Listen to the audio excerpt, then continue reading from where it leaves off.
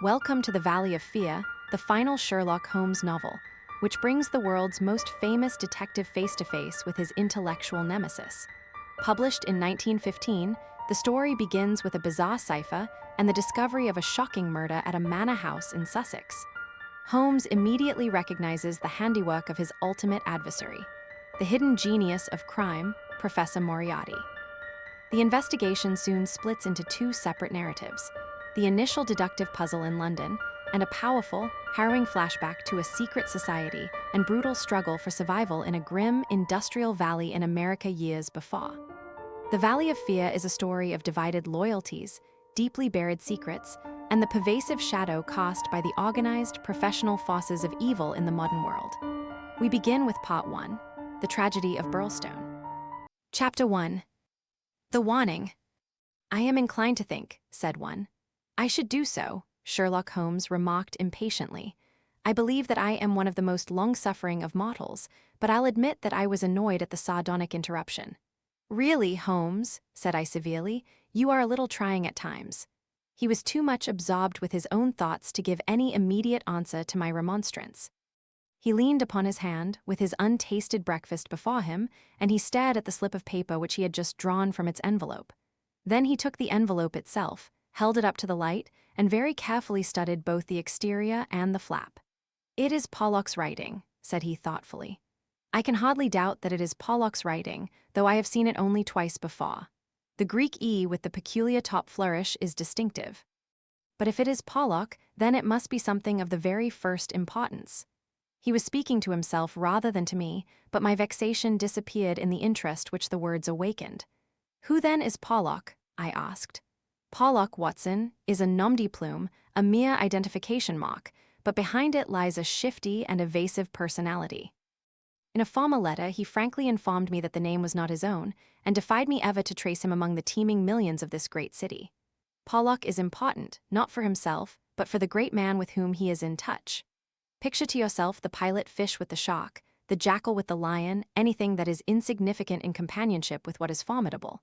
Not only formidable, Watson, but sinister, in the highest degree sinister. That is where he comes within my purview. You have heard me speak of Professor Moriarty, the famous scientific criminal, as famous among crooks as— "My blushes, Watson," Holmes murmured in a deprecating voice. "I was about to say, as he is unknown to the public." "A touch, a distinct touch," cried Holmes. "You are developing a certain unexpected vein of pocky humor, Watson, against which I must learn to guard myself. But in calling Moriarty a criminal, you are uttering libel in the eyes of the law, and there lie the glory and the wonder of it. The greatest schemer of all time, the organizer of every deviltry, the controlling brain of the underworld, a brain which might have made or marred the destiny of nations. That's the man. But so aloof is he from general suspicion, so immune from criticism, so admirable in his management and self-effacement, that for those very words that you have uttered he could hale you to a cot and emerge with your year's pension as a solatium for his wounded character. Is he not the celebrated author of The Dynamics of an Asteroid, a book which ascends to such rarefied heights of pure mathematics that it is said that there was no man in the scientific press capable of criticizing it? Is this a man to traduce? Foul-mouthed doctor and slandered professor, such would be your respective roles. That's genius, Watson, but if I am spared by lesser men, our day will surely come." "May I be there to see," I exclaimed devoutly. "But you were speaking of this man Pollock." "Ah, yes, the so-called Pollock is a link in the chain some little way from its great attachment. Pollock is not quite a sound link, between ourselves. He is the only flaw in that chain so far as I have been able to test it. But no chain is stronger than its weakest link." "Exactly, my dear Watson, hence the extreme importance of Pollock." Led on by some rudimentary aspirations towards right, and encouraged by the judicious stimulation of an occasional 10-pound note sent to him by devious methods, he has once or twice given me advance information which has been of value, that highest value which anticipates and prevents rather than avenges crime. I cannot doubt that if we had the cipher, we should find that this communication is of the nature that I indicate. Again, Holmes flattened out the paper upon his unused plate. I rose and, leaning over him, stared down at the curious inscription, which ran as follows: 534 C 213 127 36 31, 417 21 41 Douglas 109 293 537 BILSDONE 26 BILSDONE 947 171. What do you make of it, Holmes? It is obviously an attempt to convey secret information. But what is the use of a cipher message without the cipher? In this instance, none at all. Why do you say in this instance? Because there are many ciphers which I would read as easily as I do the apocrypha of the agony column. Such crude devices amuse the intelligence without fatiguing it. But this is different. It is clearly a reference to the words in a page of some book. Until I am told which page and which book, I am powerless. But why Douglas and Birlstone? Clearly because those are words which were not contained in the page in question. Then why has he not indicated the book? Your native shrewdness, my dear Watson, that innate cunning which is the delight of your friends, would surely prevent you from enclosing cipher and message in the same envelope. Should it miscarry, you are undone. As it is, both have to go wrong before any harm comes from it. Our second post is now overdue, and I shall be surprised if it does not bring us either a further letter of explanation, or, as is more probable, the very volume to which these figures refer. Holmes's calculation was fulfilled within a very few minutes by the appearance of Billy, the page, with the very letter which we were expecting. The same writing, remarked Holmes, as he opened the envelope, and actually signed, he added in an exultant voice as he unfolded the epistle. Come, we are getting on, Watson. His brow clouded, however, as he glanced over the contents. Dear me, this is very disappointing. I fear, Watson, that all our expectations come to nothing. I trust that the man Pollock will come to no harm. Dear Mr. Holmes, he says, I will go no further in this matter. It is too dangerous. He suspects me. I can see that he suspects me. He came to me quite unexpectedly after I had actually addressed this envelope with the intention of sending you the key to the cipher. I was able to cover it up. If he had seen it, it would have gone hard with me. But I read suspicion in his eyes. Please burn the cipher message, which can now be of no use to you. FIDPORLOCK. Holmes sat for some little time twisting this letter between his fingers and frowning as he stared into the fire. After all, he said at last, there may be nothing in it. It may be only his guilty conscience. Knowing himself to be a traitor, he may have read the accusation in the other's eyes. The other being, I presume, Professor Moriarty. No less. When any of that party talk about he, you know whom they mean. There is one predominant he for all of them. But what can he do? That's a large question. When you have one of the first brains of Europe up against you, and all the powers of darkness at his back, there are infinite possibilities. Anyhow, friend Pollock is evidently scared out of his senses. Kindly compare the writing in the note to that upon its envelope, which was done, he tells us, before this ill-omened visit.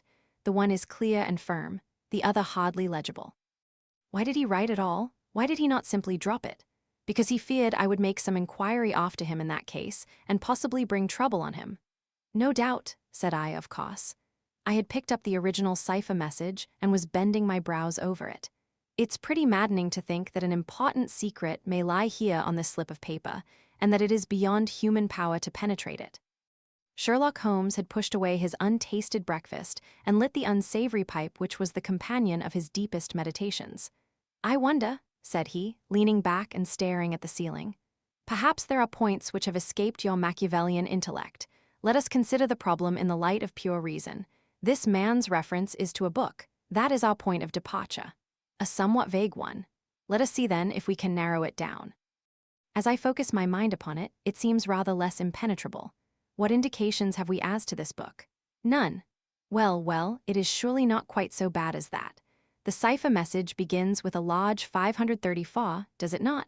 We may take it as a working hypothesis that 534 is the particular page to which the cipher refers. So our book has already become a large book, which is surely something gained. What other indications have we as to the nature of this large book? The next sign is C2. What do you make of that, Watson? Chapter the second, no doubt.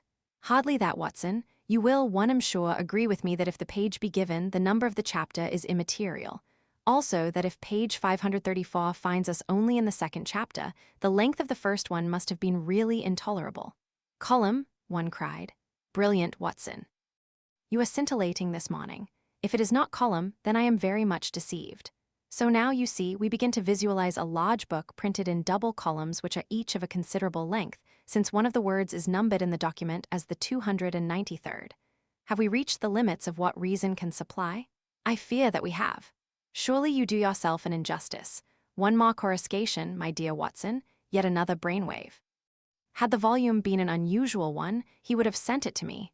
Instead of that, he had intended, before his plans were nipped, to send me the clue in this envelope. He says so in his note.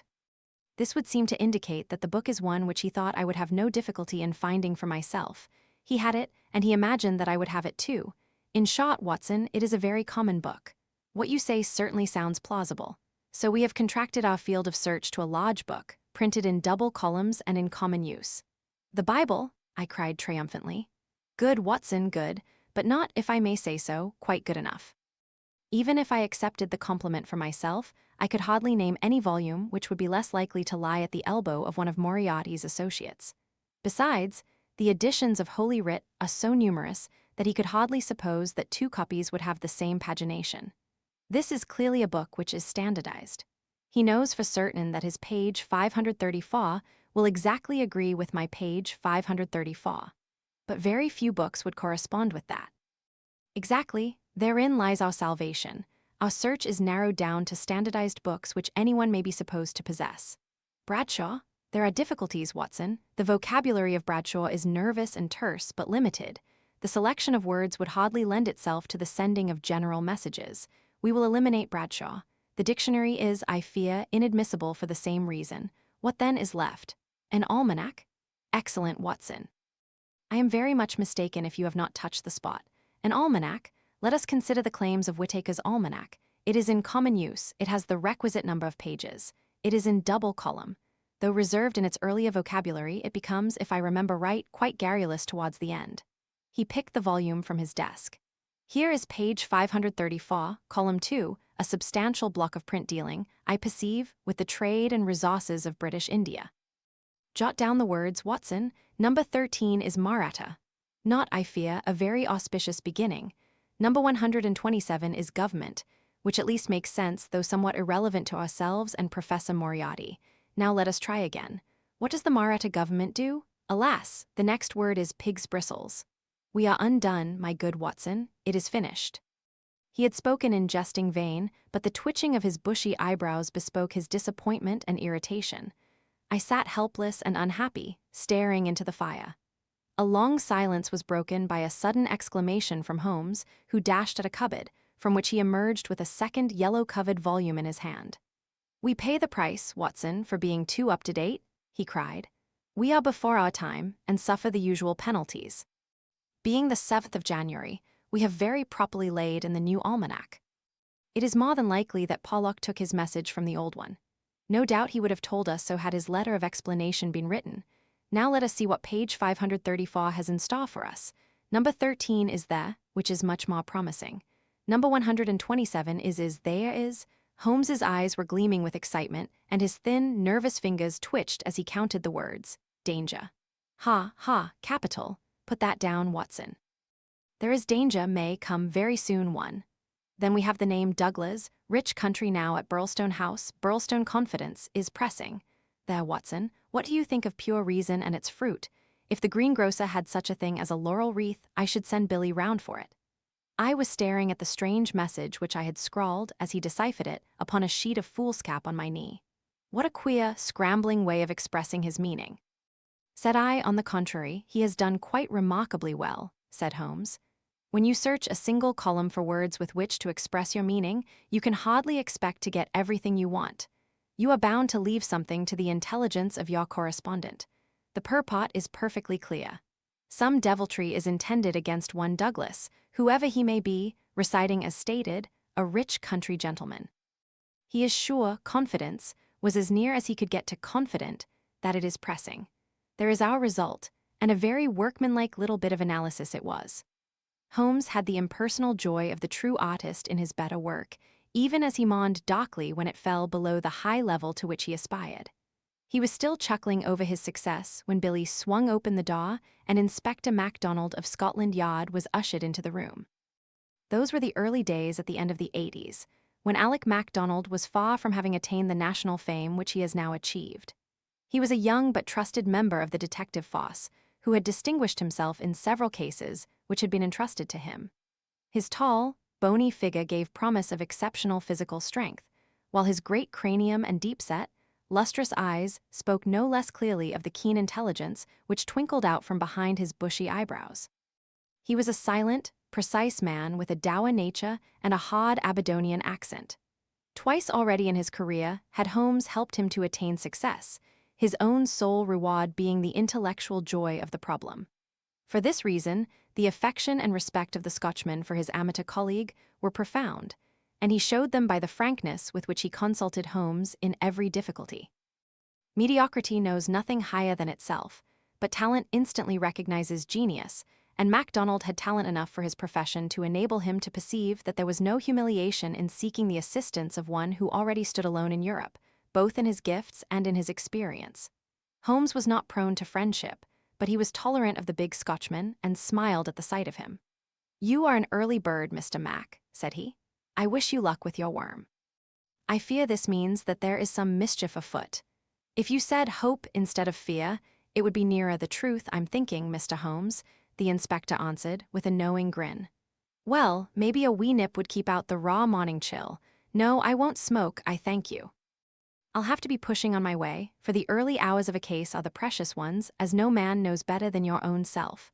But, the inspector had stopped suddenly and was staring with a look of absolute amazement at a paper upon the table. It was the sheet upon which I had scrawled the enigmatic message. "Douglas," he stammered. "Birlstone, what's this, Mr. Holmes? Man, it's witchcraft. Where in the name of all that is wonderful did you get those names?" Illustration. "What's this, Mr. Holmes? Man, it's witchcraft. Where in the name of all that is wonderful did you get those names? It is a cipher that Dr. Watson and I have had occasion to solve. But what's amiss with the names?" The inspector looked from one to the other of us in dazed astonishment. "Just this," said he, "that Mr. Douglas of Birlstone Manor House was horribly murdered last night." Chapter 2, Sherlock Holmes discusses. It was one of those dramatic moments for which my friend existed. It would be an overstatement to say that he was shocked or even excited by the amazing announcement. Without having a tinge of cruelty in his singular composition, he was undoubtedly callous from long overstimulation. Yet, if his emotions were dulled, his intellectual perceptions were exceedingly active. There was no trace then of the horror which I had myself felt at this curt declaration, but his face showed rather the quiet and interested composure of the chemist who sees the crystals falling into position from his oversaturated solution. "Remarkable," said he. "Remarkable. You don't seem surprised." "Interested, Mr. Mac, but hardly surprised. Why should I be surprised?" "I receive an anonymous communication from a quarter which I know to be important, warning me that danger threatens a certain person. Within an hour I learn that this danger has actually materialized and that the person is dead. I am interested, but as you observe, I am not surprised." In a few short sentences, he explained to the inspector the facts about the letter and the cipher. MacDonald sat with his chin on his hands and his great sandy eyebrows bunched into a yellow tangle. "I was going down to Birlstone this morning," said he. "I had come to ask you if you cared to come with me, you and your friend here, but from what you say we might perhaps be doing better work in London." "I rather think not," said Holmes. "Hang it all, Mr. Holmes," cried the inspector. "The papers will be full of the Birlstone mystery in a day or two, but where's the mystery if there is a man in London who prophesied the crime before ever it occurred? We have only to lay our hands on that man, and the rest will follow." "No doubt, Mr. Mac, but how do you propose to lay your hands on the so-called Pollock?" MacDonald turned over the letter which Holmes had handed him. "Posted in Camberwell, that doesn't help us much. Name, you say, is assumed. Not much to go on, certainly.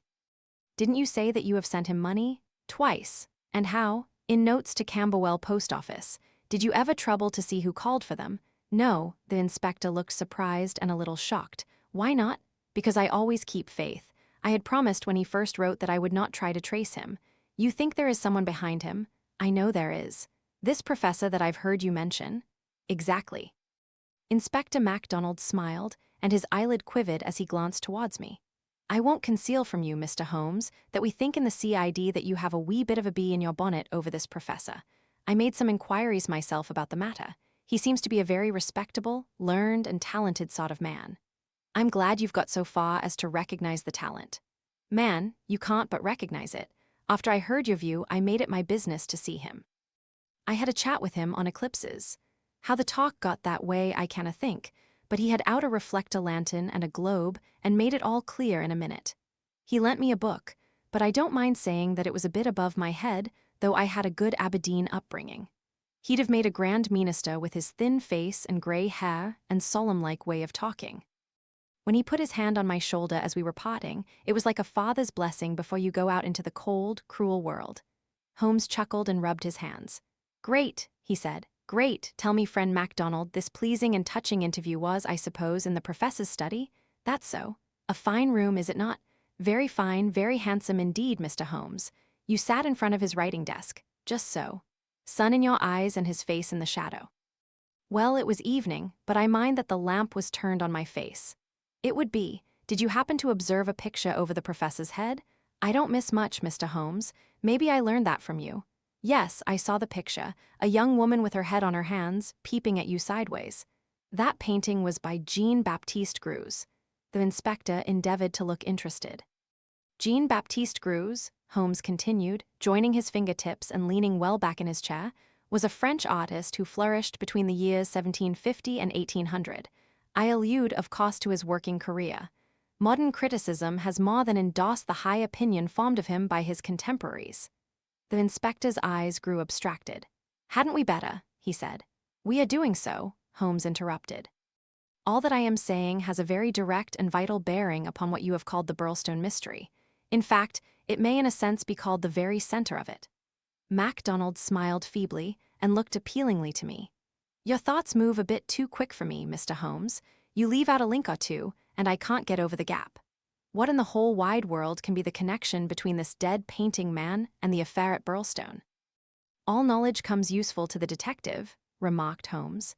"Even the trivial fact that in the year 1865 a picture by Greuze entitled La Jeune Fille à l'Agneau fetched 1,200,000 francs, more than £40,000, at the Potali's sale may start a train of reflection in your mind." It was clear that it did. The inspector looked honestly interested. "I may remind you," Holmes continued, "that the professor's salary can be ascertained in several trustworthy books of reference. It is 700 a year. Then how could he buy? Quite so, how could he? Aye, that's remarkable," said the inspector thoughtfully. "Talk away, Mr. Holmes, I'm just loving it, it's fine." Holmes smiled. He was always warmed by genuine admiration, the characteristic of the real artist. "What about Birlstone?" he asked. "We've time yet," said the inspector, glancing at his watch. "I've a cab at the door, and it won't take us 20 minutes to Victoria." "But about this picture, I thought you told me once, Mr. Holmes, that you had never met Professor Moriarty." "No, I never have." "Then how do you know about his rooms?" "Ah, that's another matter.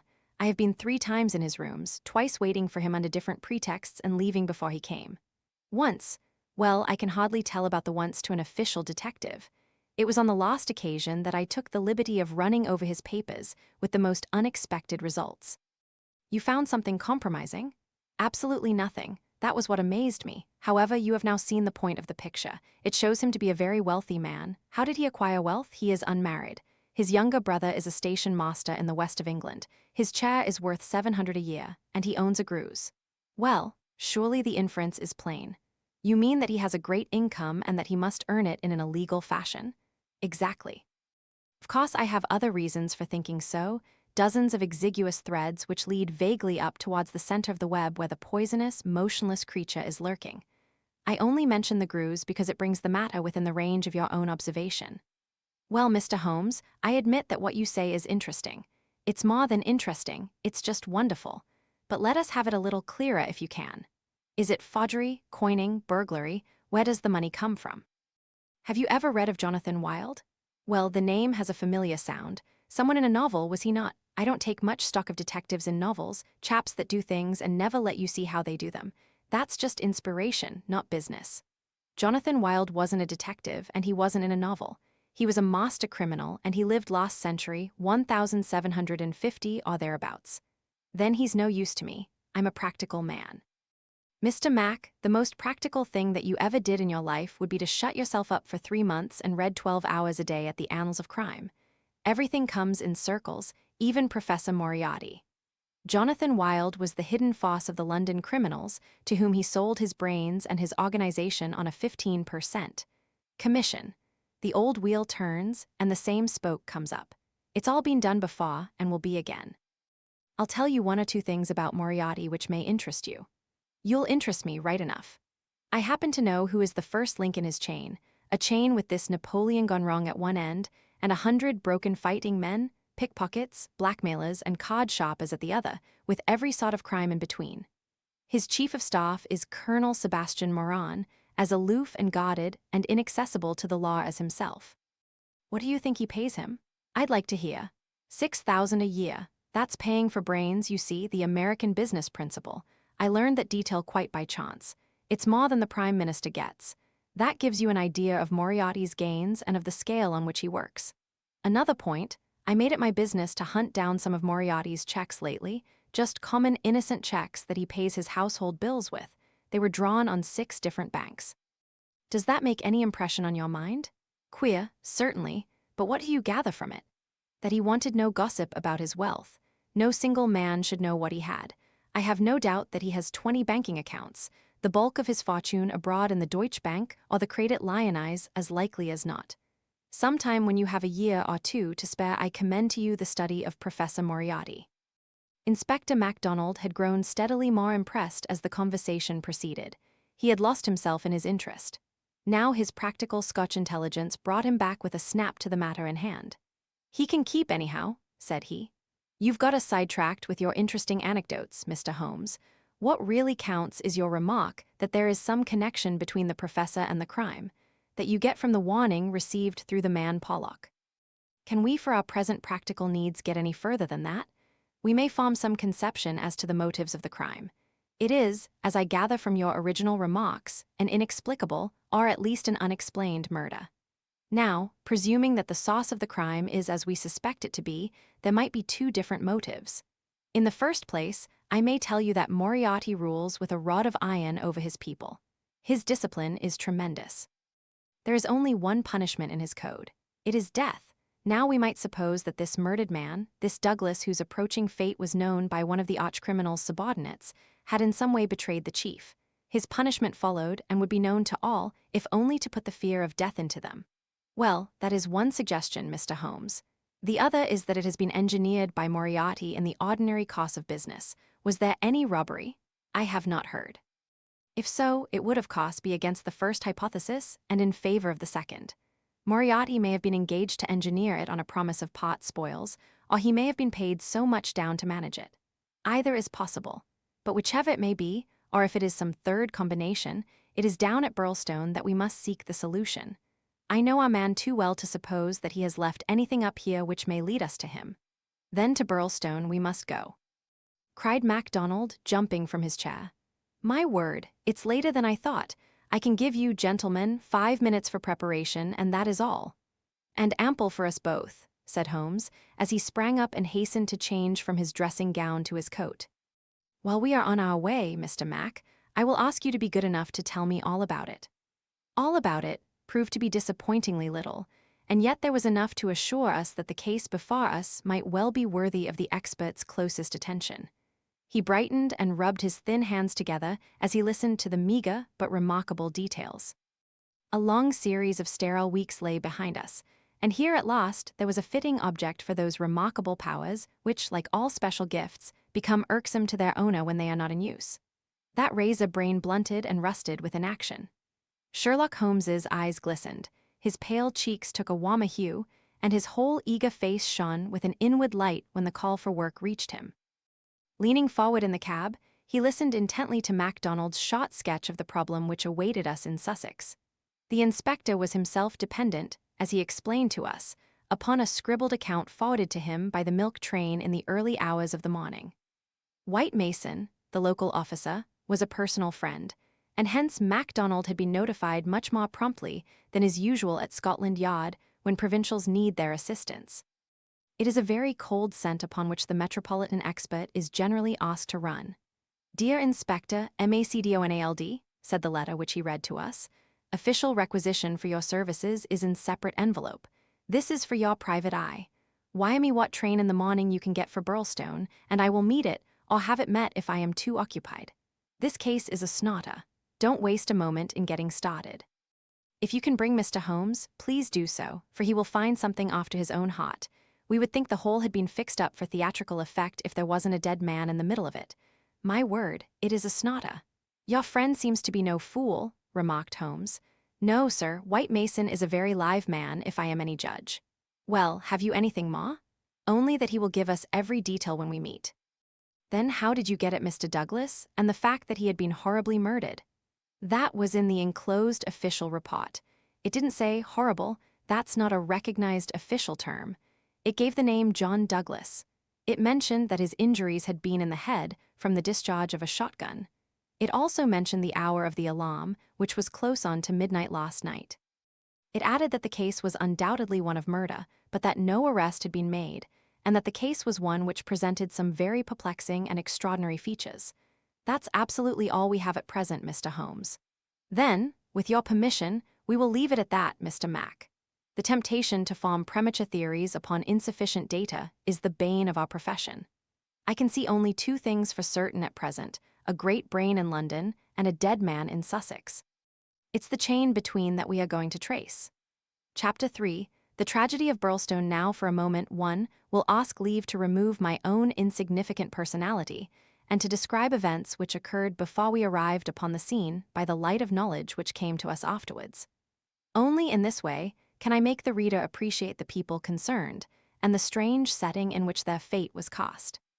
The village of Birlstone is a small and very ancient cluster of half-timbered cottages on the northern border of the county of Sussex. For centuries it had remained unchanged, but within the last few years, its picturesque appearance and situation have attracted a number of well-to-do residents, whose villas peep out from the woods around. These woods are locally supposed to be the extreme fringe of the Great Weald Forest, which thins away until it reaches the northern chalk downs. A number of small shops have come into being to meet the wants of the increased population, so there seems some prospect that Birlstone may soon grow from an ancient village into a modern town. It is the centre for a considerable area of country, since Tunbridge Wells, the nearest place of importance, is 10 or 12 miles to the eastward, over the borders of Kent. About half a mile from the town, standing in an old park famous for its huge beech trees, is the ancient manor house of Birlstone. Part of this venerable building dates back to the time of the First Crusade, when Hugo de Capus built a fortalice in the center of the estate, which had been granted to him by the Red King. This was destroyed by fire in 1543, and some of its smoke-blackened cornerstones were used when, in Jacobean times, a brick country house rose upon the ruins of the feudal castle. The manor house, with its many gables and its small diamond-paned windows, was still much as the builder had left it in the early 17th century. Of the double moats which had guarded its more wall-like predecessor, the outer had been allowed to dry up and served the humble function of a kitchen garden. The inner one was still there, and lay 40 feet in breadth, though now only a few feet in depth, round the whole house. A small stream fed it and continued beyond it, so that the sheet of water, though turbid, was never ditch-like or unhealthy. The ground floor windows were within a foot of the surface of the water. The only approach to the house was over a drawbridge, the chains and windlass of which had long been rusted and broken. The latest tenants of the manor house had, however, with characteristic energy, set this right, and the drawbridge was not only capable of being raised, but actually was raised every evening and lowered every morning. By thus renewing the custom of the old feudal days, the manor house was converted into an island during the night, a fact which had a very direct bearing upon the mystery, which was soon to engage the attention of all England. The house had been untenanted for some years, and was threatening to moulder into a picturesque decay when the Douglases took possession of it. This family consisted of only two individuals, John Douglas and his wife. Douglas was a remarkable man, both in character and in person. In age he may have been about 50, with a strong-jawed, rugged face, a grizzling moustache, peculiarly keen gray eyes, and a wiry, vigorous figure which had lost nothing of the strength and activity of youth. He was cheery and genial to all, but somewhat offhand in his manners, giving the impression that he had seen life in social strata on some far lower horizon than the county society of Sussex. Yet, though looked at with some curiosity and reserve by his more cultivated neighbors, he soon acquired a great popularity among the villagers, subscribing handsomely to all local objects, and attending their smoking concerts and other functions, where, having a remarkably rich tenor voice, he was always ready to oblige with an excellent song. He appeared to have plenty of money, which was said to have been gained in the California goldfields, and it was clear from his own talk and that of his wife that he had spent a part of his life in America. The good impression which had been produced by his generosity and by his democratic manners was increased by a reputation gained for utter indifference to danger. Though a wretched rider, he turned out at every meet and took the most amazing falls in his determination to hold his own with the best. When the vicarage caught fire, he distinguished himself also by the fearlessness with which he re-entered the building to save property, after the local fire brigade had given it up as impossible. Thus it came about that John Douglas of the Manor House had within 5 years won himself quite a reputation in Birlstone. His wife, too, was popular with those who had made her acquaintance, though, after the English fashion, the callers upon a stranger who settled in the county without introductions were few and far between. This mattered the less to her, as she was retiring by disposition and very much absorbed to all appearance in her husband and her domestic duties. It was known that she was an English lady who had met Mr. Douglas in London, he being at that time a widower. She was a beautiful woman, tall, dark, and slender, some 20 years younger than her husband, a disparity which seemed in no wise to mar the contentment of their family life. It was remarked sometimes, however, by those who knew them best, that the confidence between the two did not appear to be complete, since the wife was either very reticent about her husband's past life, or else, as seemed more likely, was imperfectly informed about it. It had also been noted and commented upon by a few observant people that there were signs sometimes of some nerve strain upon the part of Mrs. Douglas, and that she would display acute uneasiness if her absent husband should ever be particularly late in his return. On a quiet countryside, where all gossip is welcome, this weakness of the lady of the manor house did not pass without remark, and it bulked larger upon people's memory when the events arose which gave it a very special significance. There was yet another individual whose residence under that roof was, it is true, only an intermittent one, but whose presence at the time of the strange happenings which will now be narrated brought his name prominently before the public. This was Cecil James Barker, of Hales Lodge, Hampstead. Cecil Barker's tall, loose-jointed figure was a familiar one in the main street of Birlstone village, for he was a frequent and welcome visitor at the manor house. He was the more noticed as being the only friend of the past unknown life of Mr. Douglas who was ever seen in his new English surroundings. Barker was himself an undoubted Englishman, but by his remarks it was clear that he had first known Douglas in America and had there lived on intimate terms with him. He appeared to be a man of considerable wealth and was reputed to be a bachelor. In age he was rather younger than Douglas, 45 at the most, a tall, straight, broad-chested fellow with a clean-shaved, prize-fighter face, thick, strong black eyebrows, and a pair of masterful black eyes which might, even without the aid of his very capable hands, clear a way for him through a hostile crowd. He neither rode nor shot, but spent his days in wandering round the old village with his pipe in his mouth, or in driving with his host, or in his absence with his hostess, over the beautiful countryside. An easygoing, free-handed gentleman, said Ames, the butler. But, my word, I had rather not be the man that crossed him. He was cordial and intimate with Douglas, and he was no less friendly with his wife, a friendship which more than once seemed to cause some irritation to the husband, so that even the servants were able to perceive his annoyance. Such was the third person who was one of the family when the catastrophe occurred. As to the other denizens of the old building, it will suffice out of a large household to mention the prim, respectable, and capable Ames, and Mrs. Allen, a buxom and cheerful person, who relieved the lady of some of her household cares. The other 6 servants in the house bear no relation to the events of the night of January 6th. It was at 11:45 that the first alarm reached the small local police station, in charge of Sergeant Wilson of the Sussex Constabulary. Cecil Barker, much excited, had rushed up to the door and pealed furiously upon the bell. A terrible tragedy had occurred at the manor house, and John Douglas had been murdered. That was the breathless burden of his message. He had hurried back to the house, followed within a few minutes by the police sergeant, who arrived at the scene of the crime a little after 12 o'clock, after taking prompt steps to warn the county authorities that something serious was afoot. On reaching the manor house, the sergeant had found the drawbridge down, the windows lighted up, and the whole household in a state of wild confusion and alarm. The white-faced servants were huddling together in the hall, with the frightened butler wringing his hands in the doorway. Only Cecil Barker seemed to be master of himself and his emotions. He had opened the door which was nearest to the entrance, and he had beckoned to the sergeant to follow him. At that moment, there arrived Dr. Wood, a brisk and capable general practitioner from the village. The three men entered the fatal room together, while the horror-stricken butler followed at their heels, closing the door behind him to shut out the terrible scene from the maidservants. The dead man lay on his back, sprawling with outstretched limbs in the center of the room. He was clad only in a pink dressing gown, which covered his night clothes. There were carpet slippers on his bare feet. The doctor knelt beside him and held down the hand lamp which had stood on the table. One glance at the victim was enough to show the healer that his presence could be dispensed with. The man had been horribly injured.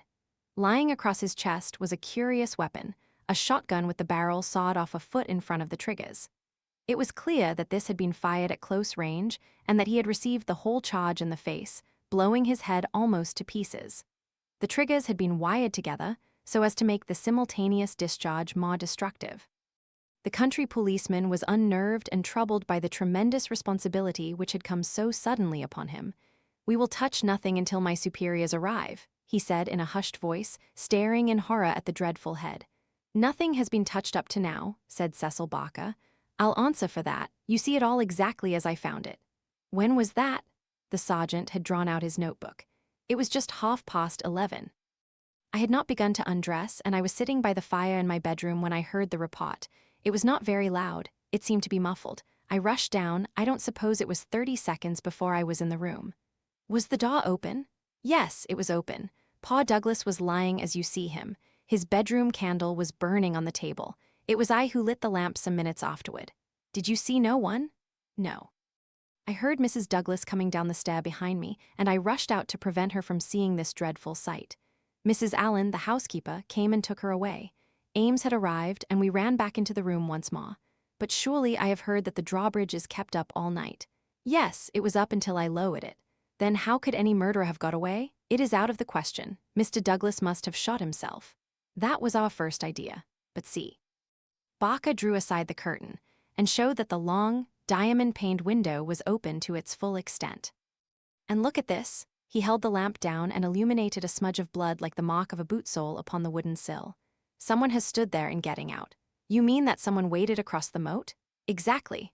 Then if you were in the room within half a minute of the crime, he must have been in the water at that very moment." "I have not a doubt of it. I wish to heaven that I had rushed to the window, but the curtains screened it, as you can see, and so it never occurred to me. Then I heard the step of Mrs. Douglas, and I could not let her enter the room. It would have been too horrible." "Horrible enough," said the doctor, looking at the shattered head and the terrible marks which surrounded it. "I've never seen such injuries since the Birlstone railway smash." "But I say," remarked the police sergeant, whose slow, bucolic common sense was still pondering the open window. "It's all very well you're saying that a man escaped by wading this moat, but what I ask you is, how did he ever get into the house at all if the bridge was up?" "Ah, that's the question," said Barker. "At what o'clock was it raised?" "It was nearly 6 o'clock, said Ames, the butler. "I've heard," said the sergeant, "that it was usually raised at sunset. That would be nearer 4:30 than 6 at this time of year." "Mrs. Douglas had visitors to tea," said Ames. "I couldn't raise it until they went. Then I wound it up myself." "Then it comes to this," said the sergeant. "If anyone came from outside, if they did, they must have got in across the bridge before 6 and been in hiding ever since, until Mr. Douglas came into the room after 11. "That is so. Mr. Douglas went round the house every night the last thing before he turned in to see that the lights were right. That brought him in here. The man was waiting and shot him. Then he got away through the window and left his gun behind him. That's how I read it, for nothing else will fit the facts." The sergeant picked up a card which lay beside the dead man on the floor. The initials VV and under them the number 341 were rudely scrawled in ink upon it. "What's this?" he asked, holding it up. Barker looked at it with curiosity. "I never noticed it before," he said. "The murderer must have left it behind him." "VV 341, I can make no sense of that." The sergeant kept turning it over in his big fingers. "What's VV? Somebody's initials, maybe. What have you got there, Dr. Wood?" It was a good-sized hammer which had been lying on the rug in front of the fireplace, a substantial, workmanlike hammer. Cecil Barker pointed to a box of brass-headed nails upon the mantelpiece. Mr. Douglas was altering the pictures yesterday, he said. I saw him myself, standing upon that chair and fixing the big picture above it. That accounts for the hammer. We'd best put it back on the rug where we found it, said the sergeant, scratching his puzzled head in his perplexity. It will want the best brains in the force to get to the bottom of this thing. It will be a London job before it is finished. He raised the hand lamp and walked slowly round the room. Hullo, he cried excitedly, drawing the window curtain to one side. What o'clock were those curtains drawn? When the lamps were lit, said the butler. It would be shortly after 4. Someone had been hiding here, sure enough. He held down the light, and the marks of muddy boots were very visible in the corner. I'm bound to say this bears out your theory, Mr. Barker. It looks as if the man got into the house after 4 when the curtains were drawn, and before 6 when the bridge was raised. He slipped into this room because it was the first that he saw. There was no other place where he could hide, so he popped in behind this curtain. That all seems clear enough. It is likely that his main idea was to burgle the house, but Mr. Douglas chanced to come upon him, so he murdered him and escaped. That's how I read it, said Barker. But I say, aren't we wasting precious time? Couldn't we start out and scout the country before the fellow gets away? The sergeant considered for a moment. There are no trains before 6 in the morning, so he can't get away by rail. If he goes by road with his legs all dripping, it's odds that someone will notice him. Anyhow, I can't leave here myself until I am relieved, but I think none of you should go until we see more clearly how we all stand. The doctor had taken the lamp and was narrowly scrutinizing the body. What's this mark? He asked. Could this have any connection with the crime? The dead man's right arm was thrust out from his dressing gown and exposed as high as the elbow. About halfway up the forearm was a curious brown design, a triangle inside a circle, standing out in vivid relief upon the lard-colored skin. It's not tattooed, said the doctor, peering through his glasses. I never saw anything like it. The man has been branded at some time as they brand cattle. What is the meaning of this?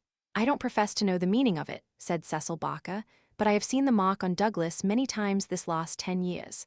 And so have I, said the butler. Many a time when the master has rolled up his sleeves, I have noticed that very mark. I've often wondered what it could be. Then it has nothing to do with the crime anyhow, said the sergeant, but it's a rum thing all the same. Everything about this case is rum. Well, what is it now? The butler had given an exclamation of astonishment and was pointing at the dead man's outstretched hand. They've taken his wedding ring, he gasped. What? Yes, indeed. Master always wore his plain gold wedding ring on the little finger of his left hand. That ring with the rough nugget on it was above it, and the twisted snake ring on the third finger. There's the nugget and there's the snake, but the wedding ring is gone. He's right, said Barker. Do you tell me, said the sergeant, that the wedding ring was below the other? Always. Then the murderer, or whoever it was, first took off this ring you call the nugget ring, then the wedding ring, and afterwards put the nugget ring back again. That is so. The worthy country policeman shook his head. Seems to me the sooner we get London onto this case the better, said he. White Mason is a smart man. No local job has ever been too much for White Mason. It won't be long now before he is here to help us. But I expect we'll have to look to London before we are through. Anyhow, one not ashamed to say that it is a deal too thick for the likes of me. Chapter 4, Darkness at 3 in the morning, the chief Sussex detective, obeying the urgent call from Sergeant Wilson of Birlstone, arrived from headquarters in a light dogcart behind a breathless trotter. By the 5:40 train in the morning, he had sent his message to Scotland Yard, and he was at the Birlstone station at 12 o'clock to welcome us. White Mason was a quiet, comfortable-looking person in a loose tweed suit, with a clean-shaved, ruddy face, a stoutish body, and powerful bandy legs adorned with gaiters, looking like a small farmer, a retired gamekeeper, or anything upon earth except a very favorable specimen of the provincial criminal officer. A real downright snotter, Mr. MacDonald, he kept repeating. We'll have the pressmen down like flies when they understand it. I'm hoping we will get our work done before they get poking their noses into it and messing up all the trails. There has been nothing like this that I can remember. There are some bits that will come home to you, Mr. Holmes, or I am mistaken. And you also, Dr. Watson, for the medicos will have a word to say before we finish. Your room is at the Westville Arms. There's no other place, but I hear that it is clean and good. The man will carry your bags. This way, gentlemen, if you please. He was a very bustling and genial person, this Sussex detective. In 10 minutes we had all found our quarters. In 10, we were seated in the parlor of the inn and being treated to a rapid sketch of those events which have been outlined in the previous chapter. MacDonald made an occasional note, while Holmes sat absorbed, with the expression of surprised and reverent admiration with which the botanist surveys the rare and precious bloom. Remarkable, he said when the story was unfolded. Most remarkable. I can hardly recall any case where the features have been more peculiar. I thought you would say so, Mr. Holmes, said White Mason in great delight. We are well up with the times in Sussex. I've told you now how matters were, up to the time when I took over from Sergeant Wilson between 3 and 4 this morning. My word, I made the old mare go. But I need not have been in such a hurry, as it turned out, for there was nothing immediate that I could do. Sergeant Wilson had all the facts. I checked them and considered them and maybe added a few of my own. What were they? Asked Holmes eagerly. Well, I first had the hammer examined. There was Dr. Wood there to help me. We found no signs of violence upon it. I was hoping that if Mr. Douglas defended himself with the hammer, he might have left his mark upon the murderer before he dropped it on the mat. But there was no stain. That, of course, proves nothing at all, remarked Inspector MacDonald. There has been many a hammer murder and no trace on the hammer. Quite so. It doesn't prove it wasn't used, but there might have been stains and that would have helped us. As a matter of fact, there were none. Then I examined the gun. They were buckshot cartridges, and, as Sergeant Wilson pointed out, the triggers were wired together so that, if you pulled on the hinder one, both barrels were discharged. Whoever fixed that up had made up his mind that he was going to take no chances of missing his man. The sawed gun was not more than 2 foot long. One could carry it easily under one's coat. There was no complete maker's name, but the printed letters P-E-N were on the fluting between the barrels, and the rest of the name had been cut off by the saw. A big P with a flourish above it, E and N smaller? Asked Holmes. Exactly. Pennsylvania Small Arms Company, well-known American firm, said Holmes. White Mason gazed at my friend as the little village practitioner looks at the Holly Street specialist who by a word can solve the difficulties that perplex him. That is very helpful, Mr. Holmes. No doubt you are right. Wonderful, wonderful. Do you carry the names of all the gun makers in the world in your memory? Holmes dismissed the subject with a wave. No doubt it is an American shotgun, White Mason continued. I seem to have read that a sawed-off shotgun is a weapon used in some parts of America. Apart from the name upon the barrel, the idea had occurred to me.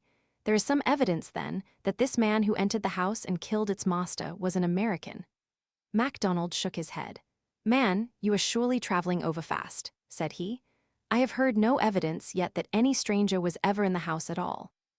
The open window, the blood on the sill, the queer card, the marks of boots in the corner, the gun, nothing there that could not have been arranged. Mr. Douglas was an American or had lived long in America. So had Mr. Barker. You don't need to import an American from outside in order to account for American doings. Ames, the butler. What about him? Is he reliable? 10 years with Sir Charles Chandos, as solid as a rock. He has been with Douglas ever since he took the manor house 5 years ago. He has never seen a gun of this sort in the house. The gun was made to conceal. That's why the barrels were sawed. It would fit into any box. How could he swear there was no such gun in the house? Well, anyhow, he had never seen one. MacDonald shook his obstinate Scotch head. I'm not convinced yet that there was ever anyone in the house, said he. I'm asking you to consider. His accent became more Aberdonian as he lost himself in his argument. I'm asking you to consider what it involves if you suppose that this gun was ever brought into the house, and that all these strange things were done by a person from outside. Oh, man, it's just inconceivable. It's clean against common sense. I put it to you, Mr. Holmes, judging it by what we have heard. Well, state your case, Mr. Mac, said Holmes in his most judicial style. The man is not a burglar, supposing that he ever existed. The ring business and the card point to premeditated murder for some private reason. Very good. Here is a man who slips into a house with the deliberate intention of committing murder. He knows, if he knows anything, that he will have a difficulty in making his escape, as the house is surrounded with water. What weapon would he choose? You would say the most silent in the world. Then he could hope when the deed was done to slip quickly from the window, to wade the moat, and to get away at his leisure. That's understandable. But is it understandable that he should go out of his way to bring with him the most noisy weapon he could select, knowing well that it will fetch every human being in the house to the spot as quick as they can run, and that it is all odds that he will be seen before he can get across the moat? Is that credible, Mr. Holmes? Well, you put the case strongly, my friend replied thoughtfully. It certainly needs a good deal of justification. May I ask, Mr. White Mason, whether you examined the farther side of the moat at once to see if there were any signs of the man having climbed out from the water? There were no signs, Mr. Holmes, but it is a stone ledge and one could hardly expect them. No tracks or marks? None. Ha! Would there be any objection, Mr. White Mason, to our going down to the house at once? There may possibly be some small point which might be suggestive. I was going to propose it, Mr. Holmes, but I thought it well to put you in touch with all the facts before we go. I suppose if anything should strike you. White Mason looked doubtfully at the amateur. I have worked with Mr. Holmes before, said Inspector MacDonald. He plays the game. My own idea of the game, at any rate, said Holmes, with a smile. I go into a case to help the ends of justice and the work of the police.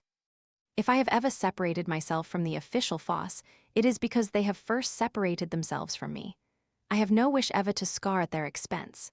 At the same time, Mr. White Mason, I claim the right to work in my own way and give my results at my own time, complete rather than in stages. I am sure we are honored by your presence and to show you all we know, said White Mason cordially. Come along, Dr. Watson, and when the time comes we'll all hope for a place in your book. We walked down the quaint village street with a row of pollarded elms on each side of it. Just beyond were two ancient stone pillars, weather-stained and lichen-blotched, bearing upon their summits a shapeless, something which had once been the rampant lion of Capus of Birlstone.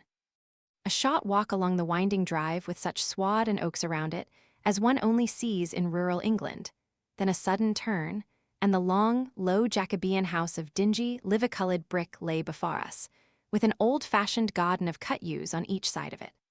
As we approached it, there was the wooden drawbridge and the beautiful broad moat as still and luminous as quicksilver in the cold, winter sunshine. 3 centuries had flowed past the old manor house, centuries of births and of homecomings, of country dances, and of the meetings of fox hunters. Strange that now in its old age this dark business should have cast its shadow upon the venerable walls.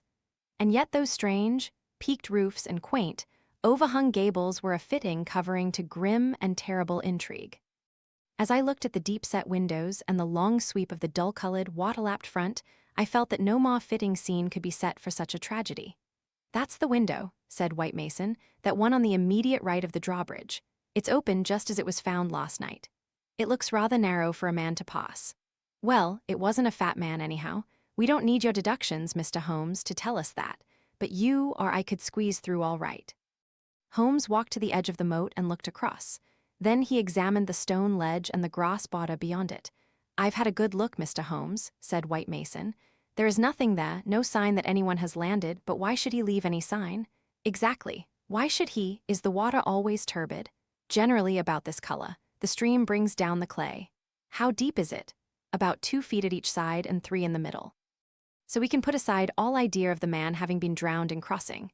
No, a child could not be drowned in it. We walked across the drawbridge and were admitted by a quaint, gnarled, dried-up person who was the butler Ames. The poor old fellow was white and quivering from the shock. The village sergeant, a tall, formal, melancholy man, still held his vigil in the room of fate. The doctor had departed. Anything fresh, Sergeant Wilson? Asked White Mason. No, sir. Then you can go home. You've had enough. We can send for you if we want you. The butler had better wait outside. Tell him to warn Mr. Cecil Barker, Mrs. Douglas, and the housekeeper that we may want a word with them presently. Now, gentlemen, perhaps you will allow me to give you the views I have formed first, and then you will be able to arrive at your own. He impressed me, this country specialist. He had a solid grip of fact and a cool, clear, common-sense brain, which should take him some way in his profession. Holmes listened to him intently, with no sign of that impatience which the official exponent too often produced. Is it suicide, or is it murder? That's our first question, gentlemen, is it not? If it were suicide, then we have to believe that this man began by taking off his wedding ring and concealing it, that he then came down here in his dressing gown, trampled mud into a corner behind the curtain in order to give the idea someone had waited for him, opened the window, put blood on the— We can surely dismiss that, said MacDonald. So I think. Suicide is out of the question, then a murder has been done. What we have to determine is whether it was done by someone outside or inside the house. Well, let's hear the argument. There are considerable difficulties both ways, and yet one or the other it must be. We will suppose first that some person or persons inside the house did the crime. They got this man down here at a time when everything was still, and yet no one was asleep. They then did the deed with the queerest and noisiest weapon in the world so as to tell everyone what had happened, a weapon that was never seen in the house before. That does not seem a very likely start, does it? No, it does not. Well then, everyone is agreed that after the alarm was given only a minute at the most had passed before the whole household, not Mr. Cecil Barker alone, though he claims to have been the first, but Ames and all of them were on the spot. Do you tell me that in that time the guilty person managed to make footmarks in the corner, open the window, mark the sill with blood, take the wedding ring off the dead man's finger, and all the rest of it? It's impossible. You put it very clearly, said Holmes. I am inclined to agree with you. Well then, we are driven back to the theory that it was done by someone from outside. We are still faced with some big difficulties, but anyhow they have ceased to be impossibilities. The man got into the house between 4:30 and 6, that is to say, between dusk and the time when the bridge was raised. There had been some visitors, and the door was open, so there was nothing to prevent him. He may have been a common burglar, or he may have had some private grudge against Mr. Douglas. Since Mr. Douglas has spent most of his life in America, and this shotgun seems to be an American weapon, it would seem that the private grudge is the more likely theory. He slipped into this room because it was the first he came to, and he hid behind the curtain. There he remained until past 11 at night. At that time, Mr. Douglas entered the room. It was a short interview, if there were any interview at all, for Mrs. Douglas declares that her husband had not left her more than a few minutes when she heard the shot. The candle shows that, said Holmes. Exactly. The candle, which was a new one, is not burned more than half an inch. He must have placed it on the table before he was attacked, otherwise, of course, it would have fallen when he fell. This shows that he was not attacked the instant that he entered the room. When Mr. Barker arrived, the candle was lit and the lamp was out. That's all clear enough. Well now, we can reconstruct things on those lines. Mr. Douglas enters the room. He puts down the candle. A man appears from behind the curtain. He is armed with this gun. He demands the wedding ring. Heaven only knows why, but so it must have been. Mr. Douglas gave it up. Then, either in cold blood or in the course of a struggle, Douglas may have gripped the hammer that was found upon the mat. He shot Douglas in this horrible way. He dropped his gun, and also it would seem this queer card, VV 341, whatever that may mean, and he made his escape through the window and across the moat at the very moment when Cecil Barker was discovering the crime. How's that, Mr. Holmes? Very interesting, but just a little unconvincing. Man, it would be absolute nonsense if it wasn't that anything else is even worse, cried MacDonald. Somebody killed the man, and whoever it was, I could clearly prove to you that he should have done it some other way. What does he mean by allowing his retreat to be cut off like that? What does he mean by using a shotgun when silence was his one chance of escape? Come, Mr. Holmes, it's up to you to give us a lead, since you say Mr. White Mason's theory is unconvincing. Holmes had sat intently observant during this long discussion, missing no word that was said, with his keen eyes darting to right and to left, and his forehead wrinkled with speculation. I should like a few more facts before I get so far as a theory, Mr. Mac, said he, kneeling down beside the body. Dear me, these injuries are really appalling. Can we have the butler in for a moment? Ames, I understand that you have often seen this very unusual mark, a branded triangle inside a circle, upon Mr. Douglas's forearm? Frequently, sir. You never heard any speculation as to what it meant? No, sir. It must have caused great pain when it was inflicted. It is undoubtedly a burn. Now I observe, Ames, that there is a small piece of plaster at the angle of Mr. Douglas's jaw. Did you observe that in life? Yes, sir, he cut himself in shaving yesterday morning. Did you ever know him to cut himself in shaving before? Not for a very long time, sir. Suggestive, said Holmes. It may, of course, be a mere coincidence, or it may point to some nervousness which would indicate that he had reason to apprehend danger. Had you noticed anything unusual in his conduct yesterday, Ames? It struck me that he was a little restless and excited, sir. The attack may not have been entirely unexpected. We do seem to make a little progress, do we not? Perhaps you would rather do the questioning, Mr. Mac? No, Mr. Holmes, it's in better hands than mine. Well then, we will pass to this card, VV 341. It is rough cardboard. Have you any of the sort in the house? I don't think so. Holmes walked across to the desk and dabbed a little ink from each bottle onto the blotting paper. It was not printed in this room, he said. This is black ink and the other purplish. It was done by a thick pen and these are fine. No, it was done elsewhere, I should say. Can you make anything of the inscription, Ames? No, sir, nothing. What do you think, Mr. Mac? It gives me the impression of a secret society of some sort, the same with his badge upon the forearm. That's my idea, too, said White Mason. Well, we can adopt it as a working hypothesis and then see how far our difficulties disappear. An agent from such a society makes his way into the house, waits for Mr. Douglas, blows his head nearly off with this weapon, and escapes by wading the moat, after leaving a card beside the dead man, which will, when mentioned in the papers, tell other members of the society that vengeance has been done. That all hangs together. But why this gun of all weapons? Exactly. And why the missing ring? Quite so. And why no arrest? It's past 2 now. I take it for granted that since dawn every constable within 40 miles has been looking out for a wet stranger. That is so, Mr. Holmes. Well, unless he has a burro close by or a change of clothes ready, they can hardly miss him, and yet they have missed him up to now. Holmes had gone to the window and was examining with his lens the blood mark on the sill. It is clearly the tread of a shoe. It is remarkably broad, a splayfoot, one would say. Curious because, so far as one can trace any footmark in this mud-stained corner, one would say it was a more shapely sole. However, they are certainly very indistinct. What's this under the side table? Mr. Douglas's dumbbells, said Ames. Dumbbell, there's only one. Where's the other? I don't know, Mr. Holmes. There may have been only one. I have not noticed them for months. One dumbbell, Holmes said seriously, but his remarks were interrupted by a sharp knock at the door. A tall, sunburned, capable-looking, clean-shaved man looked in at us. I had no difficulty in guessing that it was the Cecil Barker of whom I had heard. His masterful eyes traveled quickly with a questioning glance from face to face. "Sorry to interrupt your consultation," said he, "but you should hear the latest news." "An arrest? No such luck, but they've found his bicycle. The fellow left his bicycle behind him. Come and have a look. It is within 100 yards of the hall door."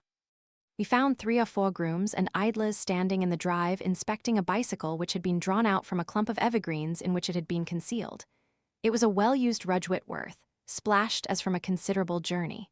There was a saddlebag with spanner and oil can, but no clue as to the owner. "It would be a grand help to the police," said the inspector, "if these things were numbered and registered, but we must be thankful for what we've got. If we can't find where he went to, at least we are likely to get where he came from. But what in the name of all that is wonderful made the fellow leave it behind? And how in the world has he got away without it? We don't seem to get a gleam of light in the case, Mr. Holmes." "Don't we?" my friend answered thoughtfully. "I wonder. Chapter 5, The People of the Drama. Have you seen all you want of the study?" asked White Mason as we re-entered the house. "For the time," said the inspector, and Holmes nodded. "Then perhaps you would now like to hear the evidence of some of the people in the house. We could use the dining room, Ames. Please come yourself first and tell us what you know." The butler's account was a simple and a clear one, and he gave a convincing impression of sincerity. He had been engaged 5 years before, when Douglas first came to Birlstone. He understood that Mr. Douglas was a rich gentleman who had made his money in America. He had been a kind and considerate employer, not quite what Ames was used to, perhaps, but one can't have everything. He never saw any signs of apprehension in Mr. Douglas. On the contrary, he was the most fearless man he had ever known. He ordered the drawbridge to be pulled up every night because it was the ancient custom of the old house, and he liked to keep the old ways up. Mr. Douglas seldom went to London or left the village, but on the day before the crime he had been shopping at Tunbridge Wells. He, Ames, had observed some restlessness and excitement on the part of Mr. Douglas that day, for he had seemed impatient and irritable, which was unusual with him. He had not gone to bed that night, but was in the pantry at the back of the house, putting away the silver, when he heard the bell ring violently. He heard no shot, but it was hardly possible he would, as the pantry and kitchens were at the very back of the house, and there were several closed doors and a long passage between. The housekeeper had come out of her room, attracted by the violent ringing of the bell. They had gone to the front of the house together. As they reached the bottom of the stairs, he had seen Mrs. Douglas coming down it. No, she was not hurrying. It did not seem to him that she was particularly agitated. Just as she reached the bottom of the stair, Mr. Barker had rushed out of the study. He had stopped Mrs. Douglas and begged her to go back. "For God's sake, go back to your room," he cried. "Poor Jack is dead, you can do nothing. For God's sake, go back." After some persuasion upon the stairs, Mrs. Douglas had gone back. She did not scream. She made no outcry whatever. Mrs. Allen, the housekeeper, had taken her upstairs and stayed with her in the bedroom. Ames and Mr. Barker had then returned to the study, where they had found everything exactly as the police had seen it. The candle was not lit at that time, but the lamp was burning. They had looked out of the window, but the night was very dark and nothing could be seen or heard. They had then rushed out into the hall, where Ames had turned the windlass which lowered the drawbridge. Mr. Barker had then hurried off to get the police. Such, in its essentials, was the evidence of the butler. The account of Mrs. Allen, the housekeeper, was, so far as it went, a corroboration of that of her fellow servant. The housekeeper's room was rather nearer to the front of the house than the pantry in which Ames had been working. She was preparing to go to bed when the loud ringing of the bell had attracted her attention. She was a little hard of hearing. Perhaps that was why she had not heard the shot, but in any case the study was a long way off. She remembered hearing some sound which she imagined to be the slamming of a door. That was a good deal earlier, half an hour at least before the ringing of the bell. When Mr. Ames ran to the front, she went with him. She saw Mr. Barker, very pale and excited, come out of the study. He intercepted Mrs. Douglas, who was coming down the stairs. He entreated her to go back, and she answered him, but what she said could not be heard. "Take her up." "Stay with her," he had said to Mrs. Allen. She had therefore taken her to the bedroom and endeavored to soothe her. She was greatly excited, trembling all over, but made no other attempt to go downstairs. She just sat in her dressing gown by her bedroom fire, with her head sunk in her hands. Mrs. Allen stayed with her most of the night. As to the other servants, they had all gone to bed, and the alarm did not reach them until just before the police arrived. They slept at the extreme back of the house and could not possibly have heard anything. So far, the housekeeper could add nothing on cross-examination save lamentations and expressions of amazement. Cecil Barker succeeded Mrs. Allen as a witness. As to the occurrences of the night before, he had very little to add to what he had already told the police. Personally, he was convinced that the murderer had escaped by the window. The bloodstain was conclusive, in his opinion, on that point. Besides, as the bridge was up, there was no other possible way of escaping. He could not explain what had become of the assassin or why he had not taken his bicycle, if it were indeed his. He could not possibly have been drowned in the moat, which was at no place more than 3 feet deep. In his own mind, he had a very definite theory about the murder. Douglas was a reticent man, and there were some chapters in his life of which he never spoke. He had emigrated to America when he was a very young man. He had prospered well, and Barker had first met him in California, where they had become partners in a successful mining claim at a place called Benito Canyon. They had done very well, but Douglas had suddenly sold out and started for England. He was a widower at that time. Barker had afterwards realized his money and come to live in London. Thus they had renewed their friendship. Douglas had given him the impression that some danger was hanging over his head, and he had always looked upon his sudden departure from California, and also his renting a house in so quiet a place in England, as being connected with this peril. He imagined that some secret society, some implacable organization, was on Douglas's track, which would never rest until it killed him. Some remarks of his had given him this idea, though he had never told him what the society was, nor how he had come to offend it. He could only suppose that the legend upon the placard had some reference to this secret society. "How long were you with Douglas in California?" asked Inspector MacDonald. 5 years altogether. He was a bachelor, you say? A widower. Have you ever heard where his first wife came from? No, I remember his saying that she was of German extraction, and I have seen her portrait. She was a very beautiful woman. She died of typhoid the year before I met him. You don't associate his past with any particular part of America. I have heard him talk of Chicago. He knew that city well and had worked there. I have heard him talk of the coal and iron districts. He had traveled a good deal in his time. Was he a politician? Had this secret society to do with politics? No, he cared nothing about politics. You have no reason to think it was criminal. On the contrary, I never met a straighter man in my life. Was there anything curious about his life in California? He liked best to stay and to work at our claim in the mountains. He would never go where other men were if he could help it. That's why I first thought that someone was after him. Then, when he left so suddenly for Europe, I made sure that it was so. I believed that he had a warning of some sort. Within a week of his leaving, 6 men were inquiring for him. What sort of men? Well, they were a mighty hard-looking crowd. They came up to the claim and wanted to know where he was. I told them that he was gone to Europe and that I did not know where to find him. They meant him no good, it was easy to see that. Were these men Americans, Californians?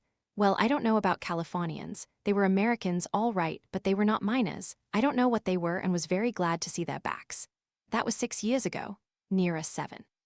And then you were together 5 years in California, so that this business dates back not less than 11 years at the least.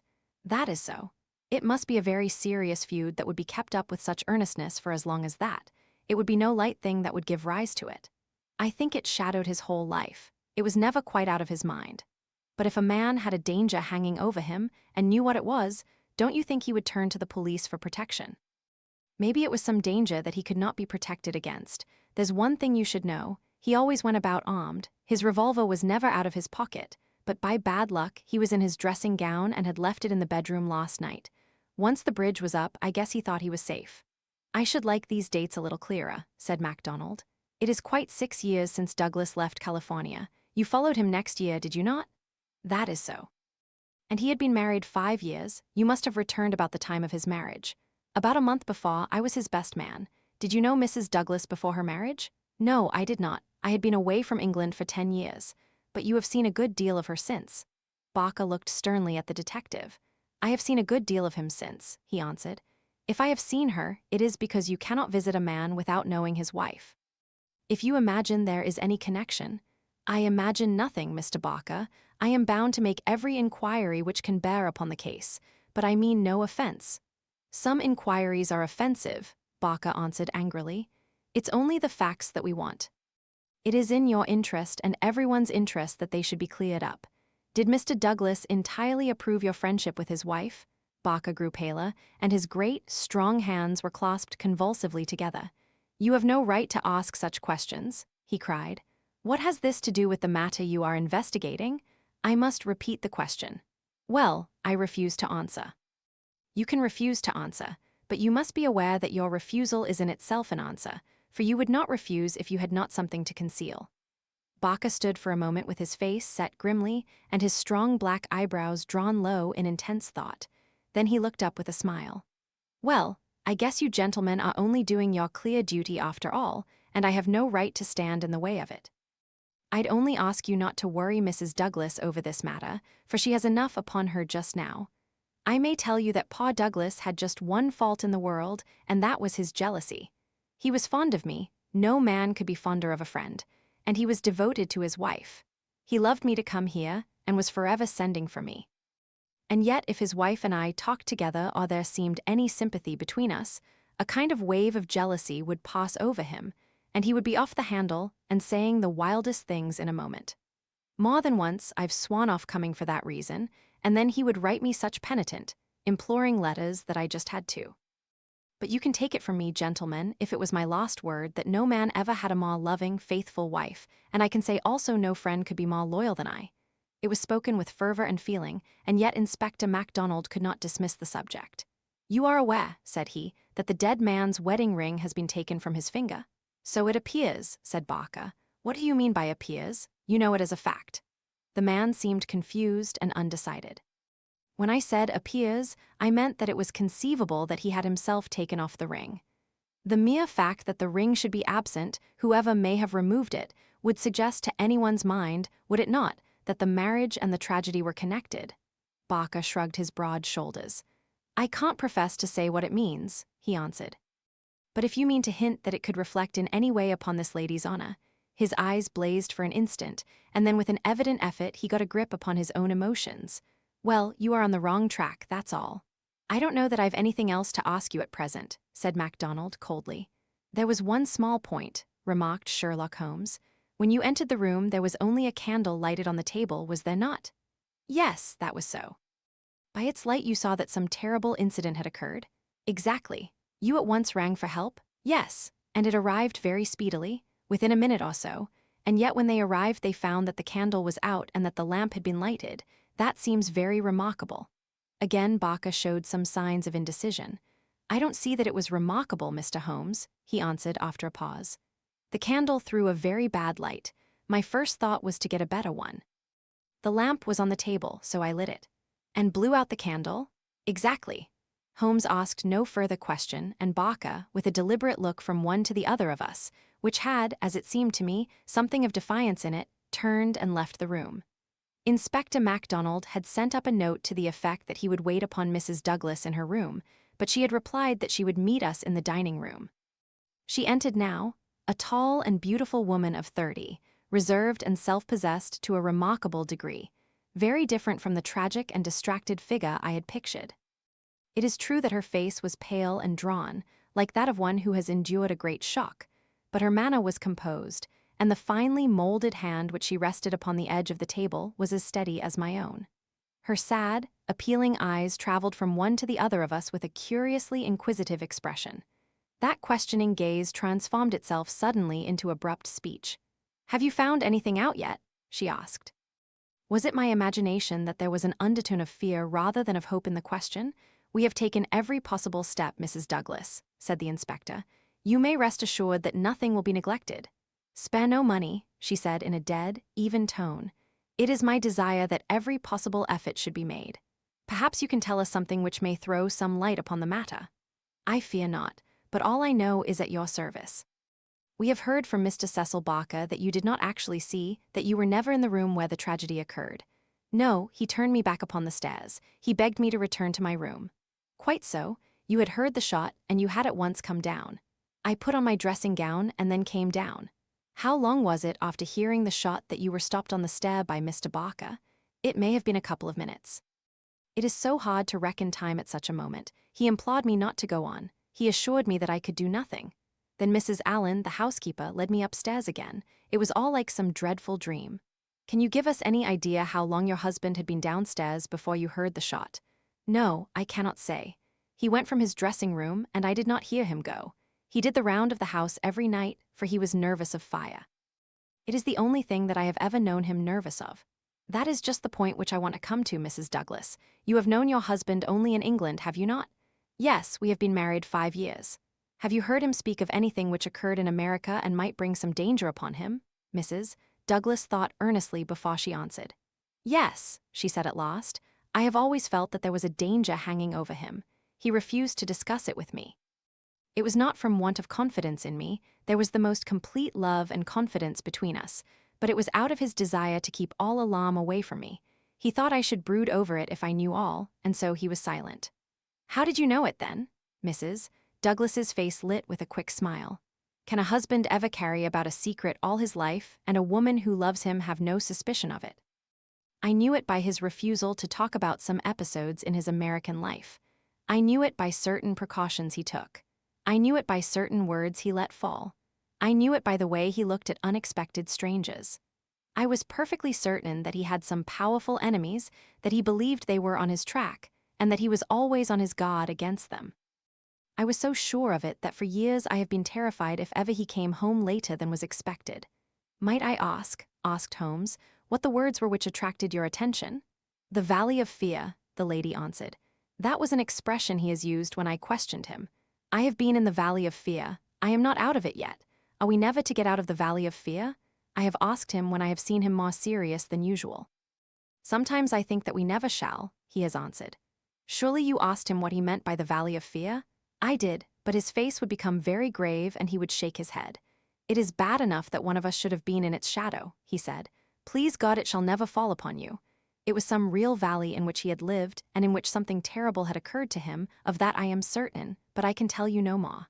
"And he never mentioned any names?" "Yes, he was delirious with fever once when he had his hunting accident 3 years ago. Then I remember that there was a name that came continually to his lips. He spoke it with anger and a sort of horror. Maginty was the name, Bodemaster Maginty. I asked him when he recovered who Bodemaster Maginty was and whose body he was master of. 'Never of mine, thank God,' he answered with a laugh, and that was all I could get from him." "But there is a connection between Bodemaster Maginty and the Valley of Fear." "There is one other point," said Inspector MacDonald. "You met Mr. Douglas in a boarding house in London, did you not, and became engaged to him there? Was there any romance, anything secret or mysterious about the wedding?" "There was romance. There is always romance. There was nothing mysterious." "He had no rival?" "No, I was quite free." "You have heard, no doubt, that his wedding ring has been taken. Does that suggest anything to you? Suppose that some enemy of his old life had tracked him down and committed this crime. What possible reason could he have for taking his wedding ring?" For an instant, I could have sworn that the faintest shadow of a smile flickered over the woman's lips. Illustration. For an instant I could have sworn that the faintest shadow of a smile flickered over the woman's lips. "I really cannot tell," she answered. "It is certainly a most extraordinary thing." "Well, we will not detain you any longer, and we are sorry to have put you to this trouble at such a time," said the inspector. "There are some other points, no doubt, but we can refer to you as they arise." She rose, and I was again conscious of that quick, questioning glance with which she had just surveyed us. "What impression has my evidence made upon you?" The question might as well have been spoken. Then, with a bow, she swept from the room. "She's a beautiful woman, a very beautiful woman," said MacDonald thoughtfully, after the door had closed behind her. "This man Barker has certainly been down here a good deal. He is a man who might be attractive to a woman. He admits that the dead man was jealous, and maybe he knew best himself what cause he had for jealousy. Then there's that wedding ring. You can't get past that. The man who tears a wedding ring off a dead man's, what do you say to it, Mr. Holmes?" My friend had sat with his head upon his hands, sunk in the deepest thought. Now he rose and rang the bell. "Ames," he said when the butler entered, "where is Mr. Cecil Barker now?" "I'll see, sir." He came back in a moment to say that Barker was in the garden. "Can you remember, Ames, what Mr. Barker had on his feet last night when you joined him in the study?" "Yes, Mr. Holmes. He had a pair of bedroom slippers. I brought him his boots when he went for the police." "Where are the slippers now?" "They are still under the chair in the hall." "Very good, Ames." It is, of course, important for us to know which tracks may be Mr. Barker's and which from outside. "Yes, sir. I may say that I noticed that the slippers were stained with blood, so indeed were my own." "That is natural enough, considering the condition of the room." "Very good, Ames. We will ring if we want you." A few minutes later we were in the study. Holmes had brought with him the carpet slippers from the hall. As Ames had observed, the soles of both were dark with blood. "Strange," murmured Holmes as he stood in the light of the window and examined them minutely. "Very strange indeed." Stooping with one of his quick feline pounces, he placed the slipper upon the blood mark on the sill. It exactly corresponded. He smiled in silence at his colleagues. The inspector was transfigured with excitement. His native accent rattled like a stick upon railings. "Man," he cried, "there's not a doubt of it. Barker has just marked the window himself. It's a good deal broader than any boot mark. I mind that you said it was a splayfoot, and here's the explanation. But what's the game, Mr. Holmes, what's the game?" "Aye, what's the game?" my friend repeated thoughtfully. White Mason chuckled and rubbed his fat hands together in his professional satisfaction. "I said it was a snotter," he cried. "And a real snotter it is." Chapter 6. A dawning light, the three detectives had many matters of detail into which to inquire, so one returned alone to our modest quarters at the village inn. But before doing so, I took a stroll in the curious old-world garden which flanked the house. Rows of very ancient yew trees, cut into strange designs, girded it round. Inside was a beautiful stretch of lawn with an old sundial in the middle, the whole effect so soothing and restful that it was welcome to my somewhat jangled nerves. In that deeply peaceful atmosphere one could forget, or remember only as some fantastic nightmare, that darkened study with the sprawling, blood-stained figure on the floor. And yet, as I strolled round it and tried to steep my soul in its gentle balm, a strange incident occurred, which brought me back to the tragedy and left a sinister impression in my mind. I have said that a decoration of yew trees circled the garden. At the end farthest from the house, they thickened into a continuous hedge. On the other side of this hedge, concealed from the eyes of anyone approaching from the direction of the house, there was a stone seat. As I approached the spot, I was aware of voices, some remark in the deep tones of a man, answered by a little ripple of feminine laughter. An instant later, I had come round the end of the hedge and my eyes lit upon Mrs. Douglas and the man Barker before they were aware of my presence. Her appearance gave me a shock. In the dining room, she had been demure and discreet. Now all pretense of grief had passed away from her. Her eyes shone with the joy of living, and her face still quivered with amusement at some remark of her companion. He sat forward, his hands clasped and his forearms on his knees, with an answering smile upon his bold, handsome face. In an instant, but it was just one instant too late, they resumed their solemn masks as my figure came into view. A hurried word or two passed between them, and then Barker rose and came towards me. "Excuse me, sir," said he, "but am I addressing Dr. Watson?" I bowed with a coldness which showed, I dare say, very plainly the impression which had been produced upon my mind. "We thought that it was probably you, as your friendship with Mr. Sherlock Holmes is so well known. Would you mind coming over and speaking to Mrs. Douglas for one instant?" I followed him with a dour face. Very clearly, I could see in my mind's eye that shattered figure on the floor. Here, within a few hours of the tragedy, were his wife and his nearest friend laughing together behind a bush in the garden which had been his. I greeted the lady with reserve. I had grieved with her grief in the dining room. Now I met her appealing gaze with an unresponsive eye. "I fear that you think me callous and hard-hearted," said she. I shrugged my shoulders. "It is no business of mine," said I. "Perhaps some day you will do me justice." "If you only realized—" "There is no need why Dr. Watson should realize," said Barker quickly. "As he has himself said, it is no possible business of his."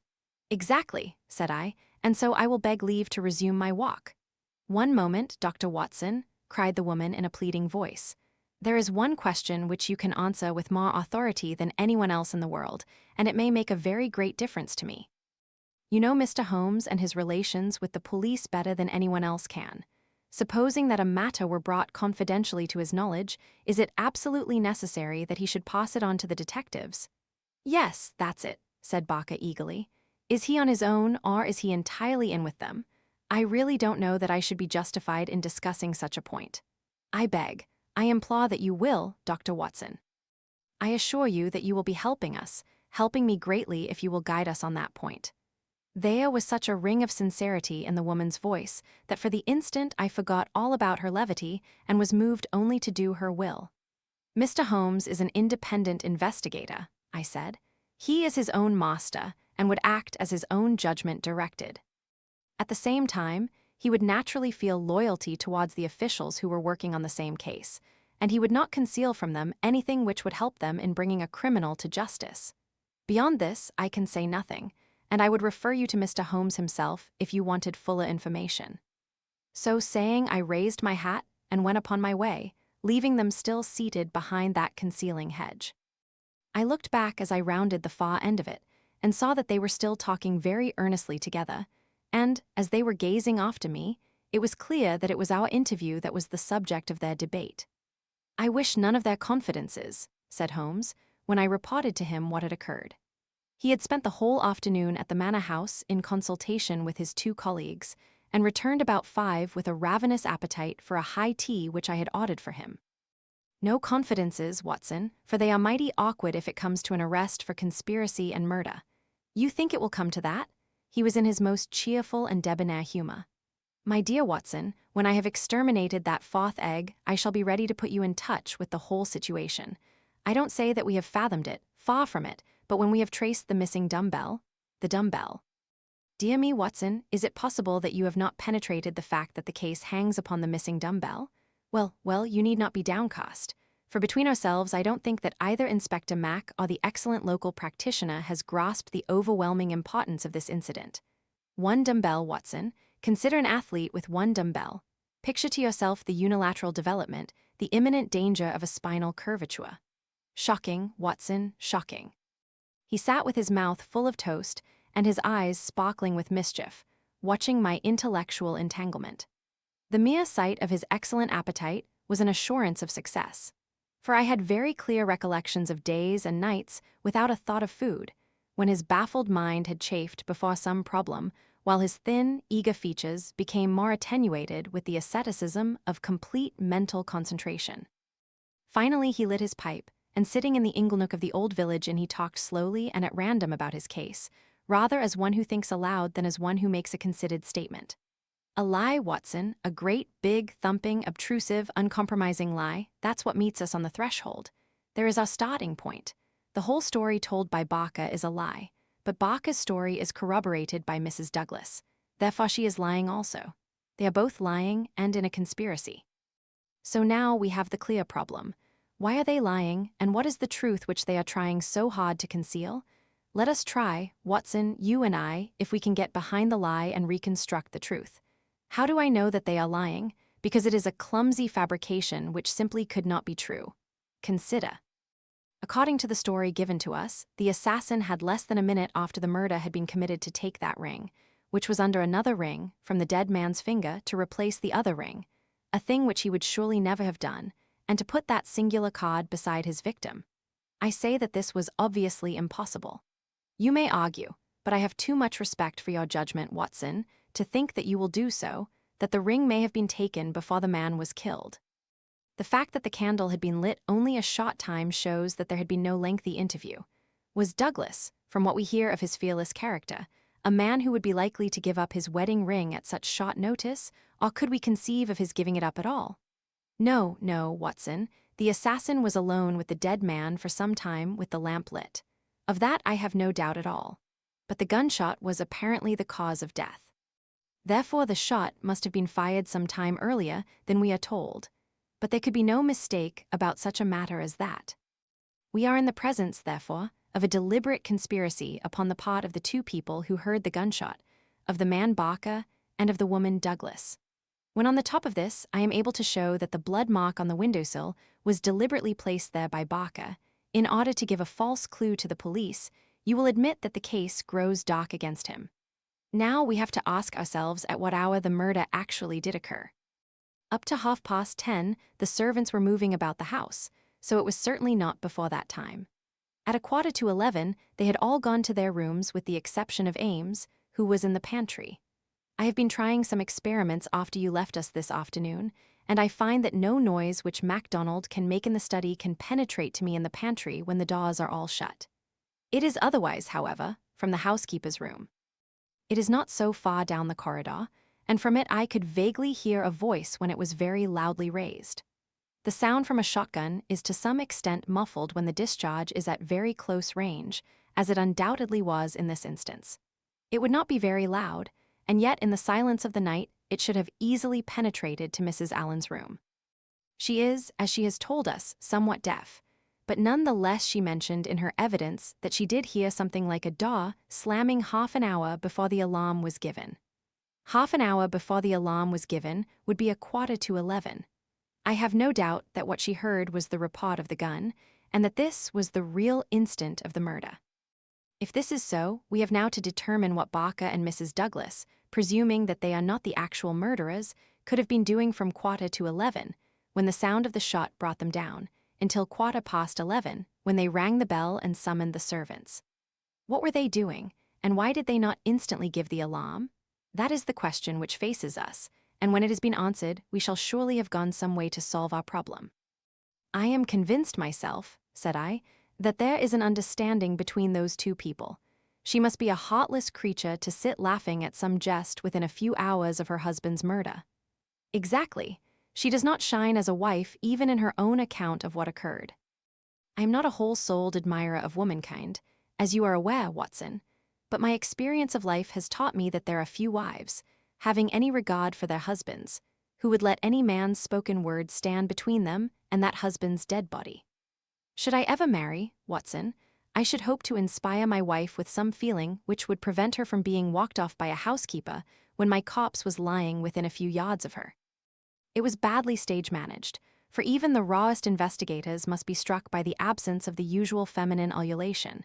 If there had been nothing else, this incident alone would have suggested a prearranged conspiracy to my mind. You think, then, definitely, that Barker and Mrs. Douglas are guilty of the murder? There is an appalling directness about your questions, Watson, said Holmes, shaking his pipe at me. They come at me like bullets. If you put it that Mrs. Douglas and Barker know the truth about the murder and are conspiring to conceal it, then I can give you a whole-souled answer. I am sure they do, but your more deadly proposition is not so clear. Let us for a moment consider the difficulties which stand in the way. We will suppose that this couple are united by the bonds of a guilty love, and that they have determined to get rid of the man who stands between them. It is a large supposition, for discreet inquiry among servants and others has failed to corroborate it in any way. On the contrary, there is a good deal of evidence that the Douglases were very attached to each other. That I am sure cannot be true, said I, thinking of the beautiful smiling face in the garden. Well, at least they gave that impression. However, we will suppose that they are an extraordinarily astute couple who deceive everyone upon this point and conspire to murder the husband.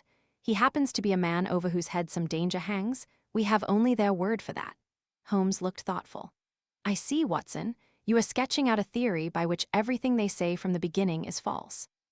According to your idea, there was never any hidden menace, or secret society, or valley of fear, or boss Mac somebody, or anything else. Well, that is a good sweeping generalization. Let us see what that brings us to. They invent this theory to account for the crime.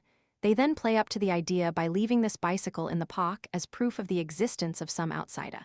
The stain on the windowsill conveys the same idea. So does the card on the body, which might have been prepared in the house. That all fits into your hypothesis, Watson, but now we come on the nasty, angular, uncompromising bits which won't slip into their places.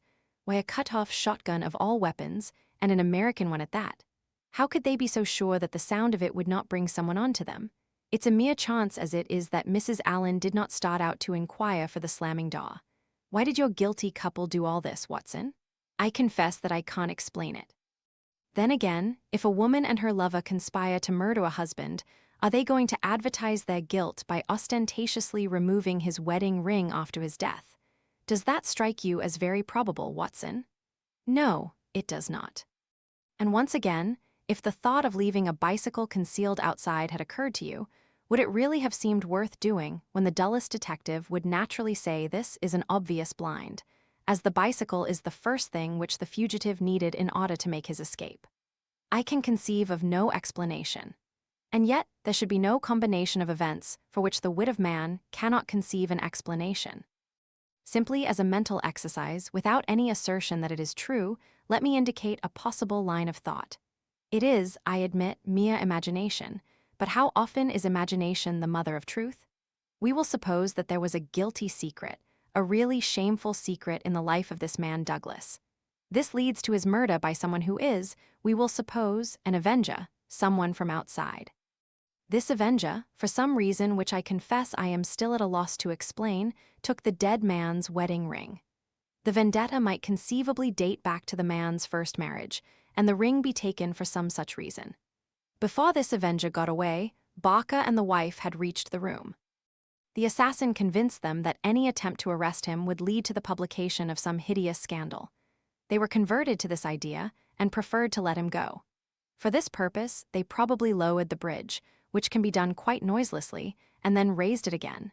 He made his escape, and for some reason thought that he could do so more safely on foot than on the bicycle. He therefore left his machine where it would not be discovered until he had got safely away. So far we are within the bounds of possibility, are we not? Well, it is possible, no doubt, said I, with some reserve. We have to remember, Watson, that whatever occurred is certainly something very extraordinary.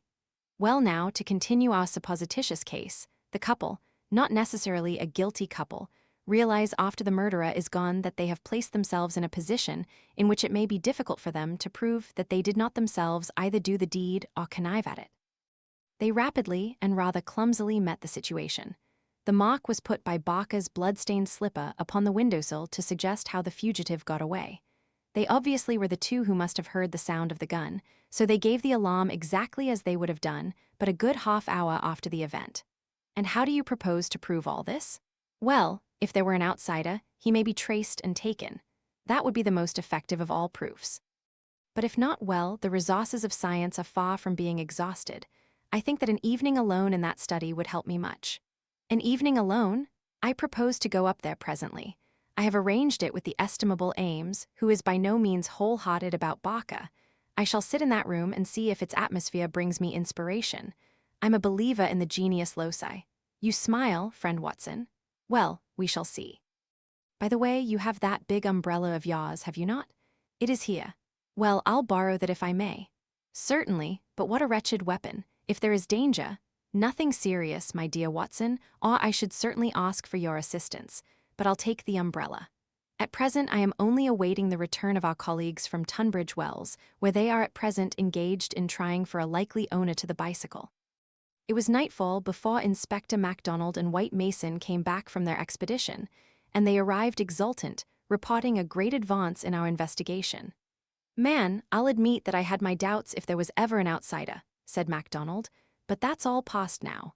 We've had the bicycle identified, and we have a description of our man, so that's a long step on our journey. It sounds to me like the beginning of the end, said Holmes. I'm sure I congratulate you both with all my heart. Well, I started from the fact that Mr. Douglas had seemed disturbed since the day before, when he had been at Tunbridge Wells. It was at Tunbridge Wells then that he had become conscious of some danger. It was clear, therefore, that if a man had come over with a bicycle, it was from Tunbridge Wells that he might be expected to have come. We took the bicycle over with us and showed it at the hotels. It was identified at once by the manager of the Eagle commercial as belonging to a man named Hargrave, who had taken a room there 2 days before. This bicycle and a small valise were his whole belongings. He had registered his name as coming from London, but had given no address. The valise was London-made, and the contents were British, but the man himself was undoubtedly an American. "Well, well," said Holmes gleefully, "you have indeed done some solid work while I have been sitting spinning theories with my friend. It's a lesson in being practical, Mr. Mac." "Aye, it's just that, Mr. Holmes," said the inspector with satisfaction. "But this may all fit in with your theories," I remarked. "That may or may not be, but let us hear the end, Mr. Mac. Was there nothing to identify this man?" So little that it was evident that he had carefully guarded himself against identification. There were no papers or letters, and no marking upon the clothes. A cycle map of the county lay on his bedroom table. He had left the hotel after breakfast yesterday morning on his bicycle, and no more was heard of him until our inquiries. "That's what puzzles me, Mr. Holmes," said White Mason. "If the fellow did not want the hue and cry raised over him, one would imagine that he would have returned and remained at the hotel as an inoffensive tourist.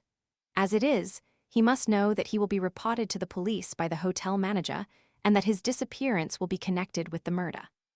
"So one would imagine. Still, he has been justified of his wisdom up to date, at any rate since he has not been taken. But his description, what of that?" MacDonald referred to his notebook. "Here we have it so far as they could give it. They don't seem to have taken any very particular stock of him, but still the porter, the clerk, and the chambermaid are all agreed that this about covers the points. He was a man about 5'9" in height, 50 or so years of age, his hair slightly grizzled, a grayish moustache, a curved nose, and a face which all of them described as fierce and forbidding." "Well, bar the expression, that might almost be a description of Douglas himself," said Holmes. "He is just over 50, with grizzled hair and moustache and about the same height. Did you get anything else?" "He was dressed in a heavy gray suit with a reefer jacket, and he wore a shot yellow overcoat and a soft cap."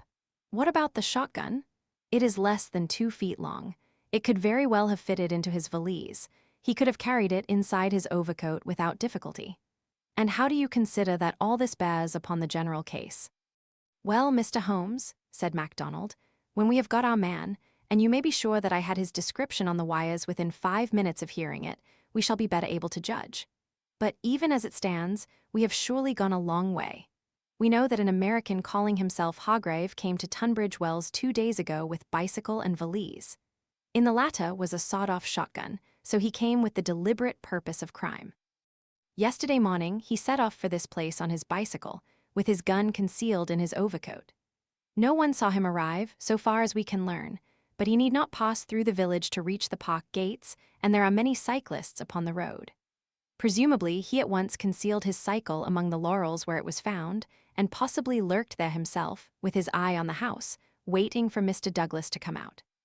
The shotgun is a strange weapon to use inside a house, but he had intended to use it outside, and there it has very obvious advantages, as it would be impossible to miss with it, and the sound of shots is so common in an English spotting neighborhood that no particular notice would be taken." "That is all very clear," said Holmes. "Well, Mr. Douglas did not appear. What was he to do next? He left his bicycle and approached the house in the twilight. He found the bridge down and no one about. He took his chance, intending, no doubt, to make some excuse if he met anyone. He met no one. He slipped into the first room that he saw and concealed himself behind the curtain. Thence he could see the drawbridge go up, and he knew that his only escape was through the moat. He waited until 11:15, when Mr. Douglas, upon his usual nightly round, came into the room. He shot him and escaped, as arranged. He was aware that the bicycle would be described by the hotel people and be a clue against him, so he left it there and made his way by some other means to London or to some safe hiding place which he had already arranged. How is that, Mr. Holmes? Well, Mr. Mac, it is very good and very clear so far as it goes. That is your end of the story. My end is that the crime was committed half an hour earlier than reported, that Mrs. Douglas and Barker are both in a conspiracy to conceal something, that they aided the murderer's escape, or at least that they reached the room before he escaped, and that they fabricated evidence of his escape through the window, whereas in all probability they had themselves let him go by lowering the bridge. That's my reading of the first half. The two detectives shook their heads. Mr. Holmes, if this is true, we only tumble out of one mystery into another," said the London inspector. "And in some ways a worse one," added White Mason. "The lady has never been in America in all her life. What possible connection could she have with an American assassin which would cause her to shelter him?" "I freely admit the difficulties," said Holmes. "I propose to make a little investigation of my own tonight, and it is just possible that it may contribute something to the common cause." "Can we help you, Mr. Holmes?" No. Darkness and Dr. Watson's umbrella. My wants are simple. And Ames, the faithful Ames, no doubt he will stretch a point for me. All my lines of thought lead me back invariably to the one basic question: why should an athletic man develop his frame upon so unnatural an instrument as a single dumbbell? It was late that night when Holmes returned from his solitary excursion. He slept in a double-bedded room, which was the best that the little country inn could do for us. I was already asleep when I was partly awakened by his entrance. "Well, Holmes," I murmured, "have you found anything out?" He stood beside me in silence, his candle in his hand. Then the tall, lean figure inclined towards me. "I say, Watson," he whispered, "would you be afraid to sleep in the same room with a lunatic, a man with softening of the brain, an idiot whose mind has lost its grip?" Illustration: "Watson, would you be afraid to sleep in the same room with a lunatic?" "Not in the least," I answered in astonishment. "Ah, that's lucky," he said, and not another word would he utter that night. Chapter 7, The Solution. Next morning, after breakfast, we found Inspector MacDonald and White Mason seated in close consultation in the small parlor of the local police sergeant. On the table in front of them were piled a number of letters and telegrams, which they were carefully sorting and docketing. 3 had been placed on one side. "Still on the track of the elusive bicyclist?" Holmes asked cheerfully. "What is the latest news of the ruffian?" MacDonald pointed ruefully to his heap of correspondence. "He is at present reported from Leicester, Nottingham, Southampton, Derby, East Ham, Richmond, and 14 other places. In 3 of them, East Ham, Leicester, and Liverpool, there is a clear case against him, and he has actually been arrested. The country seems to be full of the fugitives with yellow coats." "Dear me," said Holmes sympathetically. "Now, Mr. Mac and you, Mr. White Mason, I wish to give you a very earnest piece of advice. When I went into this case with you, I bargained, as you will no doubt remember, that I should not present you with half-proved theories, but that I should retain and work out my own ideas until I had satisfied myself that they were correct. For this reason, I am not at the present moment telling you all that is in my mind. On the other hand, I said that I would play the game fairly by you, and I do not think it is a fair game to allow you for one unnecessary moment to waste your energies upon a profitless task. Therefore, I am here to advise you this morning, and my advice to you is summed up in 3 words: abandon the case." MacDonald and White Mason stared in amazement at their celebrated colleague. "You consider it hopeless?" cried the inspector. "I consider your case to be hopeless." "I do not consider that it is hopeless to arrive at the truth. But this cyclist, he is not an invention. We have his description, his valise, his bicycle. The fellow must be somewhere. Why should we not get him?" Yes, no doubt he is somewhere, and no doubt we shall get him, but I would not have you waste your energies in East Ham or Liverpool. I am sure that we can find some shorter cut to a result. You are holding something back. It's hardly fair of you, Mr. Holmes." The inspector was annoyed. "You know my methods of work, Mr. Mac, but I will hold it back for the shortest time possible. I only wish to verify my details in one way, which can very readily be done, and then I make my bow and return to London, leaving my results entirely at your service. I owe you too much to act otherwise, for in all my experience I cannot recall any more singular and interesting study. This is clean beyond me, Mr. Holmes. We saw you when we returned from Tunbridge Wells last night, and you were in general agreement with our results. What has happened since then to give you a completely new idea of the case? Well, since you ask me, I spent, as I told you that I would, some hours last night at the Manor House. Well, what happened? I can only give you a very general answer to that for the moment. By the way, I have been reading a short but clear and interesting account of the old building, purchasable at the modest sum of 1 penny from the local tobacconist." Here Holmes drew a small tract, embellished with a rude engraving of the ancient manor house, from his waistcoat pocket. "It immensely adds to the zest of an investigation, my dear Mr. Mac, when one is in conscious sympathy with the historical atmosphere of one's surroundings. Don't look so impatient, for I assure you that even so bald an account as this raises some sort of picture of the past in one's mind. Permit me to give you a sample. Erected in the 5th year of the reign of James I, and standing upon the site of a much older building, the Manor House of Birlstone presents one of the finest surviving examples of the moated Jacobean residence. You are making fools of us, Mr. Holmes. Tut, tut, Mr. Mac. The first sign of temper I have detected in you. Well, I won't read it verbatim, since you feel so strongly upon the subject. But when I tell you that there is some account of the taking of the place by a parliamentary colonel in 1644, of the concealment of Charles for several days in the course of the Civil War, and finally of a visit there by the second George, you will admit that there are various associations of interest connected with this ancient house. I don't doubt it, Mr. Holmes, but that is no business of ours. Is it not? Is it not? Breadth of view, my dear Mr. Mac, is one of the essentials of our profession. The interplay of ideas and the oblique uses of knowledge are often of extraordinary interest. You will excuse these remarks from one who, though a mere connoisseur of crime, is still rather older and perhaps more experienced than yourself. I'm the first to admit that, said the detective haughtily. You get to your point, I admit, but you have such a deuced round-the-corner way of doing it. Well, I'll drop past history and get down to present-day facts. I called last night, as I have already said, at the Manor House. I did not see either Barker or Mrs. Douglas. I saw no necessity to disturb them, but I was pleased to hear that the lady was not visibly pining and that she had partaken of an excellent dinner. My visit was specially made to the good Mr. Ames, with whom I exchanged some amiabilities, which culminated in his allowing me, without reference to anyone else, to sit alone for a time in the study. What?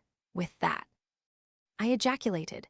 No, everything is now in order. You gave permission for that, Mr. Mac, as I am informed. The room was in its normal state, and in it I passed an instructive quarter of an hour. What were you doing? Well, not to make a mystery of so simple a matter, I was looking for the missing dumbbell. It has always bulked rather large in my estimate of the case. I ended by finding it. Where? Ah, there we come to the edge of the unexplored. Let me go a little further, a very little further, and I will promise that you shall share everything that I know. Well, we're bound to take you on your own terms, said the inspector. But when it comes to telling us to abandon the case, why in the name of goodness should we abandon the case? For the simple reason, my dear Mr. Mac, that you have not got the first idea what it is that you are investigating. We are investigating the murder of Mr. John Douglas of Birlstone Manor. Yes, so you are, but don't trouble to trace the mysterious gentleman upon the bicycle. I assure you that it won't help you. Then what do you suggest that we do? I will tell you exactly what to do if you will do it. Well, I'm bound to say I've always found you had reason behind all your queer ways. I'll do what you advise. And you, Mr. White Mason?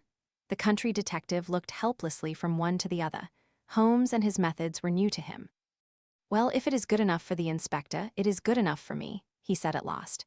Capital, said Holmes. Well then, I should recommend a nice, cheery country walk for both of you. They tell me that the views from Birlstone Ridge over the Weald are very remarkable. No doubt lunch could be got at some suitable hostelry, though my ignorance of the country prevents me from recommending one. In the evening, tired but happy.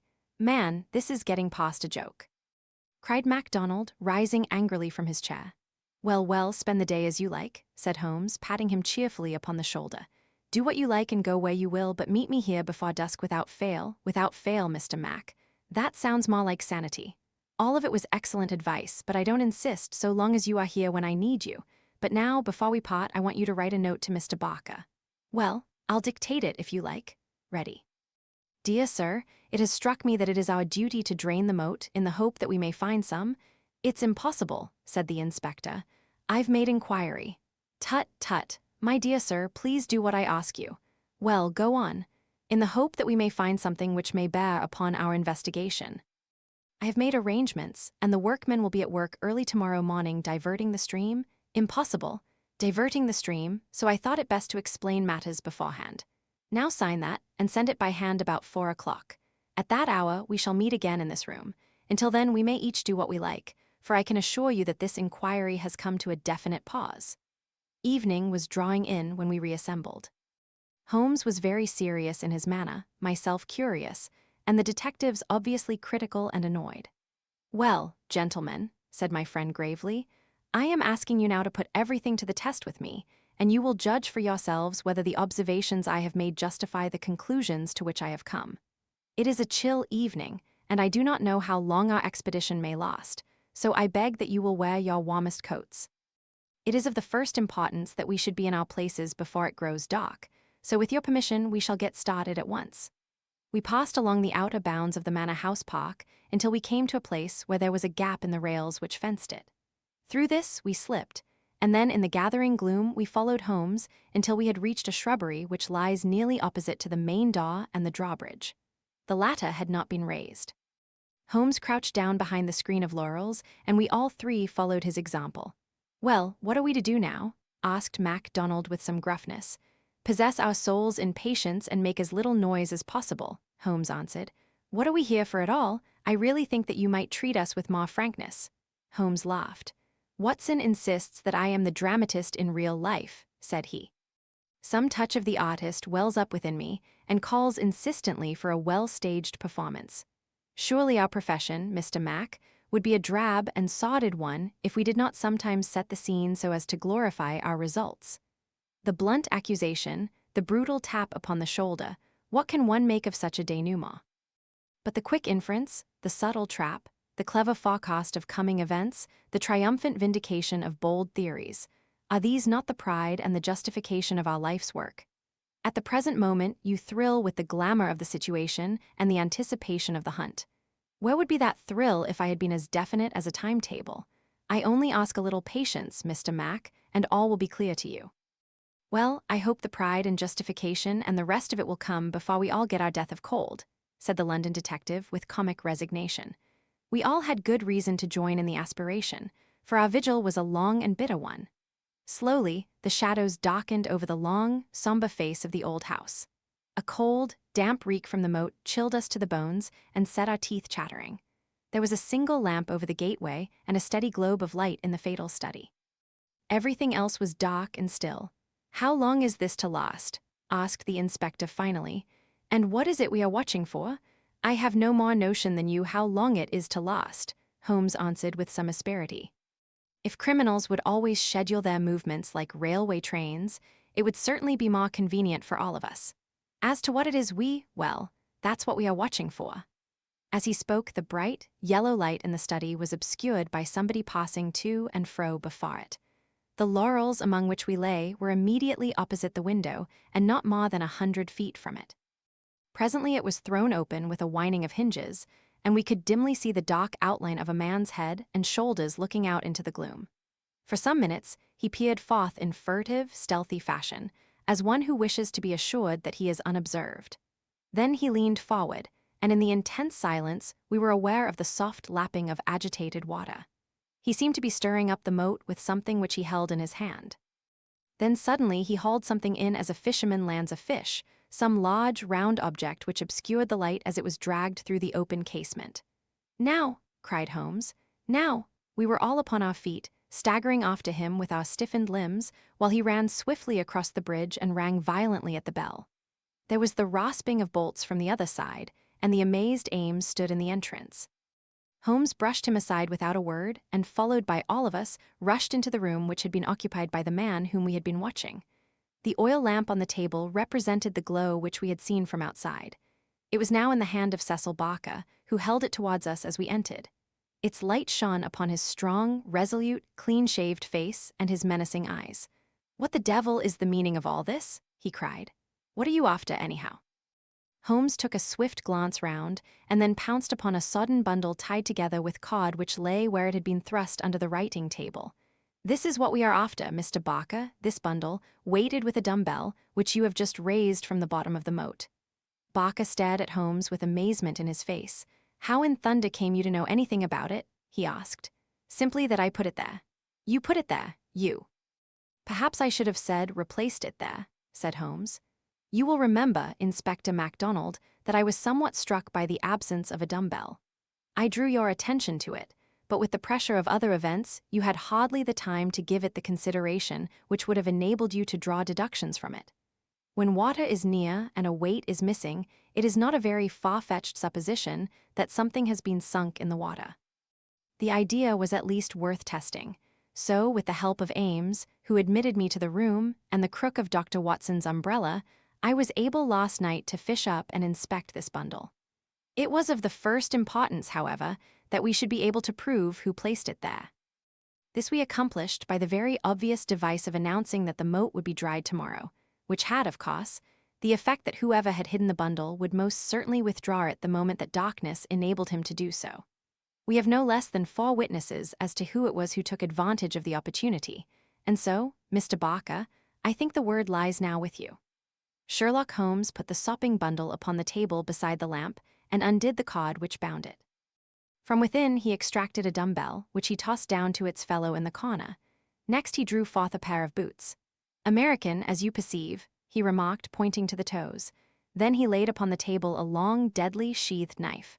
Finally he unraveled a bundle of clothing, comprising a complete set of underclothes, socks, a gray tweed suit, and a shot yellow overcoat. "The clothes are commonplace," remarked Holmes, "save only the overcoat, which is full of suggestive touches."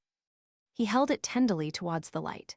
"Here, as you perceive, is the inner pocket prolonged into the lining in such fashion as to give ample space for the truncated fowling piece.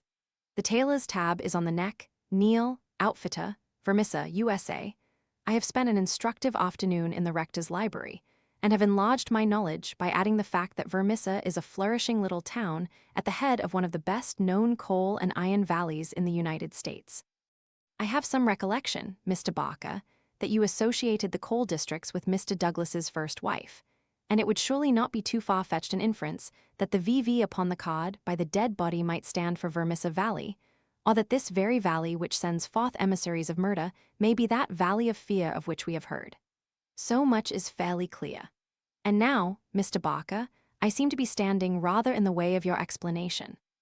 It was a sight to see Cecil Barker's expressive face during this exposition of the great detective. Anger, amazement, consternation, and indecision swept over it in turn. Finally, he took refuge in a somewhat acrid irony. "You know such a lot, Mr. Holmes, perhaps you had better tell us some more," he sneered. "I have no doubt that I could tell you a great deal more, Mr. Barker, but it would come with a better grace from you." "Oh, you think so, do you? Well, all I can say is that if there's any secret here, it is not my secret, and I am not the man to give it away." "Well, if you take that line, Mr. Barker," said the inspector quietly, "we must just keep you in sight until we have the warrant and can hold you." "You can do what you damn please about that," said Barker defiantly. The proceedings seemed to have come to a definite end so far as he was concerned, for one had only to look at that granite face to realize that no peine forte et dure would ever force him to plead against his will. The deadlock was broken, however, by a woman's voice. Mrs. Douglas had been standing listening at the half-opened door, and now she entered the room. "You have done enough for now, Cecil," said she. "Whatever comes of it in the future, you have done enough." "Enough and more than enough," remarked Sherlock Holmes gravely. "I have every sympathy with you, madam, and should strongly urge you to have some confidence in the common sense of our jurisdiction, and to take the police voluntarily into your complete confidence. It may be that I am myself at fault for not following up the hint which you conveyed to me through my friend, Dr. Watson, but at that time I had every reason to believe that you were directly concerned in the crime. Now I am assured that this is not so. At the same time, there is much that is unexplained, and I should strongly recommend that you ask Mr. Douglas to tell us his own story." Mrs. Douglas gave a cry of astonishment at Holmes's words. The detectives and I must have echoed it when we were aware of a man who seemed to have emerged from the wall, who advanced now from the gloom of the corner in which he had appeared. Mrs. Douglas turned, and in an instant her arms were round him. Barker had seized his outstretched hand. "It's best this way, Jack," his wife repeated. "I am sure that it is best." "Indeed, yes, Mr. Douglas," said Sherlock Holmes.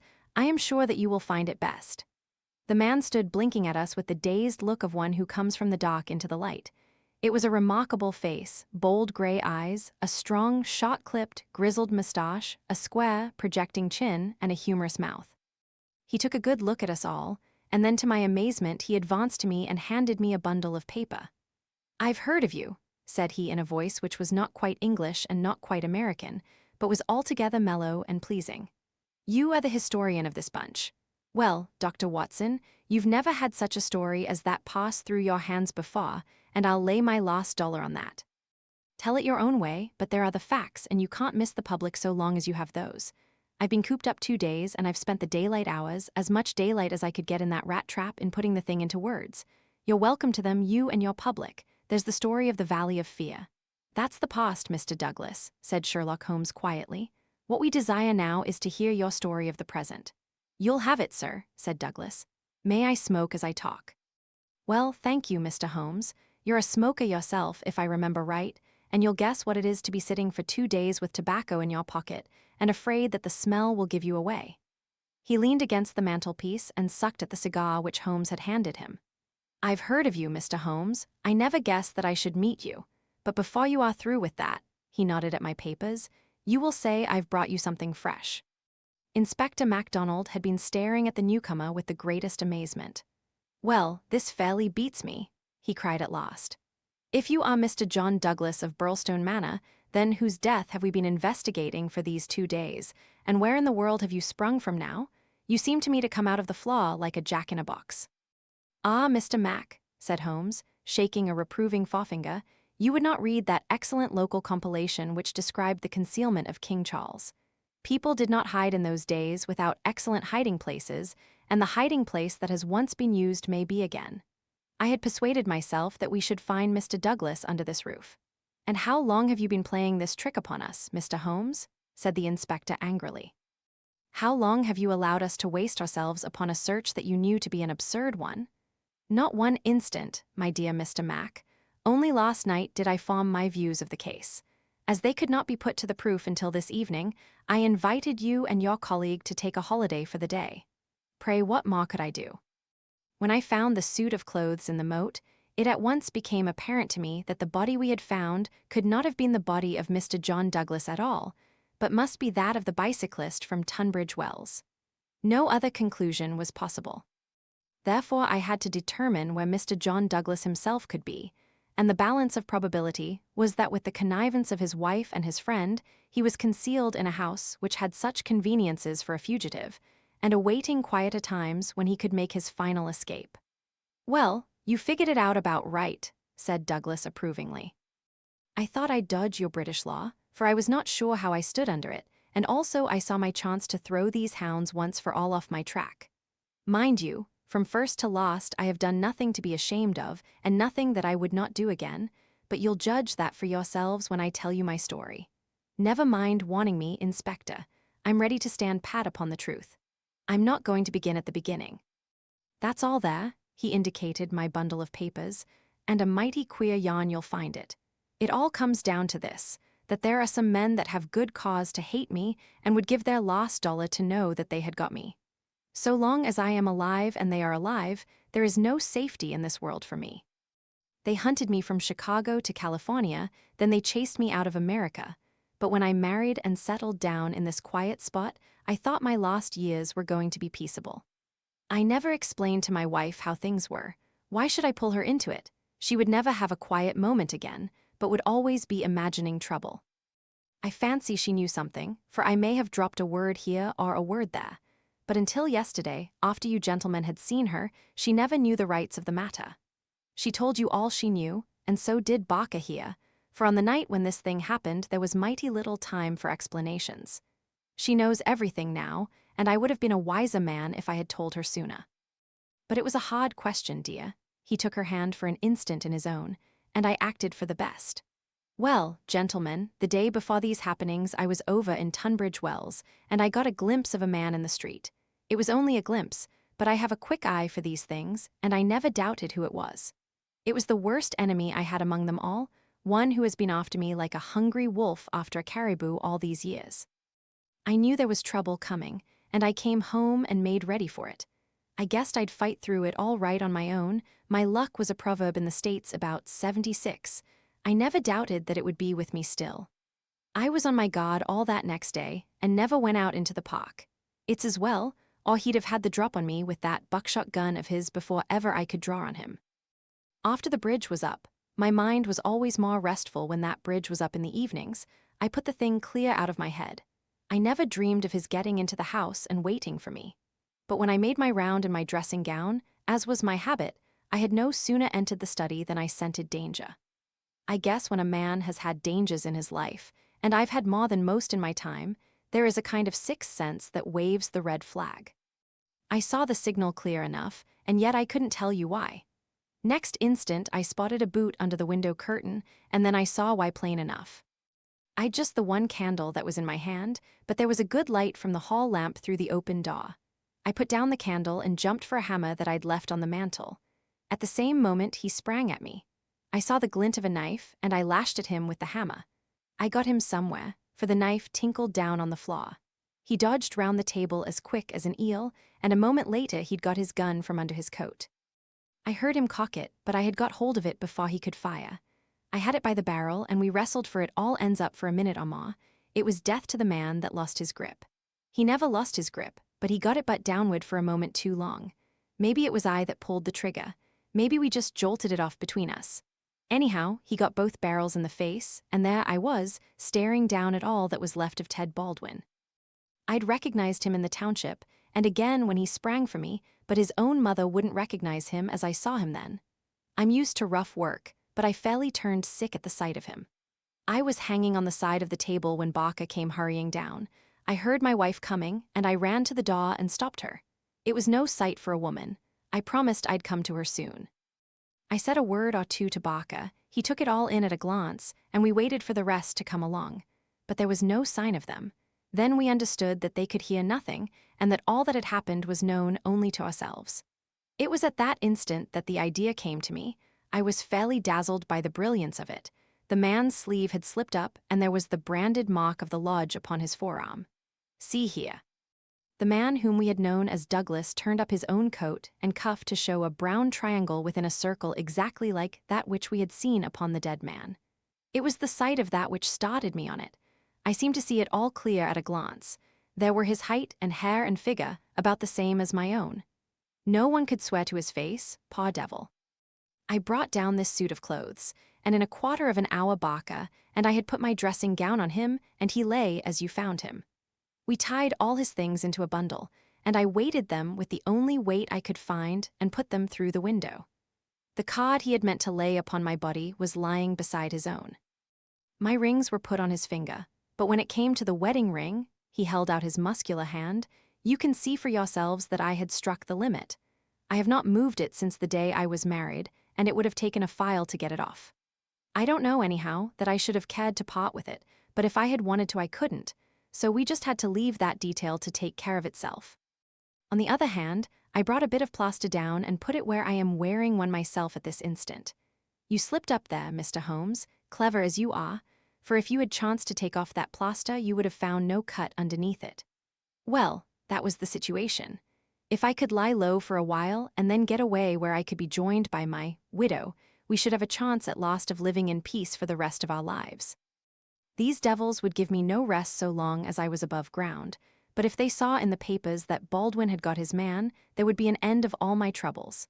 I hadn't much time to make it all clear to Barker and to my wife, but they understood enough to be able to help me. I knew all about this hiding place, so did Ames, but it never entered his head to connect it with the matter. I retired into it, and it was up to Barker to do the rest.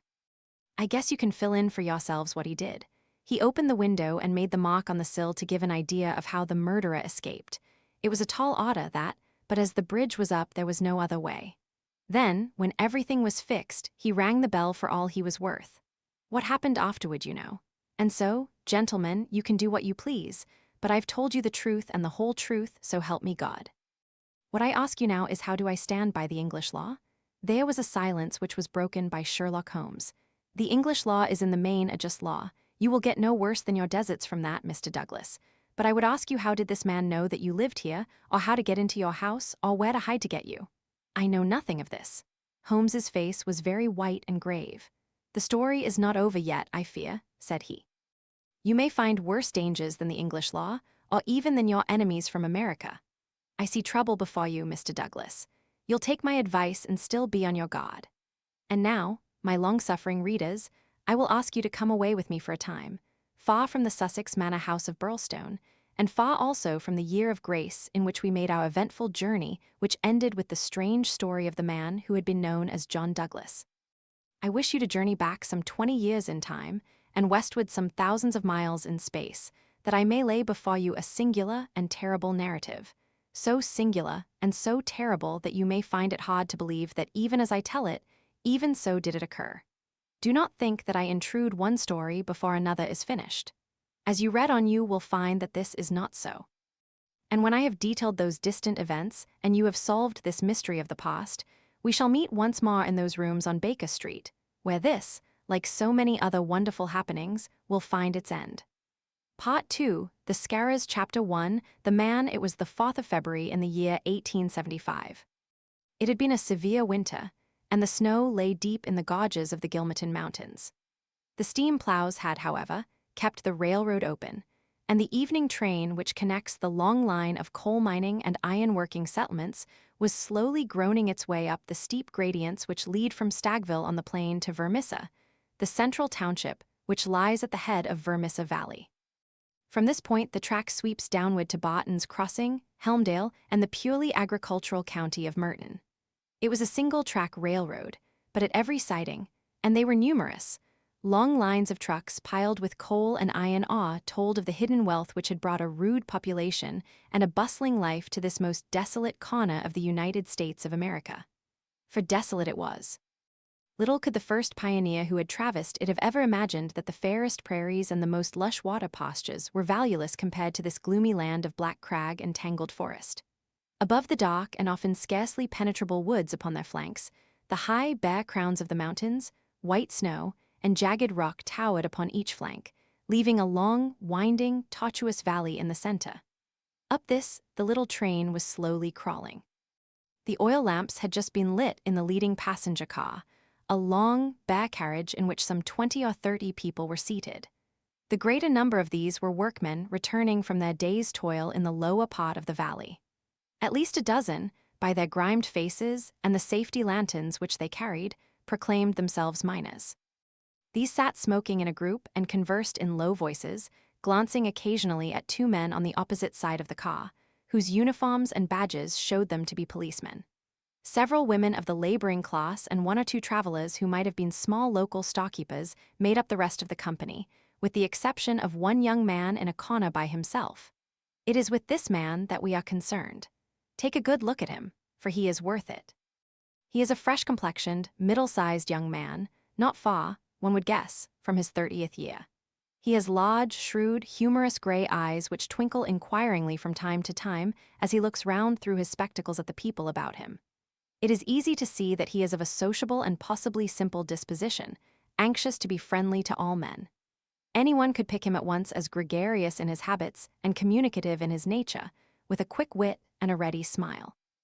And yet the man who studied him more closely might discern a certain firmness of jaw and grim tightness about the lips which would warn him that there were depths beyond, and that this pleasant, brown-haired young Irishman might conceivably leave his mark for good or evil upon any society to which he was introduced. Having made 1 or 2 tentative remarks to the nearest miner, and receiving only short, gruff replies, the traveler resigned himself to uncongenial silence, staring moodily out of the window at the fading landscape. It was not a cheering prospect. Through the growing gloom, there pulsed the red glow of the furnaces on the sides of the hills. Great heaps of slag and dumps of cinders loomed up on each side, with the high shafts of the collieries towering above them. Huddled groups of mean, wooden houses, the windows of which were beginning to outline themselves in light, were scattered here and there along the line, and the frequent halting places were crowded with their swarthy inhabitants. The iron and coal valleys of the Vermissa district were no resorts for the leisured or the cultured. Everywhere there were stern signs of the crudest battle of life, the rude work to be done, and the rude, strong workers who did it. The young traveler gazed out into this dismal country with a face of mingled repulsion and interest, which showed that the scene was new to him. At intervals he drew from his pocket a bulky letter to which he referred, and on the margins of which he scribbled some notes. Once from the back of his waist, he produced something which one would hardly have expected to find in the possession of so mild-mannered a man. It was a navy revolver of the largest size. As he turned it slantwise to the light, the glint upon the rims of the copper shells within the drum showed that it was fully loaded. He quickly restored it to his secret pocket, but not before it had been observed by a working man who had seated himself upon the adjoining bench.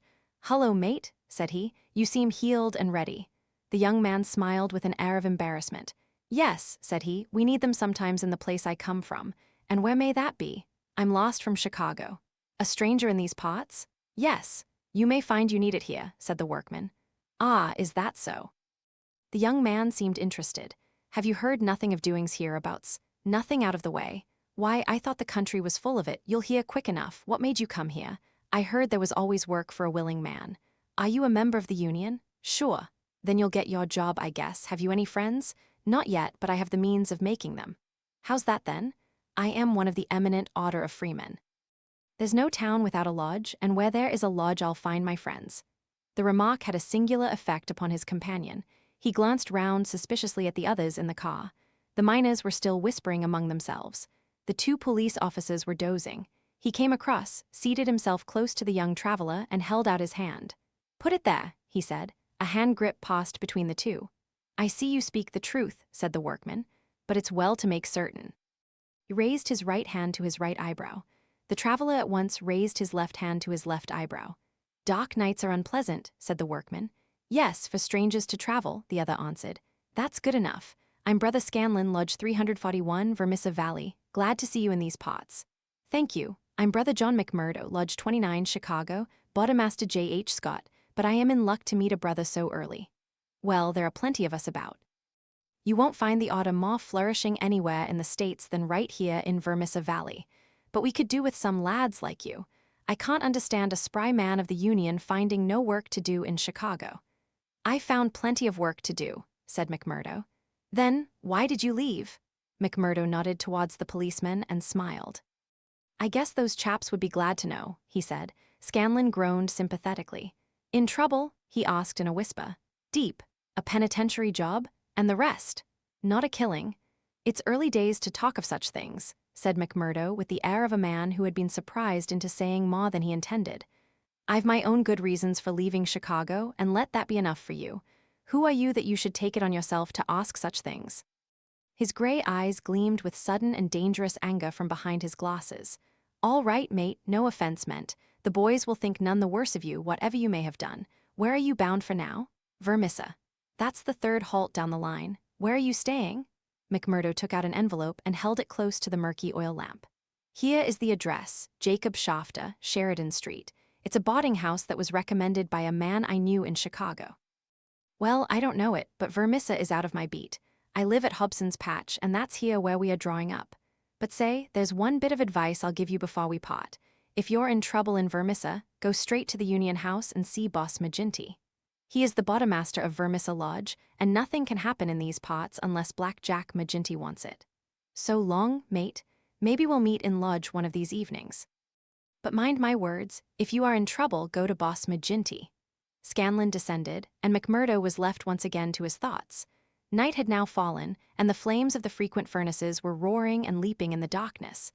Against their lurid background dark figures were bending and straining, twisting and turning, with the motion of winch or of windlass to the rhythm of an eternal clank and raw. I guess hell must look something like that, said a voice. McMurdo turned and saw that one of the policemen had shifted in his seat and was staring out into the fiery waste. For that matter, said the other policeman, I allow that hell must be something like that. If there are worse devils down yonder than some we could name, it's more than I'd expect. I guess you are new to this pot, young man? Well, what if I am? McMurdo answered in a surly voice. Just this, mister, that I should advise you to be careful in choosing your friends. I don't think I'd begin with Mike Scanlon or his gang if I were you. What the hell is it to you who are my friends? Rod McMurdo in a voice which brought every head in the carriage round to witness the altercation. Did I ask you for your advice, or did you think me such a sucker that I couldn't move without it? You speak when you are spoken to, and by the Lord you'd have to wait a long time if it was me. He thrust out his face and grinned at the patrolman like a snarling dog. The 2 policemen, heavy, good-natured men, were taken aback by the extraordinary vehemence with which their friendly advances had been rejected. No offense, stranger, said one. It was a warning for your own good, seeing that you are, by your own showing, new to the place. I'm new to the place, but I'm not new to you and your kind, cried McMurdo in cold fury. I guess you're the same in all places, shoving your advice in when nobody asks for it. Maybe we'll see more of you before very long, said one of the patrolmen with a grin. You're a real hand-picked one, if I am a judge. I was thinking the same, remarked the other. I guess we may meet again. I'm not afraid of you, and don't you think it, cried McMurdo. My name's Jack McMurdo, see? If you want me, you'll find me at Jacob Shafter's on Sheridan Street, Vermissa, so I'm not hiding from you, am I? Day or night I dare to look the like of you in the face, don't make any mistake about that. There was a murmur of sympathy and admiration from the miners at the dauntless demeanor of the newcomer, while the two policemen shrugged their shoulders and renewed a conversation between themselves. A few minutes later, the train ran into the ill-lit station, and there was a general clearing, for Vermissa was by far the largest town on the line. McMurdo picked up his leather gripsack and was about to start off into the darkness when one of the miners accosted him. "By gar, mate. You know how to speak to the cops," he said in a voice of awe. "It was grand to hear you. Let me carry your grip and show you the road. I'm passing Shafter, on the way to my own shack." There was a chorus of friendly good nights from the other miners as they passed from the platform. Before ever he had set foot in it, McMurdo the turbulent had become a character in Vermissa. The country had been a place of terror, but the town was in its way even more depressing. Down that long valley, there was at least a certain gloomy grandeur in the huge fires and the clouds of drifting smoke, while the strength and industry of man found fitting monuments in the hills which he had spilled by the side of his monstrous excavations. But the town showed a dead level of mean ugliness and squalor. The broad street was churned up by the traffic into a horrible rutted paste of muddy snow. The sidewalks were narrow and uneven. The numerous gas lamps served only to show more clearly a long line of wooden houses, each with its veranda facing the street, unkempt and dirty. As they approached the center of the town, the scene was brightened by a row of well-lit stores, and even more by a cluster of saloons and gaming houses, in which the miners spent their hardened but generous wages. "That's the Union House," said the guide, pointing to one saloon which rose almost to the dignity of being a hotel. "Jack McGinty is the boss there." "What sort of a man is he?" McMurdo asked. "What, have you never heard of the boss? How could I have heard of him when you know that I am a stranger in these parts? Well, I thought his name was known clear across the country. It's been in the papers often enough." "What for?" "Well," the miner lowered his voice, "over the affairs." "What affairs?" "Good Lord, mister, you are queer if I must say it without offense. There's only one set of affairs that you'll hear of in these parts, and that's the affairs of the Scowrers." "Why, I seem to have read of the Scowrers in Chicago." "A gang of murderers, are they not?" "Hush, on your life," cried the miner, standing still in alarm and gazing in amazement at his companion. "Man, you won't live long in these parts if you speak in the open street like that. Many a man has had the life beaten out of him for less." "Well, I know nothing about them. It's only what I have read. And I'm not saying that you have not read the truth." The man looked nervously round him as he spoke, peering into the shadows as if he feared to see some lurking danger. "If killing is murder, then God knows there is murder and to spare.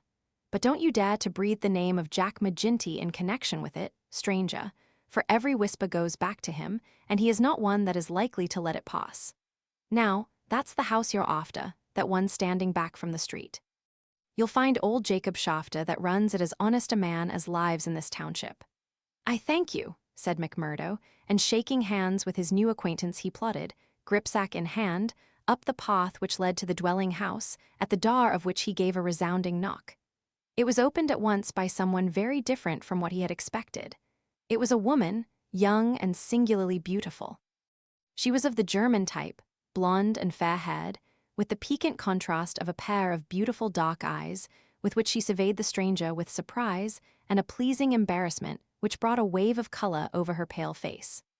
Framed in the bright light of the open doorway, it seemed to McMurdo that he had never seen a more beautiful picture, the more attractive for its contrast with the sordid and gloomy surroundings. A lovely violet growing upon one of those black slag heaps of the mines would not have seemed more surprising. So entranced was he that he stood staring without a word, and it was she who broke the silence. "I thought it was father," said she with a pleasing little touch of a German accent. "Did you come to see him? He is downtown. I expect him back every minute." McMurdo continued to gaze at her in open admiration until her eyes dropped in confusion before this masterful visitor. "No, miss," he said at last, "I'm in no hurry to see him, but your house was recommended to me for board. I thought it might suit me, and now I know it will." "You are quick to make up your mind," said she with a smile. "Anyone but a blind man could do as much," the other answered. She laughed at the compliment. "Come right in, sir," she said. "I'm Miss Etty Shafter, Mr. Shafter's daughter. My mother's dead, and I run the house. You can sit down by the stove in the front room until father comes along. Ah, here he is. so you can fix things with him right away." A heavy, elderly man came plodding up the path. In a few words, McMurdo explained his business. A man of the name of Murphy had given him the address in Chicago. He in turn had had it from someone else. Old Shafta was quite ready. The stranger made no bones about terms, agreed at once to every condition, and was apparently fairly flush of money. For $7 a week paid in advance, he was to have board and lodging. So it was that McMurdo, the self-confessed fugitive from justice, took up his abode under the roof of the Shaftas, the first step which was to lead to so long and dark a train of events, ending in a far distant land. Chapter 2, the Bodymaster McMurdo was a man who made his mark quickly. Wherever he was, the folk around soon knew it. Within a week, he had become infinitely the most important person at Shafta, S. There were 10 or a dozen boarders there, but they were honest foremen or commonplace clerks from the stars, of a very different caliber from the young Irishman. Of an evening when they gathered together, his joke was always the readiest, his conversation the brightest, and his song the best. He was a born boon companion, with a magnetism which drew good humor from all around him. And yet he showed again and again, as he had shown in the railway carriage, a capacity for sudden, fierce anger, which compelled the respect and even the fear of those who met him. For the law, too, and all who were connected with it, he exhibited a bitter contempt which delighted some and alarmed others of his fellow boarders. From the first, he made it evident, by his open admiration, that the daughter of the house had won his heart from the instant that he had set eyes upon her beauty and her grace. He was no backward suitor. On the second day he told her that he loved her, and from then onward he repeated the same story with an absolute disregard of what she might say to discourage him. "Someone else," he would cry. "Well, the worse luck for someone else. Let him look out for himself. Am I to lose my life's chance and all my heart's desire for someone else? You can keep on saying no, Eddie. The day will come when you will say yes, and I'm young enough to wait." He was a dangerous suitor, with his glib Irish tongue and his pretty, coaxing ways. There was about him also that glamour of experience and of mystery which attracts a woman's interest, and finally her love. He could talk of the sweet valleys of County Monaghan from which he came, of the lovely, distant island, the low hills and green meadows of which seemed the more beautiful when imagination viewed them from this place of grime and snow. Then he was versed in the life of the cities of the North, of Detroit, and the lumber camps of Michigan, and finally of Chicago, where he had worked in a planing mill. And afterwards came the hint of romance, the feeling that strange things had happened to him in that great city, so strange and so intimate that they might not be spoken of. He spoke wistfully of a sudden leaving, a breaking of old ties, a flight into a strange world, ending in this dreary valley, and Etty listened, her dark eyes gleaming with pity and with sympathy, those two qualities which may turn so rapidly and so naturally to love. McMurdo had obtained a temporary job as bookkeeper, for he was a well-educated man. This kept him out most of the day, and he had not found occasion yet to report himself to the head of the lodge of the eminent Order of Freemen. He was reminded of his omission, however, by a visit one evening from Mike Scanlon, the fellow member whom he had met in the train. Scanlon, the small, sharp-faced, nervous, black-eyed man, seemed glad to see him once more. After a glass or two of whiskey, he broached the object of his visit. "Say, McMurdo," said he, "I remembered your address, so I made bold to call. I'm surprised that you've not reported to the Bodymaster. Why haven't you seen Boss McGinty yet?" "Well, I had to find a job. I have been busy." "You must find time for him if you have none for anything else." "Good Lord, man, you're a fool not to have been down to the Union House and registered your name the first morning after you came here. If you run against him, well, you mustn't, that's all." McMurdo showed mild surprise. "I've been a member of the lodge for over 2 years, Scanlon, but I never heard that duties were so pressing as all that." "Maybe not in Chicago. Well, it's the same society here." "Is it?" Scanlon looked at him long and fixedly. There was something sinister in his eyes. "Isn't it? You'll tell me that in a month's time. I hear you had a talk with the patrolman after I left the train. How did you know that?" "Oh, it got about. Things do get about for good and for bad in this district." "Well, yes, I told the hounds what I thought of them." "By the Lord, you'll be a man after McGinty's heart."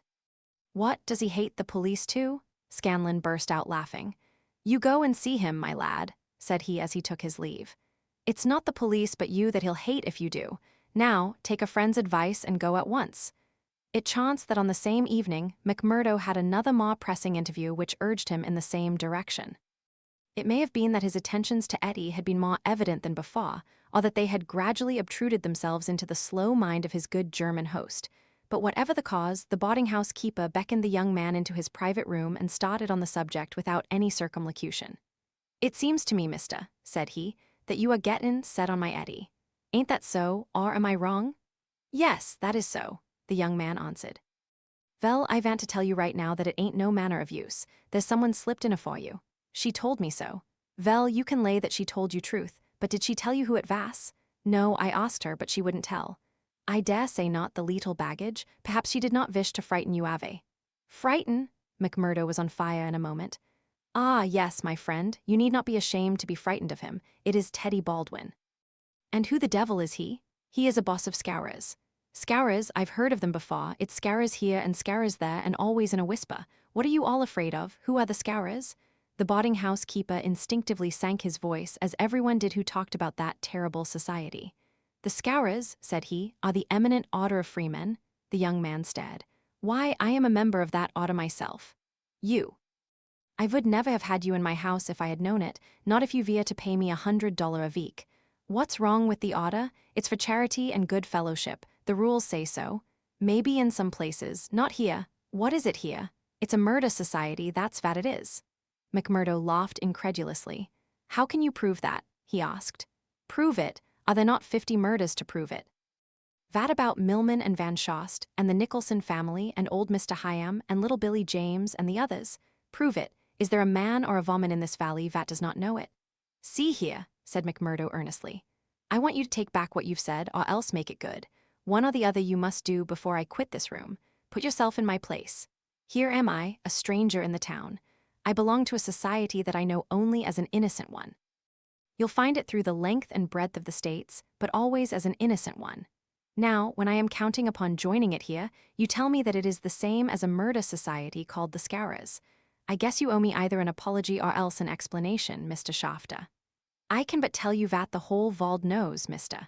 The bosses of the one are the bosses of the other. If you offend the one, it is the other vat will strike you. We have proved it too often." "That's just gossip. I want proof," said McMurdo. "If you live here long you will get your proof, but I forget that you are yourself one of them. You will soon be as bad as the rest. But you will find other lodgings, mister. I cannot have you here. Is it not bad enough that one of these people come courting my Eddie, and that I dare not turn him down, but that I should have another for my boarder? Yes, indeed, you shall not sleep here after tonight." McMurdo found himself under sentence of banishment both from his comfortable quarters and from the girl whom he loved. He found her alone in the sitting room that same evening, and he poured his troubles into her ear. "Sure, your father is after giving me notice," he said. "It's little I would care if it was just my room, but indeed, Eddie, though it's only a week that I've known you, you are the very breath of life to me, and I can't live without you." "Oh, hush, Mr. McMurdo, don't speak so," said the girl. "I have told you, have I not, that you are too late? There is another, and if I have not promised to marry him at once, at least I can promise no one else." "Suppose I had been first, Eddie, would I have had a chance?" The girl sank her face into her hands. "I wish to heaven that you had been first," she sobbed. McMurdo was down on his knees before her in an instant. "For God's sake, Eddie, let it stand at that," he cried. "Will you ruin your life and my own for the sake of this promise? Follow your heart, Akushla. Tease a safer guide than any promise before you knew what it was that you were saying." He had seized Eddie's white hand between his own strong brown ones. "Say that you will be mine, and we will face it out together. Not here? Yes, here. No, no, Jack." His arms were round her now. "It could not be here. Could you take me away?" A struggle passed for a moment over McMurdo's face, but it ended by setting like granite. "No, here," he said. "I'll hold you against the world, Eddie, right here where we are. Why should we not leave together?" "No, Eddie, I can't leave here." "But why?" "I'd never hold my head up again if I felt that I had been driven out. Besides, what is there to be afraid of? Are we not free folks in a free country? If you love me and I you, who will dare to come between? You don't know, Jack. You've been here too short a time. You don't know this Baldwin. You don't know Maginty and his Scowrers." "No, I don't know them, and I don't fear them, and I don't believe in them," said McMurdo. "I've lived among rough men, my darling, and instead of fearing them, it has always ended that they have feared me. Always, Eddie. It's mad on the face of it. If these men, as your father says, have done crime after crime in the valley, and if everyone knows them by name, how comes it that none are brought to justice? You answer me that, Eddie." because no witness dares to appear against them. He would not live a month if he did. Also because they have always their own men to swear that the accused one was far from the scene of the crime. But surely, Jack, you must have read all this. I had understood that every paper in the United States was writing about it. Well, I have read something, it is true, but I had thought it was a story. Maybe these men have some reason in what they do. Maybe they are wronged and have no other way to help themselves. Oh, Jack, don't let me hear you speak so. That is how he speaks, the other one. Baldwin, he speaks like that, does he? And that is why I loathe him so. Oh, Jack, now I can tell you the truth. I loathe him with all my heart, but I fear him also. I fear him for myself, but above all, I fear him for father. I know that some great sorrow would come upon us if I dared to say what I really felt. That is why I have put him off with half promises. It was in real truth our only hope. But if you would fly with me, Jack, we could take father with us and live forever far from the power of these wicked men. Again, there was the struggle upon McMurdo's face, and again it set like granite. No harm shall come to you, Eddie, nor to your father either. As to wicked men, I expect you may find that I am as bad as the worst of them before we are through. No, Jack, I would trust you anywhere. McMurdo laughed bitterly. Good Lord, how little you know of me. Your innocent soul, my darling, could not even guess what is passing in mine. But hullo, who's the visitor? The door had opened suddenly, and a young fellow came swaggering in with the air of one who is the master. He was a handsome, dashing young man of about the same age and build as McMurdo himself. Under his broad-brimmed black felt hat, which he had not troubled to remove, a handsome face with fierce, domineering eyes and a curved hawkbill of a nose looked savagely at the pair who sat by the stove. Eddie had jumped to her feet full of confusion and alarm. "I'm glad to see you, Mr. Baldwin," said she. "You're earlier than I had thought. Come and sit down." Baldwin stood with his hands on his hips looking at McMurdo. "Who is this?" he asked curtly. "It's a friend of mine, Mr. Baldwin, a new boarder here. Mr. McMurdo, may I introduce you to Mr. Baldwin?" The young men nodded in surly fashion to each other. "Maybe Miss Eddie has told you how it is with us," said Baldwin. "I didn't understand that there was any relation between you. Didn't you? Well, you can understand it now. You can take it from me that this young lady is mine, and you'll find it a very fine evening for a walk." "Thank you, I am in no humor for a walk." "Aren't you?" The man's savage eyes were blazing with anger. "Maybe you are in a humor for a fight, Mr. Botta." "That I am," cried McMurdo, springing to his feet. "You never said a more welcome word." "For God's sake, Jack, oh, for God's sake," cried Pa, distracted Eddie. "Oh, Jack, he will hurt you." "Oh, it's Jack, is it?" said Baldwin with an oath. "You've come to that already, have you? Oh, Ted, be reasonable, be kind. For my sake, Ted, if ever you loved me, be big-hearted and forgiving." "I think, Eddie, that if you were to leave us alone, we could get this thing settled," said McMurdo quietly. "Or maybe, Mr. Baldwin, you will take a turn down the street with me. It's a fine evening, and there's some open ground beyond the next block." "I'll get even with you without needing to dirty my hands," said his enemy. "You'll wish you had never set foot in this house before I am through with you." "No time like the present," cried McMurdo. "I'll choose my own time, mister. You can leave the time to me. See here." He suddenly rolled up his sleeve and showed upon his forearm a peculiar sign which appeared to have been branded there. It was a circle with a triangle within it. "Do you know what that means?" "I neither know nor care." "You will know, I'll promise you that. You won't be much older either. Perhaps Miss Eddie can tell you something about it. As to you, Eddie, you'll come back to me on your knees, do you hear, girl? On your knees, and then I'll tell you what your punishment may be. You've sowed, and by the Lord I'll see that you reap." He glanced at them both in fury. Then he turned upon his heel, and an instant later the outer door had banged behind him. For a few moments, McMurdo and the girl stood in silence. Then she threw her arms around him. "Oh, Jack, how brave you were, but it is no use, you must fly. Tonight, Jack, tonight, it's your only hope. He will have your life. I read it in his horrible eyes. What chance have you against a dozen of them, with Boss McGinty and all the power of the lodge behind them?" McMurdo disengaged her hands, kissed her, and gently pushed her back into a chair. "There, a cushla there. Don't be disturbed or fear for me. I'm a freeman myself. I'm off to telling your father about it. Maybe I am no better than the others, so don't make a saint of me. Perhaps you hate me too, now that I've told you as much." "Hate you, Jack? While life lasts, I could never do that. I've heard that there is no harm in being a freeman anywhere but here, so why should I think the worse of you for that? But if you are a freeman, Jack, why should you not go down and make a friend of Boss McGinty? Oh, hurry, Jack, hurry. Get your word in first, or the hounds will be on your trail." "I was thinking the same thing," said McMurdo. "I'll go right now and fix it. You can tell your father that I'll sleep here tonight and find some other quarters in the morning." The bar of McGinty's saloon was crowded as usual, for it was the favorite loafing place of all the rougher elements of the town. The man was popular, for he had a rough, jovial disposition which formed a mask, covering a great deal which lay behind it. But apart from this popularity, the fear in which he was held throughout the township, and indeed down the whole 30 miles of the valley and past the mountains on each side of it, was enough in itself to fill his bar, for none could afford to neglect his good will. Besides those secret powers which it was universally believed that he exercised in so pitiless a fashion, he was a high public official, a municipal councillor, and a commissioner of roads, elected to the office through the votes of the ruffians who in turn expected to receive favors at his hands. Assessments and taxes were enormous. The public works were notoriously neglected, the accounts were slurred over by bribed auditors, and the decent citizen was terrorized into paying public blackmail and holding his tongue lest some worse thing befall him. Thus it was that, year by year, Boss Maginty's diamond pins became more obtrusive, his gold chains more weighty across a more gorgeous vest, and his saloon stretched farther and farther, until it threatened to absorb one whole side of the market square. McMurdo pushed open the swinging door of the saloon and made his way amid the crowd of men within, through an atmosphere blurred with tobacco smoke and heavy with the smell of spirits. The place was brilliantly lighted, and the huge, heavily gilt mirrors upon every wall reflected and multiplied the garish illumination. There were several bartenders in their shirt sleeves, hard at work mixing drinks for the loungers who fringed the broad, brass-trimmed counter. At the far end, with his body resting upon the bar and a cigar stuck at an acute angle from the corner of his mouth, stood a tall, strong, heavily built man who could be none other than the famous Maginty himself. He was a black-maned giant, bearded to the cheekbones, and with a shock of raven hair which fell to his collar. His complexion was as swarthy as that of an Italian, and his eyes were of a strange dead black, which, combined with a slight squint, gave them a particularly sinister appearance. All else in the man, his noble proportions, his fine features, and his frank bearing fitted in with that jovial, man-to-man manner which he affected. Here, one would say, is a bluff, honest fellow, whose heart would be sound however rude his outspoken words might seem.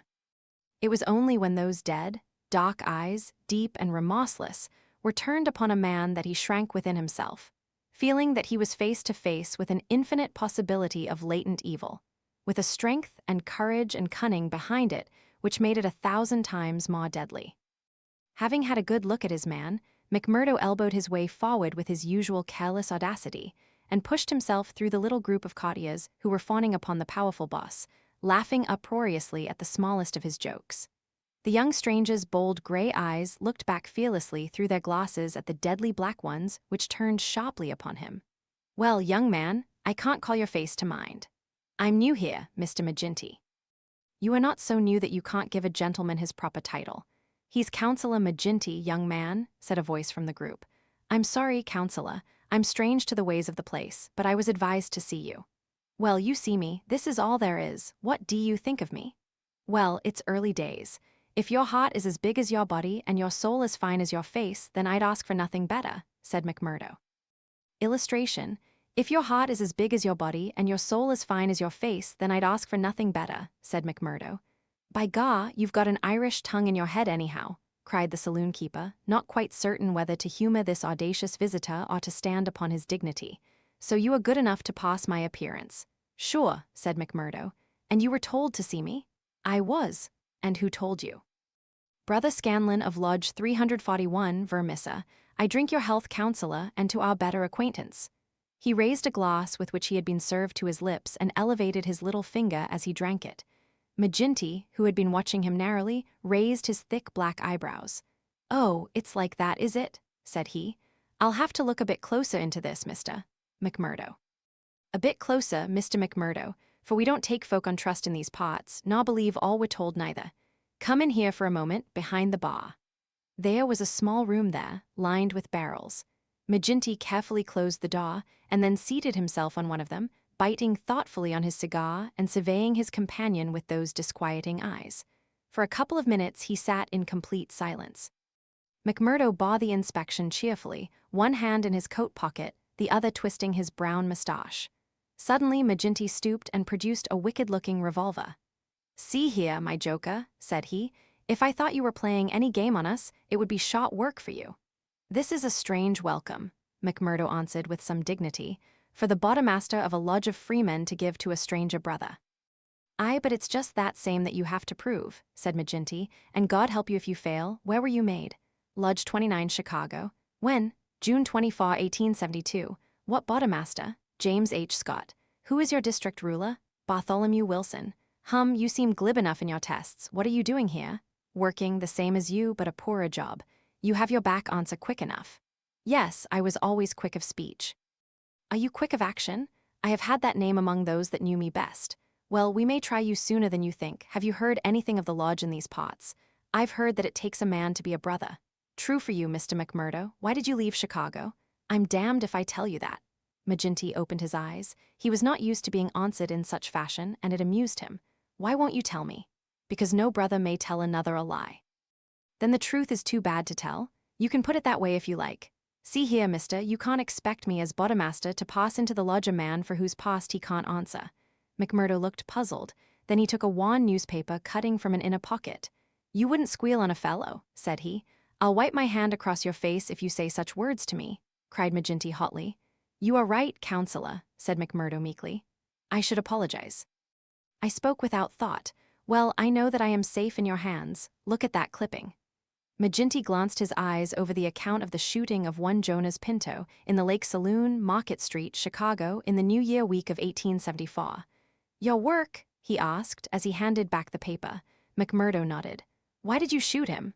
I was helping Uncle Sam to make dollars. Maybe mine were not as good gold as his, but they looked as well and were cheaper to make. This man Pinto helped me to shove the queer. To do what? Well, it means to pass the dollars out into circulation. Then he said he would split. Maybe he did split. I didn't wait to see. I just killed him and lighted out for the coal country. Why the coal country? 'Cause I'd read in the papers that they weren't too particular in those pots. Maginty laughed. You were first a coiner and then a murderer, and you came to these pots because you thought you'd be welcome. That's about the size of it, McMurdo answered. Well, I guess you'll go far. Say, can you make those dollars yet? McMurdo took half a dozen from his pocket. Those never passed the Philadelphia mint, said he. You don't say. Maginty held them to the light in his enormous hand, which was hairy as a gorilla S. I can see no difference. Gah. You'll be a mighty useful brother, I'm thinking. We can do with a bad man or two among us, friend McMurdo, for there are times when we have to take our own part. We'd soon be against the wall if we didn't shove back at those that were pushing us. Well, I guess I'll do my share of shoving with the rest of the boys. You seem to have a good nerve. You didn't squirm when I shoved this gun at you. It was not me that was in danger. Who then? It was you, counselor. McMurdo drew a cocked pistol from the side pocket of his pea-jacket. I was covering you all the time. I guess my shot would have been as quick as yours. By gah! Maginty flushed an angry red and then burst into a roar of laughter. Say, we've had no such holy terror come to hand this many a year. I reckon the lodge will learn to be proud of you. Well, what the hell do you want? And can't I speak alone with a gentleman for 5 minutes, but you must butt in on us? The bartender stood abashed. I'm sorry, counselor, but it's Ted Baldwin. He says he must see you this very minute. The message was unnecessary, for the set, cruel face of the man himself was looking over the servant's shoulder. He pushed the bartender out and closed the door on him. So, said he with a furious glance at McMurdo, you got here first, did you? I've a word to say to you, counselor, about this man. Then say it here and now before my face, cried McMurdo. I'll say it at my own time in my own way. Tut, tut, said Maginty, getting off his barrel. This will never do. We have a new brother here, Baldwin, and it's not for us to greet him in such fashion. Hold out your hand, man, and make it up. Never, cried Baldwin in a fury. I've offered to fight him if he thinks I have wronged him, said McMurdo. I'll fight him with fists, or, if that won't satisfy him, I'll fight him any other way he chooses. Now I'll leave it to you, counselor, to judge between us as a Bodymaster should. What is it, then? A young lady, she's free to choose for herself. Is she? Cried Baldwin. As between two brothers of the lodge I should say that she was, said the boss. Oh, that's your ruling, is it?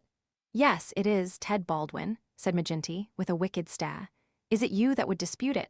You would throw over one that has stood by you this 5 years in favor of a man that you never saw before in your life.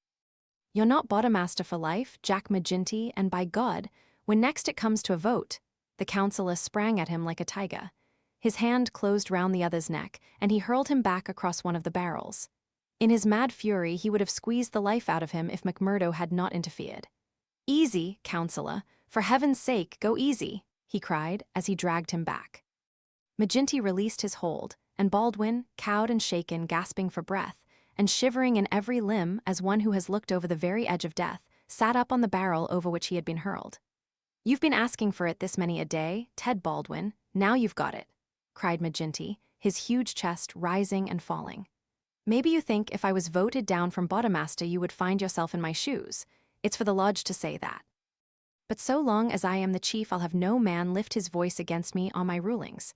"I have nothing against you," mumbled Baldwin, feeling his throat. "Well then," cried the other, relapsing in a moment into a bluff joviality, "we are all good friends again and there's an end of the matter." He took a bottle of champagne down from the shelf and twisted out the cork. "See now," he continued, as he filled 3 high glasses, "let us drink the quarreling toast of the lodge. After that, as you know, there can be no bad blood between us. Now then, the left hand on the apple of my throat. I say to you, Ted Baldwin, what is the offense, sir?" "The clouds are heavy," answered Baldwin, "but they will forever brighten. And this I swear."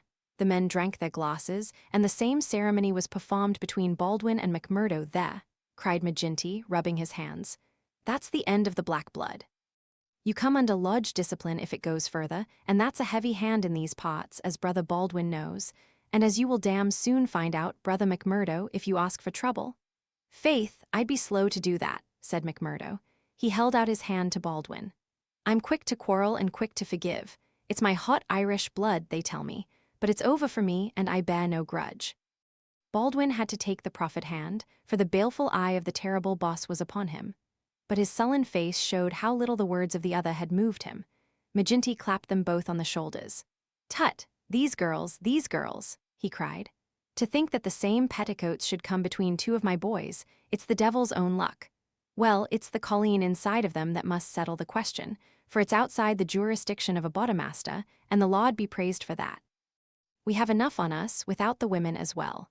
You'll have to be affiliated to Lodge 341, Brother McMurdo. We have our own ways and methods, different from Chicago. Saturday night is our meeting, and if you come then, we'll make you free forever of the Vermissa Valley." Chapter 3, Lodge 341, Vermissa. On the day following the evening which had contained so many exciting events, McMurdo moved his lodgings from old Jacob Shafter's and took up his quarters at the widow McNamara's on the extreme outskirts of the town. Scanlon, his original acquaintance aboard the train, had occasion shortly afterwards to move into Vermissa, and the two lodged together. There was no other boarder, and the hostess was an easygoing old Irishwoman who left them to themselves, so that they had a freedom for speech and action welcome to men who had secrets in common. Shafter had relented to the extent of letting McMurdo come to his meals there when he liked, so that his intercourse with Eddie was by no means broken. On the contrary, it drew closer and more intimate as the weeks went by. In his bedroom at his new abode, McMurdo felt it safe to take out the coining molds, and under many a pledge of secrecy, a number of brothers from the lodge were allowed to come in and see them, each carrying away in his pocket some examples of the false money, so cunningly struck that there was never the slightest difficulty or danger in passing it. Why, with such a wonderful art at his command, McMurdo should condescend to work at all was a perpetual mystery to his companions, though he made it clear to anyone who asked him that if he lived without any visible means, it would very quickly bring the police upon his track. One policeman was indeed after him already, but the incident, as luck would have it, did the adventurer a great deal more good than harm.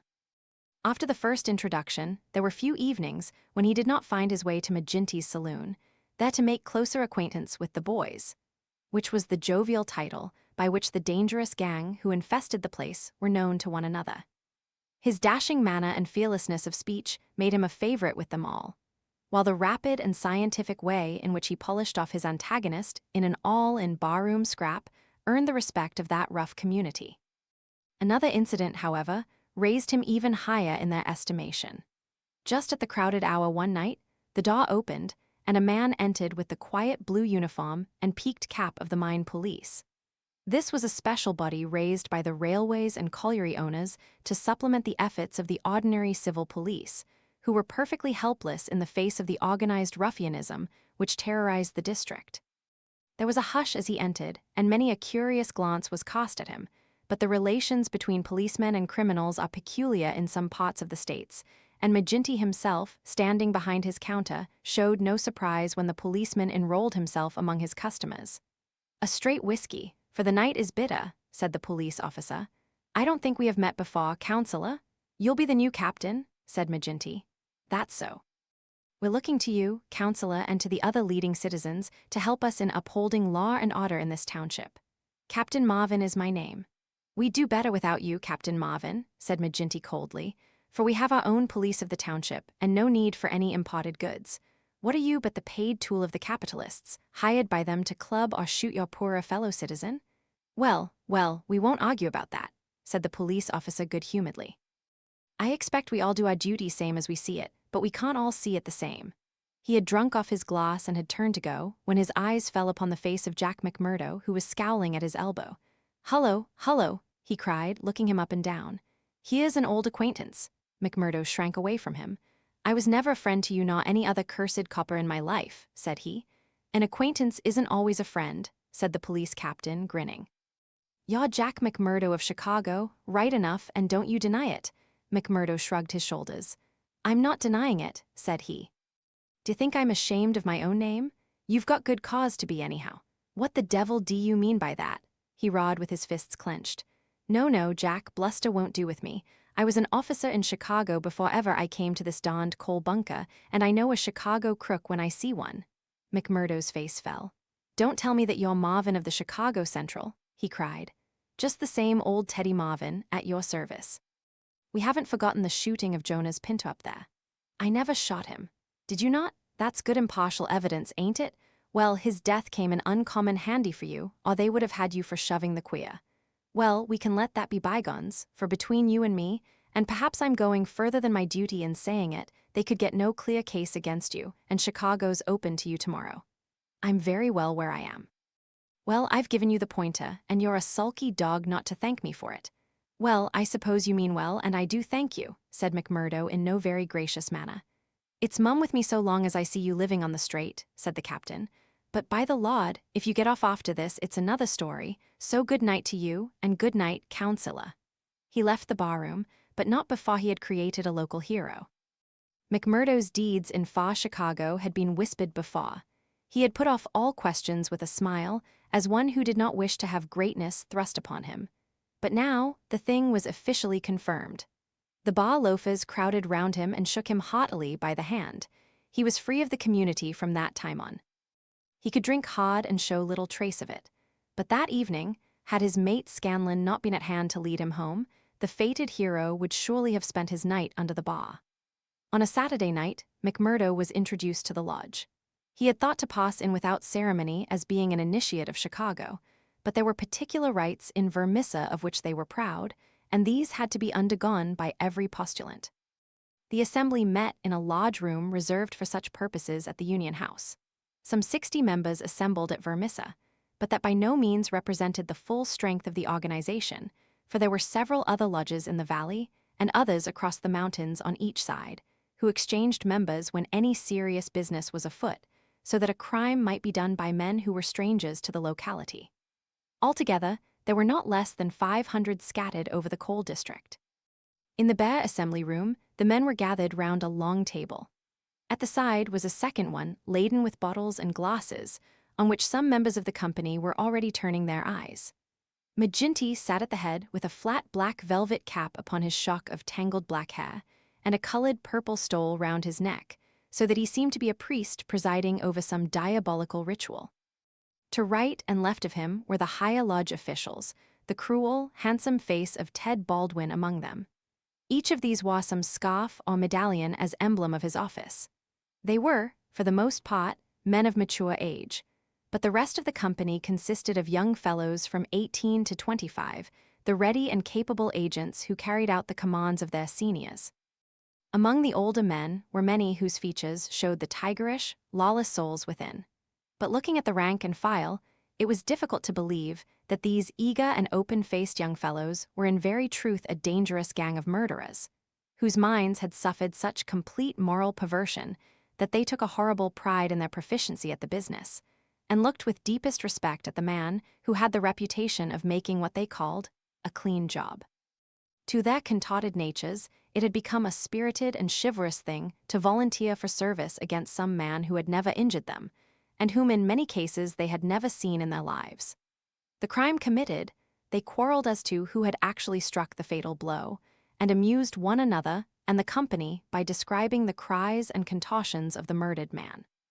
At first they had shown some secrecy in their arrangements, but at the time which this narrative describes, their proceedings were extraordinarily open, for the repeated failure of the law had proved to them that, on the one hand, no one would dare to witness against them, and on the other, they had an unlimited number of staunch witnesses upon whom they could call, and a well-filled treasure chest from which they could draw the funds to engage the best legal talent in the state. In 10 long years of outrage, there had been no single conviction, and the only danger that ever threatened the Scowrers lay in the victim himself, who, however outnumbered and taken by surprise, might and occasionally did leave his mark upon his assailants. McMurdo had been warned that some ordeal lay before him, but no one would tell him in what it consisted. He was led now into an outer room by 2 solemn brothers. Through the plank partition he could hear the murmur of many voices from the assembly within. Once or twice he caught the sound of his own name, and he knew that they were discussing his candidacy. Then there entered an inner guard with a green and gold sash across his chest. "The Bodemaster orders that he shall be trussed, blinded, and entered," said he. The 3 of them removed his coat, turned up the sleeve of his right arm, and finally passed a rope round above the elbows and made it fast. They next placed a thick black cap right over his head and the upper part of his face so that he could see nothing. He was then led into the assembly hall. It was pitch dark and very oppressive under his hood. He heard the rustle and murmur of the people round him, and then the voice of McGinty sounded dull and distant through the covering of his ears. "John McMurdo," said the voice, "are you already a member of the ancient Order of Freemen?" He bowed in assent. "Is your lodge number 29 Chicago?" He bowed again. "Dark nights are unpleasant," said the voice. "Yes, for strangers to travel," he answered. "The clouds are heavy." "Yes, a storm is approaching." "Are the brethren satisfied?" asked the Bodemaster. There was a general murmur of assent. "We know, brother, by your sign and by your countersign that you are indeed one of us," said McGinty. "We would have you know, however, that in this county and in other counties of these parts we have certain rights, and also certain duties of our own which call for good men. Are you ready to be tested?" "I am." "Are you of stout heart?" "I am." "Take a stride forward to prove it." As the words were said, he felt 2 hard points in front of his eyes, pressing upon them so that it appeared as if he could not move forward without a danger of losing them. Nonetheless, he nerved himself to step resolutely out, and as he did so the pressure melted away. There was a low murmur of applause. "He is of stout heart," said the voice. "Can you bear pain?" "As well as another," he answered. "Test him." It was all he could do to keep himself from screaming out, for an agonizing pain shot through his forearm. He nearly fainted at the sudden shock of it, but he bit his lip and clenched his hands to hide his agony. Illustration, it was all he could do to keep himself from screaming out. "I can take more than that," said he. This time there was loud applause. A finer first appearance had never been made in the lodge. Hands clapped him on the back, and the hood was plucked from his head. He stood blinking and smiling amid the congratulations of the brothers. "One last word, Brother McMurdo," said McGinty. "You have already sworn the oath of secrecy and fidelity, and you are aware that the punishment for any breach of it is instant and inevitable death." "I am," said McMurdo. "And you accept the rule of the Bodemaster for the time being under all circumstances?" "I do." "Then in the name of Lodge 341, Vermissa, I welcome you to its privileges and debates. You will put the liquor on the table, Brother Scanlon, and we will drink to our worthy brother." McMurdo's coat had been brought to him, but before putting it on he examined his right arm, which still smarted heavily. There on the flesh of the forearm was a circle with a triangle within it, deep and red, as the branding iron had left it. One or 2 of his neighbors pulled up their sleeves and showed their own lodge marks. "We've all had it," said one, "but not all as brave as you over it." "Tut, it was nothing," said he, "but it burned and ached all the same."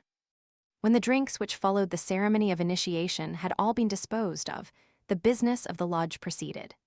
McMurdo, accustomed only to the prosaic performances of Chicago, listened with open ears and more surprise than he ventured to show to what followed. "The first business on the agenda paper," said McGinty, "is to read the following letter from Division Master Windle of Merton County Lodge 249. He says, 'Dear Sir, there is a job to be done on Andrew Ray of Ray and Sturmash, coal owners near this place. You will remember that your lodge owes us a return, having had the service of 2 brethren in the matter of the patrolmen last fall. You will send 2 good men. They will be taken charge of by Treasurer Higgins of this lodge, whose address you know. He will show them when to act and where. Yours in freedom, JWWNDLE DMAOF. Windle has never refused us when we have had occasion to ask for the loan of a man or two, and it is not for us to refuse him. McGinty paused and looked round the room with his dull, malevolent eyes. Who will volunteer for the job? Several young fellows held up their hands. The Bodymaster looked at them with an approving smile. You'll do, Tiger Cormac. If you handle it as well as you did the last, you won't be wrong. And you, Wilson? I've no pistol, said the volunteer, a mere boy in his teens. It's your first, is it not? Well, you have to be blooded sometime. It will be a great start for you. As to the pistol, you'll find it waiting for you, or I'm mistaken. If you report yourselves on Monday, it will be time enough. You'll get a great welcome when you return. Any reward this time? Asked Cormac, a thick-set, dark-faced, brutal-looking young man whose ferocity had earned him the nickname of Tiger. Never mind the reward. You just do it for the honor of the thing. Maybe when it is done, there will be a few odd dollars at the bottom of the box. What has the man done? Asked young Wilson. Sure, it's not for the likes of you to ask what the man has done. He has been judged over there. That's no business of ours. All we have to do is to carry it out for them, same as they would for us. Speaking of that, 2 brothers from the Merton Lodge are coming over to us next week to do some business in this quarter. Who are they? Asked someone. Faith, it is wiser not to ask. If you know nothing, you can testify nothing, and no trouble can come of it. But they are men who will make a clean job when they are about it. And time, too, cried Ted Baldwin. Folk are gettin' out of hand in these parts. It was only last week that 3 of our men were turned off by Foreman Blaker. It's been owing him a long time, and he'll get it full and proper. Get what? McMurdo whispered to his neighbor.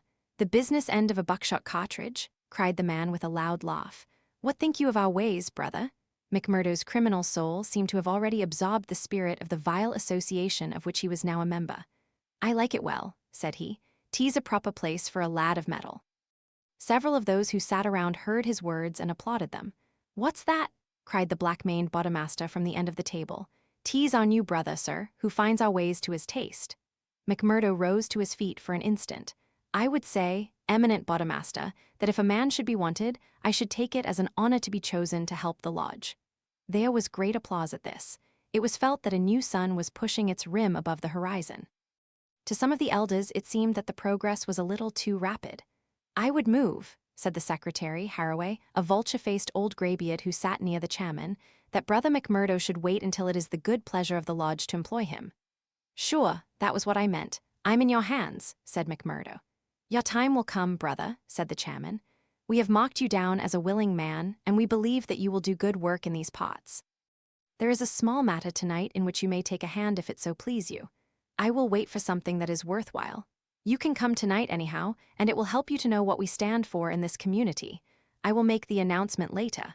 Meanwhile, he glanced at his agenda paper, I have 1 or 2 more points to bring before the meeting. First of all, I will ask the treasurer as to our bank balance. There is the pension to Jim Conaway's widow. He was struck down doing the work of the lodge, and it is for us to see that she is not the loser. Jim was shot last month when they tried to kill Chester Wilcox of Molly Creek, McMurdo's neighbor informed him. The funds are good at the moment, said the treasurer, with the bank book in front of him. The firms have been generous of late. Max Linder & Co. paid $500 to be left alone. Walker Brothers sent in $100, but I took it on myself to return it and ask for $5. If I do not hear by Wednesday, their winding gear may get out of order. We had to burn their breaker last year before they became reasonable. Then the West Section Coaling Company has paid its annual contribution. We have enough on hand to meet any obligations. What about Archie Swindon? Asked a brother. He has sold out and left the district. The old devil left a note for us to say that he had rather be a free crossing sweeper in New York than a lodge mine owner under the power of a ring of blackmailers. By God, it was as well that he made a break for it before the note reached us. I guess he won't show his face in this valley again. An elderly, clean-shaved man with a kindly face and a good brow rose from the end of the table which faced the chairman. Mr. Treasurer, he asked, may I ask who has bought the property of this man that we have driven out of the district? Yes, Brother Morris. It has been bought by the State and Merton County Railroad Company. And who bought the mines of Todman and of Lee that came into the market in the same way last year? The same company, Brother Morris. And who bought the ironworks of Manson and of Schumann and of Van D. Her and of Atwood, which have all been given up of late? They were all bought by the West Gilmerton General Mining Company. I don't see, Brother Morris, said the chairman, that it matters to us who buys them, since they can't carry them out of the district. With all respect to you, eminent Bodemaster, I think it may matter very much to us. This process has been going on now for 10 long years. We are gradually driving all the small men out of trade. What is the result? We find in their places great companies like the Railroad or the General Iron, who have their directors in New York or Philadelphia and care nothing for our threats. We can take it out of their local bosses, but it only means that others will be sent in their stead, and we are making it dangerous for ourselves. The small men could not harm us. They had not the money nor the power. So long as we did not squeeze them too dry, they would stay on under our power. But if these big companies find that we stand between them and their profits, they will spare no pains and no expense to hunt us down and bring us to court. There was a hush at these ominous words, and every face darkened as gloomy looks were exchanged. So omnipotent and unchallenged had they been that the very thought that there was possible retribution in the background had been banished from their minds. And yet the idea struck a chill to the most reckless of them. It is my advice, the speaker continued, that we go easier upon the small men. On the day that they have all been driven out, the power of this society will have been broken. Unwelcome truths are not popular. There were angry cries as the speaker resumed his seat. Maginty rose with gloom upon his brow. Brother Morris, said he, you were always a croaker. So long as the members of this lodge stand together, there is no power in the United States that can touch them. Sure, have we not tried it often enough in the law courts? I expect the big companies will find it easier to pay than to fight, same as the little companies do. And now, brethren, Maginty took off his black velvet cap and his stole as he spoke, this lodge has finished its business for the evening, save for one small matter which may be mentioned when we are parting. The time has now come for fraternal refreshment and for harmony. Strange indeed is human nature. Here were these men, to whom murder was familiar, who again and again had struck down the father of the family, some man against whom they had no personal feeling, without one thought of compunction or of compassion for his weeping wife or helpless children, and yet the tender or pathetic in music could move them to tears. McMurdo had a fine tenor voice, and if he had failed to gain the goodwill of the lodge before, it could no longer have been withheld after he had thrilled them with I'm Sitting on the Stile, Mary, and On the Banks of Allan Water. In his very first night, the new recruit had made himself one of the most popular of the brethren, marked already for advancement and high office. There were other qualities needed, however, besides those of good fellowship, to make a worthy freeman, and of these he was given an example before the evening was over.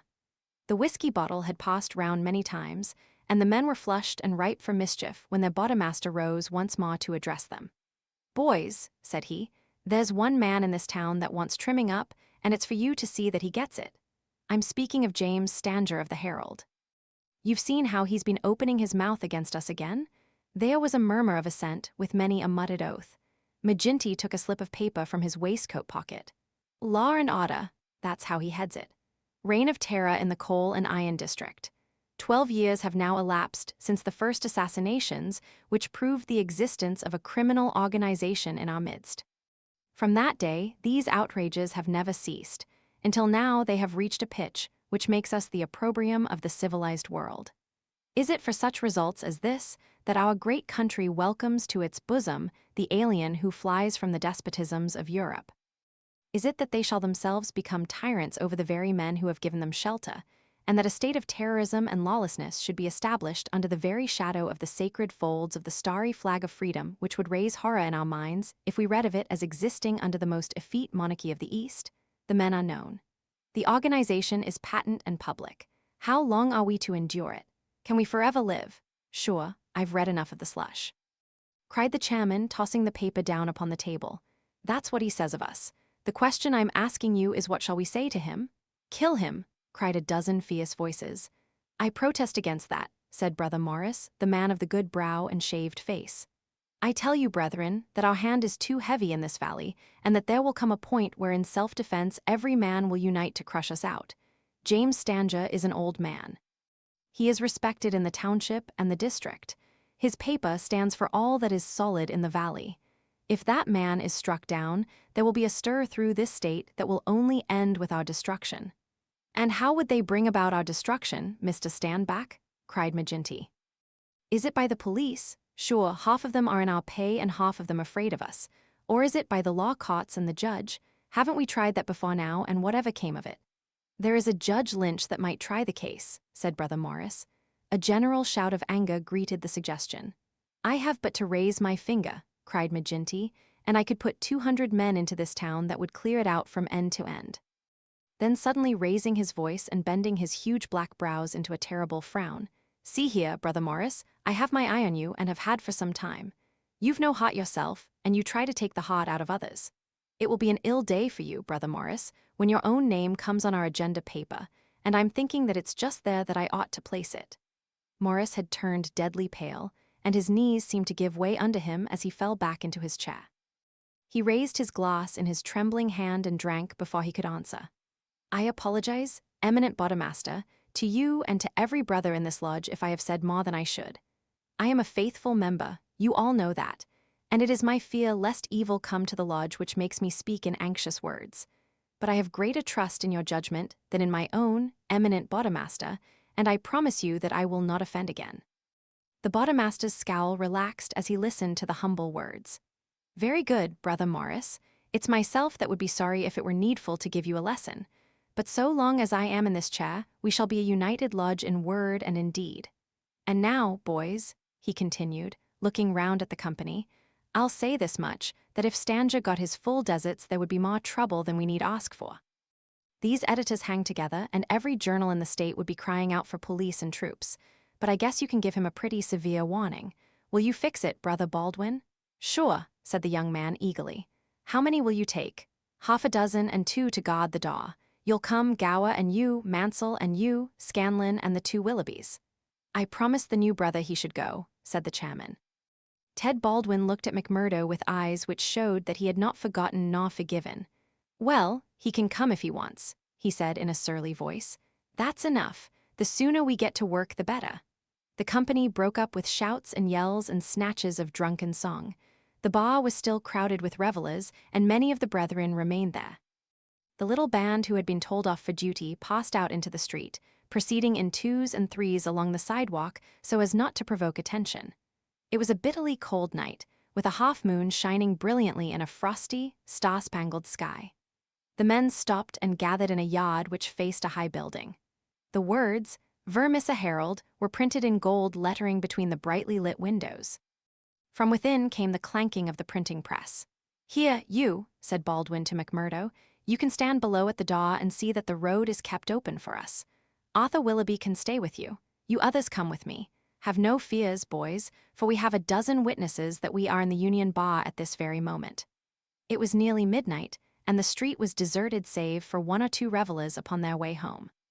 The party crossed the road, and pushing open the door of the newspaper office, Baldwin and his men rushed in and up the stair which faced them. McMurdo and another remained below. From the room above came a shout, a cry for help, and then the sound of trampling feet and of falling chairs. An instant later, a gray-haired man rushed out on the landing. He was seized before he could get farther, and his spectacles came tinkling down to McMurdo's feet. There was a thud and a groan. He was on his face, and half a dozen sticks were clattering together as they fell upon him. He writhed, and his long, thin limbs quivered under the blows. The others ceased at last, but Baldwin, his cruel face set in an infernal smile, was hacking at the man's head, which he vainly endeavored to defend with his arms. His white hair was dabbled with patches of blood. Baldwin was still stooping over his victim, putting in a short, vicious blow whenever he could see a part exposed, when McMurdo dashed up the stair and pushed him back. "You'll kill the man," said he. "Drop it." Baldwin looked at him in amazement. "Curse you," he cried. "Who are you to interfere, you that are new to the lodge? Stand back." He raised his stick, but McMurdo had whipped his pistol out of his pocket. "Stand back yourself," he cried. "I'll blow your face in if you lay a hand on me. As to the lodge, wasn't it the order of the Bodymaster that the man was not to be killed, and what are you doing but killing him?" "It's truth he says," remarked one of the men. "By gar, you'd best hurry yourselves," cried the man below. "The windows are all lighting up, and you'll have the whole town here inside of 5 minutes." There was indeed the sound of shouting in the street, and a little group of compositors and pressmen was forming in the hall below and nerving itself to action. Leaving the limp and motionless body of the editor at the head of the stair, the criminals rushed down and made their way swiftly along the street. Having reached the Union House, some of them mixed with the crowd in McGinty's saloon, whispering across the bar to the boss that the job had been well carried through. Others, and among them McMurdo, broke away into side streets, and so by devious paths to their own homes. Chapter 4 The Valley of Fear. When McMurdo awoke next morning, he had good reason to remember his initiation into the lodge. His head ached with the effect of the drink, and his arm, where he had been branded, was hot and swollen. Having his own peculiar source of income, he was irregular in his attendance at his work, so he had a late breakfast and remained at home for the morning writing a long letter to a friend. Afterwards, he read the Daily Herald. In a special column put in at the last moment, he read, "Outrage at the Herald office, editor seriously injured." It was a short account of the facts with which he was himself more familiar than the writer could have been. It ended with the statement, "The matter is now in the hands of the police, but it can hardly be hoped that their exertions will be attended by any better results than in the past. Some of the men were recognized, and there is hope that a conviction may be obtained." The source of the outrage was, it need hardly be said, that infamous society which has held this community in bondage for so long a period, and against which the Herald has taken so uncompromising a stand. Mr. Stanger's many friends will rejoice to hear that, though he has been cruelly and brutally beaten, and though he has sustained severe injuries about the head, there is no immediate danger to his life. Below it stated that a guard of police, armed with Winchester rifles, had been requisitioned for the defense of the office. McMurdo had laid down the paper and was lighting his pipe with a hand which was shaky from the excesses of the previous evening, when there was a knock outside, and his landlady brought to him a note which had just been handed in by a lad. It was unsigned, and ran thus, "I should wish to speak to you, but would rather not do so in your house. You will find me beside the flagstaff upon Miller Hill. If you will come there now, I have something which it is important for you to hear and for me to say." McMurdo read the note twice with the utmost surprise, for he could not imagine what it meant or who was the author of it. Had it been in a feminine hand, he might have imagined that it was the beginning of one of those adventures which had been familiar enough in his past life. But it was the writing of a man, and of a well-educated one too. Finally, after some hesitation, he determined to see the matter through. Miller Hill is an ill-kept public park in the very center of the town. In summer, it is a favorite resort of the people, but in winter it is desolate enough. From the top of it one has a view not only of the whole straggling, grimy town, but of the winding valley beneath, with its scattered mines and factories blackening the snow on each side of it, and of the wooded and white-capped ranges flanking it. McMurdo strolled up the winding path hedged in with evergreens until he reached the deserted restaurant which forms the center of summer gaiety. Beside it was a bare flagstaff, and underneath it a man, his hat drawn down and the collar of his overcoat turned up.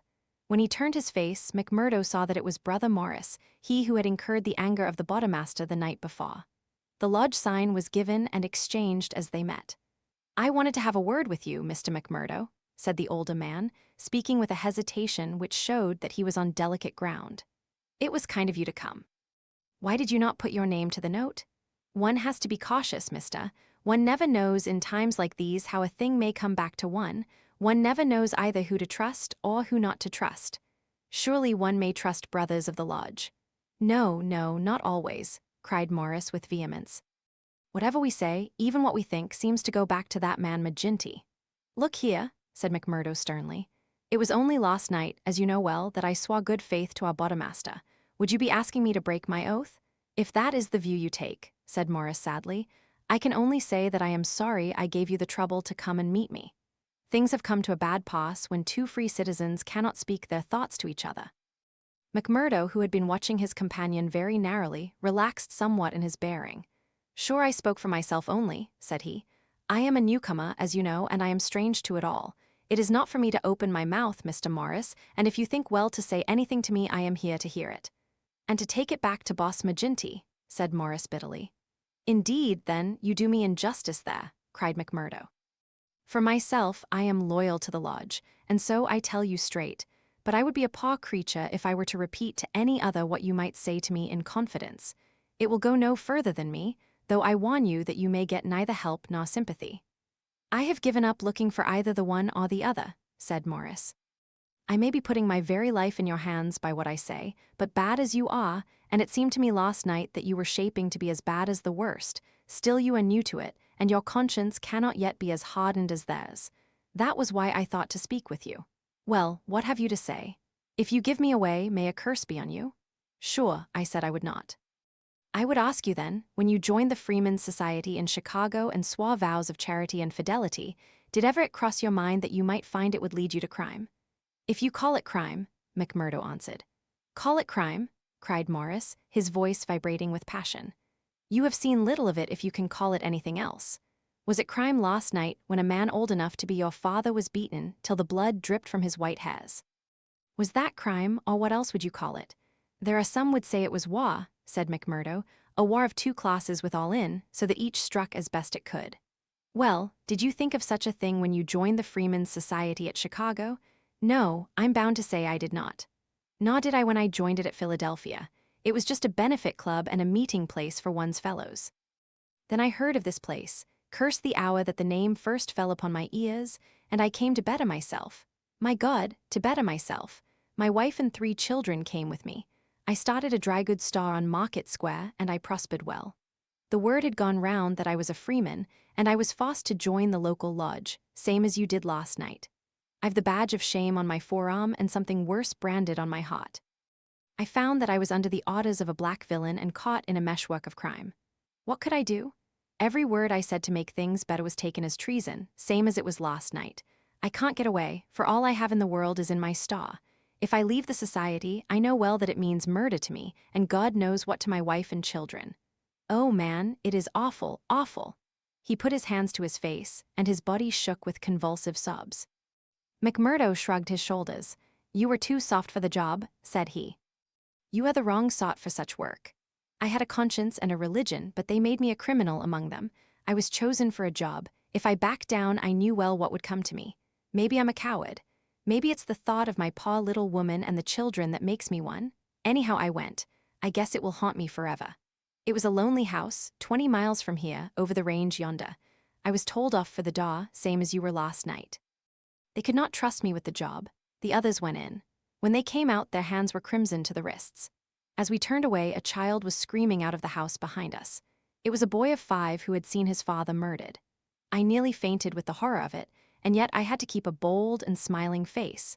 For well I knew that if I did not, it would be out of my house, that they would come next with their bloody hands, and it would be my little Fred that would be screaming for his father. But I was a criminal then, pot sharer in a murder, lost forever in this world and lost also in the next. I am a good Catholic, but the priest would have no word with me when he heard I was a Scowrer, and I am excommunicated from my faith. That's how it stands with me, and I see you going down the same road, and I ask you what the end is to be. Are you ready to be a cold-blooded murderer also, or can we do anything to stop it? What would you do?" asked McMurdo abruptly. "You would not inform?" "God forbid," cried Morris. "Sure, the very thought would cost me my life." "That's well," said McMurdo. "I'm thinking that you are a weak man and that you make too much of the matter." "Too much. Wait till you have lived here longer. Look down the valley, see the cloud of 100 chimneys that overshadows it. I tell you that the cloud of murder hangs thicker and lower than that over the heads of the people. It is the valley of fear, the valley of death. The terror is in the hearts of the people from the dusk to the dawn.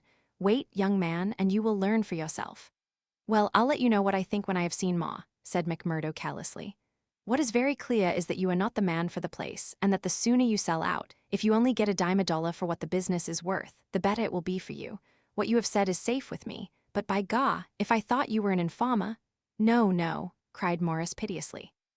"Well, let it rest at that. I'll bear what you have said in mind, and maybe some day I'll come back to it. I expect you meant kindly by speaking to me like this. Now I'll be getting home." "One word before you go," said Morris. "We may have been seen together. They may want to know what we have spoken about." "Ah, that's well thought of. I offer you a clerkship in my store, and I refuse it. That's our business." "Well, so long, Brother Morris, and may you find things go better with you in the future." That same afternoon, as McMurdo sat smoking, lost in thought beside the stove of his sitting room, the door swung open and its framework was filled with the huge figure of Boss McGinty. He passed the sign, and then seating himself opposite to the young man, he looked at him steadily for some time, a look which was as steadily returned. "I'm not much of a visitor, Brother McMurdo," he said at last. "I guess I am too busy over the folk that visit me, but I thought I'd stretch a point and drop down to see you in your own house." "I'm proud to see you here, counselor," McMurdo answered heartily, bringing his whiskey bottle out of the cupboard. "It's an honor that I had not expected." "How's the arm?" asked the boss. McMurdo made a wry face. "Well, I'm not forgetting it," he said, "but it's worth it." "Yes, it's worth it," the other answered, "to those that are loyal and go through with it and are a help to the lodge. What were you speaking to Brother Morris about on Miller Hill this morning?" The question came so suddenly that it was well that he had his answer prepared. He burst into a hearty laugh.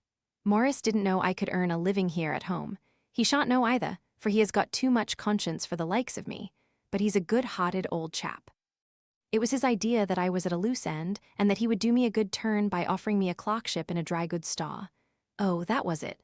"Yes, that was it. And you refused it. Sure, couldn't I earn 10 times as much in my own bedroom with 4 hours' work?" "That's so, but I wouldn't get about too much with Morris." "Why not?" "Well, I guess because I tell you not. That's enough for most folk in these parts." "It may be enough for most folk, but it ain't enough for me, counselor," said McMurdo boldly. "If you are a judge of men, you'll know that." The swarthy giant glared at him, and his hairy paw closed for an instant round the glass as though he would hurl it at the head of his companion. Then he laughed in his loud, boisterous, insincere fashion. "You're a queer card, for sure," said he. "Well, if you want reasons, I'll give them. Did Morris say nothing to you against the lodge?" "No, nor against me." "No? Well, that's because he daren't trust you. But in his heart he is not a loyal brother. We know that well, so we watch him and we wait for the time to admonish him. I'm thinking that the time is drawing near. There's no room for scabby sheep in our pen, but if you keep company with a disloyal man, we might think that you were disloyal too, see?" "There's no chance of my keeping company with him, for I dislike the man," McMurdo answered. "As to being disloyal, if it was any man but you he would not use the word to me twice." "Well, that's enough," said Maginty, draining off his glass. "I came down to give you a word in season, and you've had it." "I'd like to know," said McMurdo, "how you ever came to learn that I had spoken with Morris at all." Maginty laughed. "It's my business to know what goes on in this township," said he. "I guess you'd best reckon on my hearing all that passes." "Well, time up, and I'll just say—" But his leave-a-taking was cut short in a very unexpected fashion.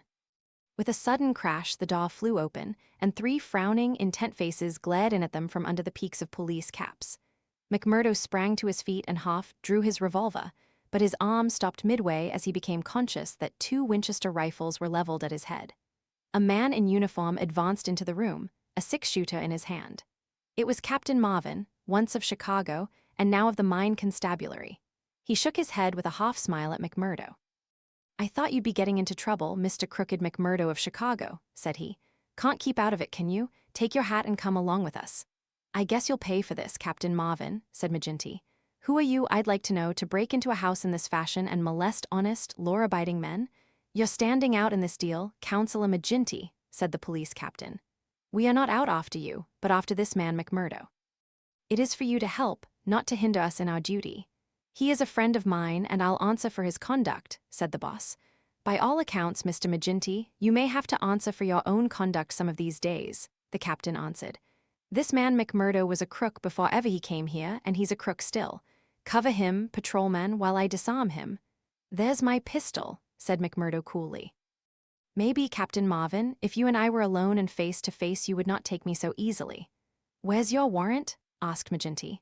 "By gar, a man might as well live in Russia as in Vermissa while folk like you are running the police. It's a capitalist outrage, and you'll hear more of it, I reckon. You do what you think is your duty the best way you can, counselor. We'll look after ours." "What am I accused of?" asked McMurdo. "Of being concerned in the beating of old Editor Stanger at the Herald office. It wasn't your fault that it isn't a murder charge."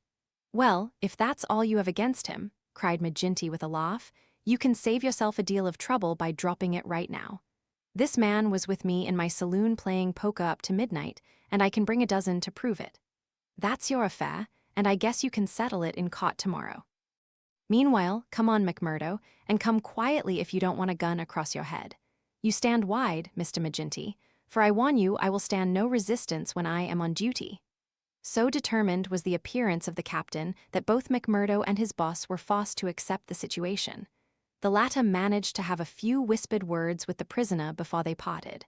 "What about?" He jerked his thumb upward to signify the coining plant. "All right," whispered McMurdo, who had devised a safe hiding place under the floor. "I'll bid you goodbye," said the boss, shaking hands. "I'll see Riley the lawyer and take the defense upon myself. Take my word for it that they won't be able to hold you. I wouldn't bet on that. Guard the prisoner, you two, and shoot him if he tries any games. I'll search the house before I leave." He did so, but apparently found no trace of the concealed plant. When he had descended, he and his men escorted McMurdo to headquarters. Darkness had fallen, and a keen blizzard was blowing so that the streets were nearly deserted, but a few loiterers followed the group, and emboldened by invisibility shouted imprecations at the prisoner. "Lynch the cursed Scowrer," they cried. "Lynch him." They laughed and jeered as he was pushed into the police station. After a short, formal examination from the inspector in charge, he was put into the common cell. Here he found Baldwin and 3 other criminals of the night before, all arrested that afternoon and waiting their trial next morning. But even within this inner fortress of the law, the long arm of the freemen was able to extend. Late at night there came a jailer with a straw bundle for their bedding, out of which he extracted 2 bottles of whiskey, some glasses, and a pack of cards. They spent a hilarious night, without an anxious thought as to the ordeal of the morning. Nor had they cause, as the result was to show. The magistrate could not possibly, on the evidence, have held them for a higher court. On the one hand, the compositors and pressmen were forced to admit that the light was uncertain, that they were themselves much perturbed, and that it was difficult for them to swear to the identity of the assailants, although they believed that the accused were among them. Cross-examined by the clever attorney who had been engaged by Maginty, they were even more nebulous in their evidence. The injured man had already deposed that he was so taken by surprise by the suddenness of the attack that he could state nothing beyond the fact that the first man who struck him wore a moustache. He added that he knew them to be Scowrers, since no one else in the community could possibly have any enmity to him, and he had long been threatened on account of his outspoken editorials. On the other hand, it was clearly shown by the united and unfaltering evidence of 6 citizens, including that high municipal official, Councillor Maginty, that the men had been at a card party at the Union House until an hour very much later than the commission of the outrage. Needless to say that they were discharged with something very near to an apology from the bench for the inconvenience to which they had been put, together with an implied censure of Captain Marvin and the police for their officious zeal. The verdict was greeted with loud applause by a court in which McMurdo saw many familiar faces. Brothers of the lodge smiled and waved, but there were others who sat with compressed lips and brooding eyes as the men filed out of the dock. One of them, a little, dark-bearded, resolute fellow, put the thoughts of himself and comrades into words as the ex-prisoners passed him. "You damned murderers," he said. "We'll fix you yet." Chapter 5. The darkest hour, if anything had been needed to give an impetus to Jack McMurdo's popularity among his fellows, it would have been his arrest and acquittal. That a man, on the very night of joining the lodge, should have done something which brought him before the magistrate was a new record in the annals of the society. Already he had earned the reputation of a good boon companion, a cheery reveller, and withal a man of high temper, who would not take an insult even from the all-powerful boss himself. But in addition to this, he impressed his comrades with the idea that among them all there was not one whose brain was so ready to devise a bloodthirsty scheme, or whose hand would be more capable of carrying it out. "He'll be the boy for the clean job," said the oldsters to one another, and waited their time until they could set him to his work. Maginty had instruments enough already, but he recognized that this was a supremely able one. He felt like a man holding a fierce bloodhound in leash. There were curs to do the smaller work, but some day he would slip this creature upon its prey. A few members of the lodge, Ted Baldwin among them, resented the rapid rise of the stranger and hated him for it, but they kept clear of him, for he was as ready to fight as to laugh. But if he gained favor with his fellows, there was another quarter, one which had become even more vital to him, in which he lost it. Eddie Shafter's father would have nothing more to do with him, nor would he allow him to enter the house. Eddie herself was too deeply in love to give him up altogether, and yet her own good sense warned her of what would come from a marriage with a man who was regarded as a criminal. One morning, after a sleepless night, she determined to see him, possibly for the last time, and make one strong endeavor to draw him from those evil influences which were sucking him down. She went to his house, as he had often begged her to do, and made her way into the room which he used as his sitting room. He was seated at a table, with his back turned and a letter in front of him. A sudden spirit of girlish mischief came over her. She was still only 19. He had not heard her when she pushed open the door. Now she tiptoed forward and laid her hand lightly upon his bended shoulders. If she had expected to startle him, she certainly succeeded, but only in turn to be startled herself. With a tiger spring he turned on her, and his right hand was feeling for her throat. At the same instant with the other hand, he crumpled up the paper that lay before him. For an instant he stood glaring. Then astonishment and joy took the place of the ferocity which had convulsed his features, a ferocity which had sent her shrinking back in horror as from something which had never before intruded into her gentle life. "It's you," said he, mopping his brow. "And to think that you should come to me, heart of my heart, and I should find nothing better to do than to want to strangle you. Come then, darling," and he held out his arms, "let me make it up to you." But she had not recovered from that sudden glimpse of guilty fear which she had read in the man's face. All her woman's instinct told her that it was not the mere fright of a man who is startled. Guilt, that was it, guilt and fear. "What's come over you, Jack?" she cried. "Why were you so scared of me? Oh, Jack, if your conscience was at ease, you would not have looked at me like that." "Sure, I was thinking of other things, and when you came tripping so lightly on those fairy feet of yours—" No, it was more than that, Jack." Then a sudden suspicion seized her. "Let me see that letter you were writing." "Ah, Eddie, I couldn't do that." Her suspicions became certainties. "It's to another woman," she cried. "I know it. Why else should you hold it from me? Was it to your wife that you were writing?" "How am I to know that you are not a married man, you, a stranger that nobody knows?" "I am not married, Eddie. See now, I swear it. You're the only one woman on earth to me. By the cross of Christ, I swear it." He was so white with passionate earnestness that she could not but believe him. "Well then," she cried, "why will you not show me the letter?" "I'll tell you, Acushla," said he. "I'm under oath not to show it, and just as I wouldn't break my word to you, so I would keep it to those who hold my promise. It's the business of the lodge, and even to you it's secret. And if I was scared when a hand fell on me, can't you understand it when it might have been the hand of a detective?" She felt that he was telling the truth. He gathered her into his arms and kissed away her fears and doubts. "Sit here by me, then. It's a queer throne for such a queen, but it's the best your pa lover can find. He'll do better for you some of these days, I'm thinking. Now your mind is easy once again, is it not?" "How can it ever be at ease, Jack, when I know that you are a criminal among criminals, when I never know the day that I may hear you are in caught for murder? McMurdo the Scowrer, that's what one of our boarders called you yesterday. It went through my heart like a knife. Sure, hard words break no bones." But they were true. "Well, dear, it's not so bad as you think. We are but poor men that are trying in our own way to get our rights." Eddie threw her arms round her lover's neck. "Give it up, Jack. For my sake, for God's sake, give it up. It was to ask you that I came here today. Oh, Jack, see, I beg it of you on my bended knees. Kneeling here before you, I implore you to give it up." Illustration: "Oh, Jack, I implore you to give it up." He raised her and soothed her with her head against his breast. "Sure, my darling, you don't know what it is you are asking. How could I give it up when it would be to break my oath and to desert my comrades? If you could see how things stand with me, you could never ask it of me. Besides, if I wanted to, how could I do it? You don't suppose that the lodge would let a man go free with all its secrets?" "I've thought of that, Jack. I've planned it all. Father has saved some money. He is weary of this place where the fear of these people darkens our lives. He is ready to go. We would fly together to Philadelphia or New York, where we would be safe from them." McMurdo laughed. "The lodge has a long arm. Do you think it could not stretch from here to Philadelphia or New York?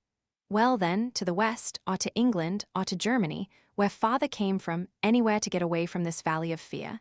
McMurdo thought of old Brother Morris. "Sure, it is the second time I have heard the valley so named," said he. "The shadow does indeed seem to lie heavy on some of you. It darkens every moment of our lives. Do you suppose that Ted Baldwin has ever forgiven us? If it were not that he fears you, what do you suppose our chances would be? If you saw the look in those dark, hungry eyes of his when they fall on me. By God, I'd teach him better manners if I caught him at it. But see here, little girl, I can't leave here. I can't. Take that from me once and for all. But if you will leave me to find my own way, I will try to prepare a way of getting honorably out of it. There is no honor in such a matter. Well, it's just how you look at it. But if you'll give me 6 months, I'll work it so that I can leave without being ashamed to look others in the face." The girl laughed with joy. 6 months, she cried. "Is it a promise?" Well, it may be 7 or 8, but within a year at the furthest we will leave the valley behind us. It was the most that Eddie could obtain, and yet it was something. There was this distant light to illuminate the gloom of the immediate future. She returned to her father's house more light-hearted than she had ever been since Jack McMurdo had come into her life. It might be thought that as a member, all the doings of the society would be told to him, but he was soon to discover that the organization was wider and more complex than the simple lodge. Even Boss McGinty was ignorant as to many things, for there was an official named the county delegate, living at Hobson's Patch farther down the line, who had power over several different lodges which he wielded in a sudden and arbitrary way. Only once did McMurdo see him, a sly, little gray-haired rat of a man, with a slinking gait and a sidelong glance which was charged with malice. Evans Pott was his name, and even the great boss of Vermissa felt towards him something of the repulsion and fear which the huge Danton may have felt for the puny but dangerous Robespierre. One day Scanlon, who was McMurdo's fellow boarder, received a note from McGinty enclosing one from Evans Pott, which informed him that he was sending over 2 good men, Lawler and Andrews, who had instructions to act in the neighborhood, though it was best for the cause that no particulars as to their objects should be given. Would the boardermaster see to it that suitable arrangements be made for their lodgings and comfort until the time for action should arrive? McGinty added that it was impossible for anyone to remain secret at the Union House, and that therefore he would be obliged if McMurdo and Scanlon would put the strangers up for a few days in their boarding house. The same evening the 2 men arrived, each carrying his gripsack. Lawler was an elderly man, shrewd, silent, and self-contained, clad in an old black frock coat, which with his soft felt hat and ragged, grizzled beard gave him a general resemblance to an itinerant preacher. His companion Andrews was little more than a boy, frank-faced and cheerful, with the breezy manner of one who is out for a holiday and means to enjoy every minute of it. Both men were total abstainers, and behaved in all ways as exemplary members of the society, with the one simple exception that they were assassins who had often proved themselves to be most capable instruments for this association of murder. Lawler had already carried out 14 commissions of the kind, and Andrews 3. They were, as McMurdo found, quite ready to converse about their deeds in the past, which they recounted with the half-bashful pride of men who had done good and unselfish service for the community. They were reticent, however, as to the immediate job in hand. "They chose us because neither I nor the boy here drink," Lawler explained. "They can count on us saying no more than we should. You must not take it amiss, but it is the orders of the county delegate that we obey." "Sure, we are all in it together," said Scanlon, McMurdo's mate, as the 4 sat together at supper. "That's true enough, and we'll talk till the cows come home of the killing of Charlie Williams or of Simon Bird or any other job in the past. But till the work is done, we say nothing." "There are half a dozen about here that I have a word to say to," said McMurdo with an oath. "I suppose it is Jack Knox of Ironhill that you are after. I'd go some way to see him get his deserts." "No, it's not him yet." "Or Herman Strauss?" "No, nor him either." "Well, if you won't tell us, we can't make you, but I'd be glad to know." Lawless smiled and shook his head. He was not to be drawn. In spite of the reticence of their guests, Scanlon and McMurdo were quite determined to be present at what they called the fun. When, therefore, at an early hour one morning, McMurdo heard them creeping down the stairs, he awakened Scanlon, and the 2 hurried on their clothes. When they were dressed, they found that the others had stolen out, leaving the door open behind them. It was not yet dawn, and by the light of the lamps they could see the 2 men some distance down the street. They followed them warily, treading noiselessly in the deep snow. The boarding house was near the edge of the town, and soon they were at the crossroads which is beyond its boundary. Here 3 men were waiting, with whom Lawler and Andrews held a short, eager conversation. Then they all moved on together. It was clearly some notable job which needed numbers. At this point, there are several trails which lead to various mines. The strangers took that which led to the Crow Hill, a huge business which was in strong hands which had been able, thanks to their energetic and fearless New England manager, Josiah H. Dunn, to keep some order and discipline during the long reign of terror. Day was breaking now, and a line of workmen were slowly making their way, singly and in groups, along the blackened path. McMurdo and Scanlon strolled on with the others, keeping in sight of the men whom they followed. A thick mist lay over them, and from the heart of it there came the sudden scream of a steam whistle. It was the 10-minute signal before the cages descended and the day's labor began. When they reached the open space round the mine shaft, there were 100 miners waiting, stamping their feet and blowing on their fingers, for it was bitterly cold. The strangers stood in a little group under the shadow of the engine house. Scanlon and McMurdo climbed a heap of slag from which the whole scene lay before them. They saw the mine engineer, a great bearded Scotchman named Menzies, come out of the engine house and blow his whistle for the cages to be lowered. At the same instant, a tall, loose-framed young man with a clean-shaved, earnest face advanced eagerly towards the pit head. As he came forward, his eyes fell upon the group, silent and motionless, under the engine house. The men had drawn down their hats and turned up their collars to screen their faces. For a moment the presentiment of death laid its cold hand upon the manager's heart. At the next he had shaken it off and saw only his duty towards intrusive strangers. "Who are you?" he asked as he advanced. "What are you loitering there for?" There was no answer, but the lad Andrews stepped forward and shot him in the stomach. The 100 waiting miners stood as motionless and helpless as if they were paralyzed.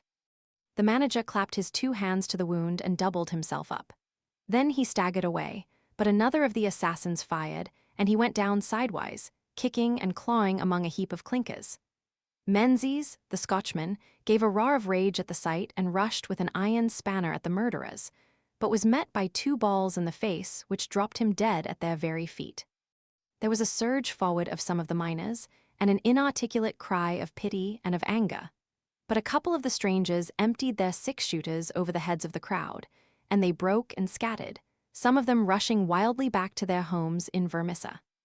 When a few of the bravest had rallied, and there was a return to the mine, the murderous gang had vanished in the mists of morning, without a single witness being able to swear to the identity of these men who, in front of 100 spectators, had wrought this double crime. Scanlon and McMurdo made their way back. Scanlon somewhat subdued, for it was the first murder job that he had seen with his own eyes, and it appeared less funny than he had been led to believe. The horrible screams of the dead manager's wife pursued them as they hurried to the town. McMurdo was absorbed and silent, but he showed no sympathy for the weakening of his companion. "Sure, it is like a war," he repeated. "What is it but a war between us and them, and we hit back where we best can." There was high revel in the lodge room at the Union House that night, not only over the killing of the manager and engineer of the Crow Hill mine, which would bring this organization into line with the other blackmailed and terror-stricken companies of the district, but also over a distant triumph which had been wrought by the hands of the lodge itself. It would appear that when the county delegate had sent over 5 good men to strike a blow in Vermissa, he had demanded that in return 3 Vermissa men should be secretly selected and sent across to kill William Hales of Stake Royal, one of the best-known and most popular mine owners in the Gilmerton district, a man who was believed not to have an enemy in the world, for he was in all ways a model employer. He had insisted, however, upon efficiency in the work, and had therefore paid off certain drunken and idle employees who were members of the all-powerful society. Coffin notices hung outside his door had not weakened his resolution, and so in a free, civilized country he found himself condemned to death. The execution had now been duly carried out. Ted Baldwin, who sprawled now in the seat of honor beside the Bodymaster, had been chief of the party. His flushed face and glazed, bloodshot eyes told of sleeplessness and drink. He and his 2 comrades had spent the night before among the mountains. They were unkempt and weather-stained, but no heroes, returning from a forlorn hope, could have had a warmer welcome from their comrades. The story was told and retold amid cries of delight and shouts of laughter. They had waited for their man as he drove home at nightfall, taking their station at the top of a steep hill, where his horse must be at a walk. He was so furred to keep out the cold that he could not lay his hand on his pistol. They had pulled him out and shot him again and again. He had screamed for mercy. The screams were repeated for the amusement of the lodge. "Let's hear again how he squealed," they cried. None of them knew the man, but there is eternal drama in a killing, and they had shown the Scowrers of Gilmerton that the Vermissa men were to be relied upon. There had been one contretemps, for a man and his wife had driven up while they were still emptying their revolvers into the silent body. It had been suggested that they should shoot them both, but they were harmless folk who were not connected with the mines, so they were sternly bidden to drive on and keep silent, lest a worse thing befall them. And so the blood-mottled figure had been left as a warning to all such hard-hearted employers, and the three noble avengers had hurried off into the mountains, where unbroken nature comes down to the very edge of the furnaces and the slag heaps. Here they were, safe and sound, their work well done, and the plaudits of their companions in their ears. It had been a great day for the Scowrers. The shadow had fallen even darker over the valley.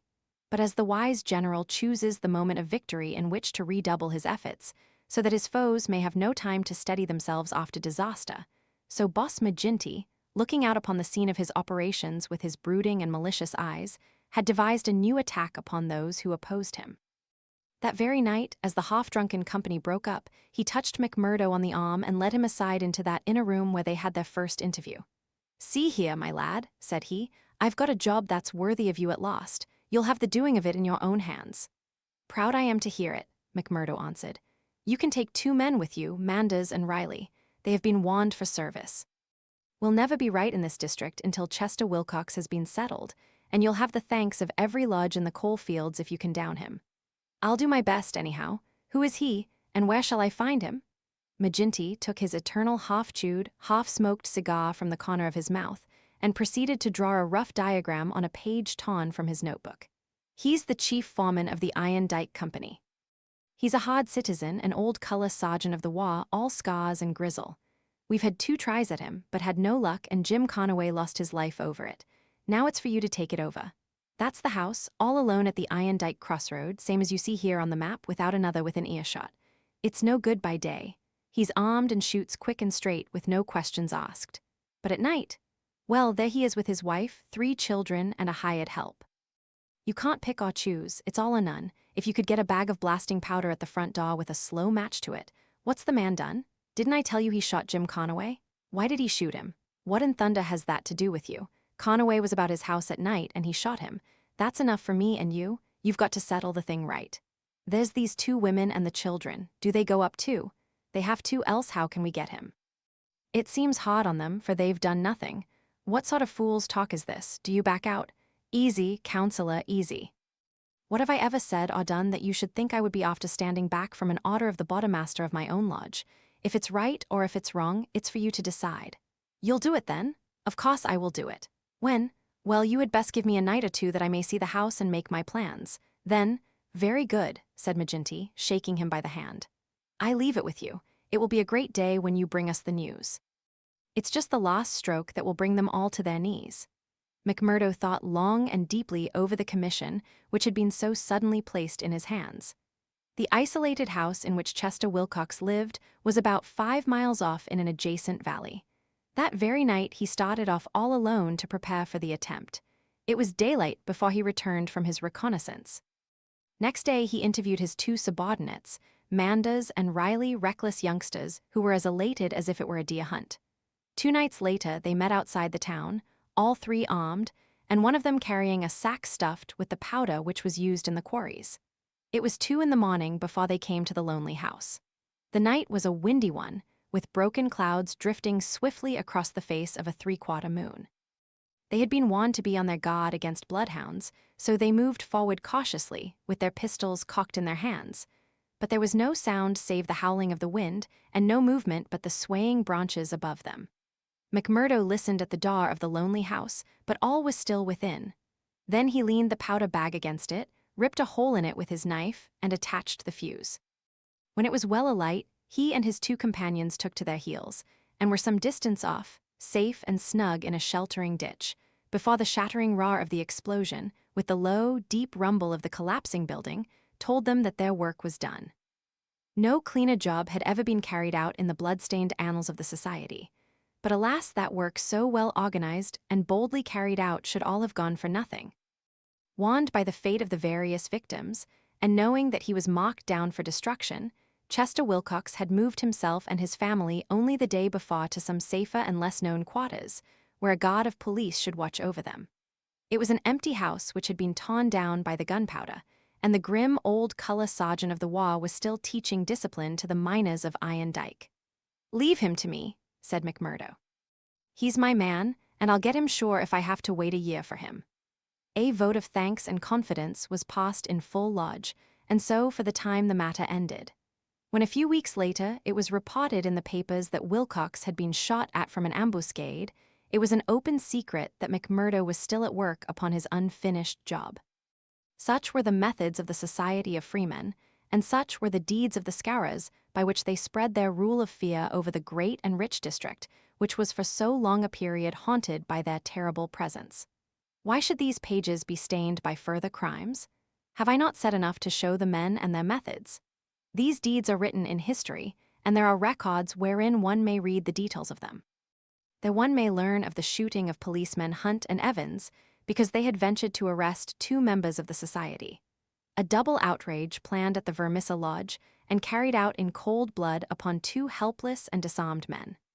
There also one may read of the shooting of Mrs. Lobby when she was nursing her husband, who had been beaten almost to death by orders of Boss Maginty. The killing of the elder Jenkins, shortly followed by that of his brother, the mutilation of James Murdoch, the blowing up of the Staffhouse family, and the murder of the Stendals all followed hard upon one another in the same terrible winter. Darkly the shadow lay upon the Valley of Fear. The spring had come with running brooks and blossoming trees. There was hope for all nature bound so long in an iron grip, but nowhere was there any hope for the men and women who lived under the yoke of the terror. Never had the cloud above them been so dark and hopeless as in the early summer of the year 1875. Chapter 6, Danger. It was the height of the reign of terror. McMurdo, who had already been appointed in a deacon, with every prospect of some day succeeding Maginty as Bodymaster, was now so necessary to the counsels of his comrades that nothing was done without his help and advice.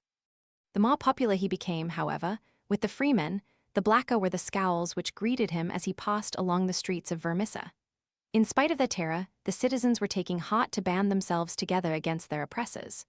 Rumors had reached the lodge of secret gatherings in the Herald office and of distribution of firearms among the law-abiding people, but Maginty and his men were undisturbed by such reports. They were numerous, resolute, and well-armed. Their opponents were scattered and powerless.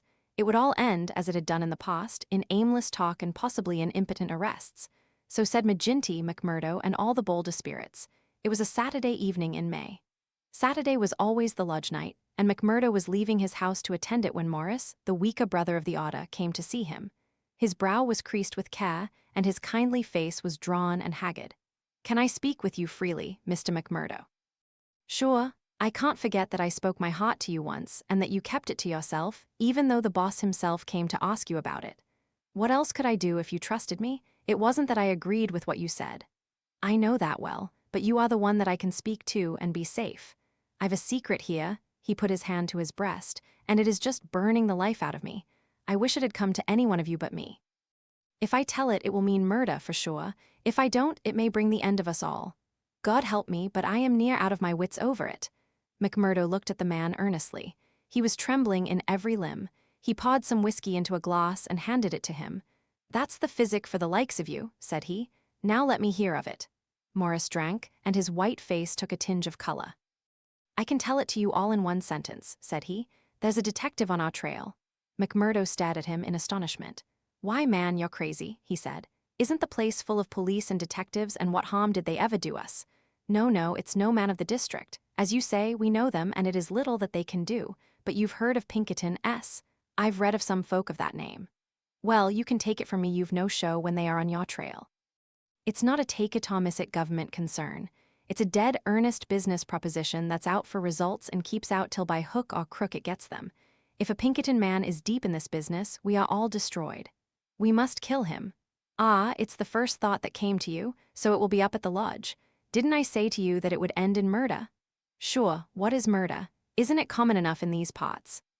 It is, indeed, but it's not for me to point out the man that is to be murdered. I'd never rest easy again.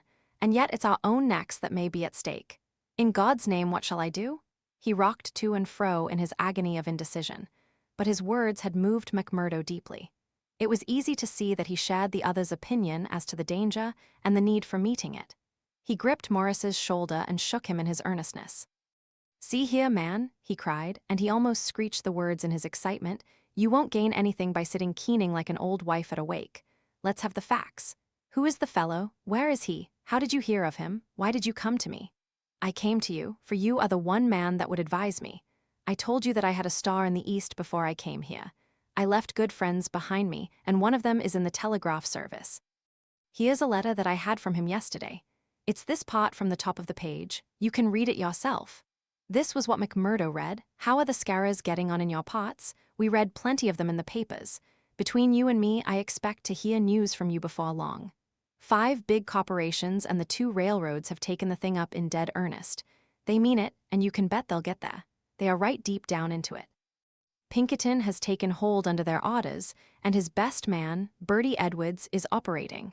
The thing has got to be stopped right now. I'll read the postscript. Of course, what I give you is what I learned in business, so it goes no further. It's a queer cipher that you handle by the yard every day and can get no meaning from. McMurdo sat in silence for some time with the letter in his listless hands. The mist had lifted for a moment, and there was the abyss before him. Does anyone else know of this? He asked. I have told no one else.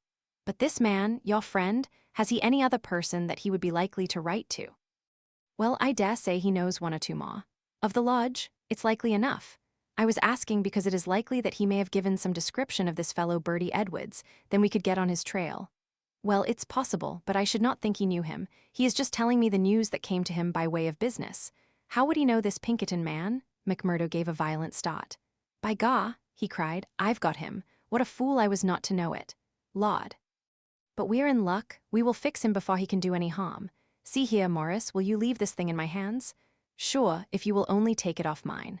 I'll do that. You can stand right back and let me run it. Even your name need not be mentioned. I'll take it all on myself as if it were to me that this letter has come. Will that content you? It's just what I would ask. Then leave it at that and keep your head shut. Now I'll get down to the lodge and we'll soon make old man Pinkerton sorry for himself. You wouldn't kill this man. The less you know, friend Morris, the easier your conscience will be and the better you will sleep. Ask no questions and let these things settle themselves. I have hold of it now. Morris shook his head sadly as he left. I feel that his blood is on my hands, he groaned. Self-protection is no murder anyhow, said McMurdo, smiling grimly. It's him or us. I guess this man would destroy us all if we left him long in the valley. Why, Brother Morris, we'll have to elect you Bottamaster yet, for you've surely saved the lodge. And yet it was clear from his actions that he thought more seriously of this new intrusion than his words would show. It may have been his guilty conscience, it may have been the reputation of the Pinkerton organization, it may have been the knowledge that great, rich corporations had set themselves the task of clearing out the Scowrers. But whatever his reason, his actions were those of a man who is preparing for the worst. Every paper which would incriminate him was destroyed before he left the house. After that, he gave a long sigh of satisfaction, for it seemed to him that he was safe. And yet the danger must still have pressed somewhat upon him, for on his way to the lodge he stopped at Old Man Shafter S. The house was forbidden him, but when he tapped at the window Etty came out to him. The dancing Irish deviltry had gone from her lover's eyes. She read his danger in his earnest face. Something has happened, she cried. Oh, Jack, you are in danger. Sure, it is not very bad, my sweetheart, and yet it may be wise that we make a move before it is worse. Make a move. I promised you once that I would go some day. I think the time is coming. I had news tonight, bad news, and I see trouble coming. The police? Well, a Pinkerton, but sure, you wouldn't know what that is, a cushla, nor what it may mean to the likes of me. I'm too deep in this thing, and I may have to get out of it quick. You said you would come with me if I went. Oh, Jack, it would be the saving of you? I'm an honest man in some things, Etty. I wouldn't hurt a hair of your bonny head for all that the world can give, nor ever pull you down 1 inch from the golden throne above the clouds where I always see you. Would you trust me? She put her hand in his without a word. Well then, listen to what I say, and do as I order you, for indeed it's the only way for us. Things are going to happen in this valley. I feel it in my bones. There may be many of us that will have to look out for ourselves. I'm one, Etty. If I go by day or night, it's you that must come with me. I'd come after you, Jack. No, you shall come with me. If this valley is closed to me and I can never come back, how can I leave you behind, and me perhaps in hiding from the police with never a chance of a message? It's with me you must come. I know a good woman in the place I come from, and it's there I'd leave you till we can get married. Will you come? Yes, Jack, I will come. God bless you for your trust in me. It's a fiend out of hell that I should be if I abused it. Now mock you, Etty, it will be just a word to you, and when it reaches you, you will drop everything and come right down to the waiting room at the depot and stay there till I come for you. Day or night, I'll come at the word, Jack. Somewhat eased in mind, now that his own preparations for escape had been begun, McMurdo went on to the lodge. It had already assembled, and only by complicated signs and countersigns could he pass through the outer guard and inner guard who close styled it. A buzz of pleasure and welcome greeted him as he entered. The long room was crowded, and through the haze of tobacco smoke he saw the tangled black mane of the Bodemaster, the cruel, unfriendly features of Baldwin, the vulture face of Haraway, the secretary, and a dozen more who were among the leaders of the lodge. He rejoiced that they should all be there to take counsel over his news. "Indeed, it's glad we are to see you, brother," cried the chairman. "There's business here that wants a Solomon in judgment to set it right." "It's Lander and Egan," explained his neighbor as he took his seat. "They both claim the head money given by the lodge for the shooting of old man Crab over at Stylestown, and who's to say which fired the bullet?" McMurdo rose in his place and raised his hand. The expression of his face froze the attention of the audience. There was a dead hush of expectation. "Eminent Bodemaster," he said in a solemn voice, "I claim urgency." "Brother McMurdo claims urgency," said Maginty. "It's a claim that by the rules of this lodge takes precedence. Now, brother, we attend you." McMurdo took the letter from his pocket. "Eminent Bodemaster and brethren," he said, "I am the bearer of ill news this day, but it is better that it should be known and discussed than that a blow should fall upon us without warning which would destroy us all. I have information that the most powerful and richest organizations in this state have bound themselves together for our destruction, and that at this very moment there is a Pinkerton detective, one Birdy Edwards, at work in the valley collecting the evidence which may put a rope round the necks of many of us and send every man in this room into a felon's cell. That is the situation for the discussion of which I have made a claim of urgency." There was a dead silence in the room. It was broken by the chairman. "What is your evidence for this, Brother McMurdo?" he asked. "It is in this letter which has come into my hands," said McMurdo. He read the passage aloud. "It is a matter of honor with me that I can give no further particulars about the letter, nor put it into your hands, but I assure you that there is nothing else in it which can affect the interests of the lodge. I put the case before you as it has reached me." "Let me say, Mr. Chairman," said one of the older brethren, "that I have heard of Birdy Edwards and that he has the name of being the best man in the Pinkerton service." "Does anyone know him by sight?" asked Maginty. "Yes," said McMurdo, "I do." There was a murmur of astonishment through the hall. "I believe we hold him in the hollow of our hands," he continued with an exulting smile upon his face. "If we act quickly and wisely, we can cut this thing short. If I have your confidence and your help, it is little that we have to fear." "What have we to fear, anyhow? What can he know of our affairs?" "You might say so if all were as staunch as you, counselor. But this man has all the millions of the capitalists at his back.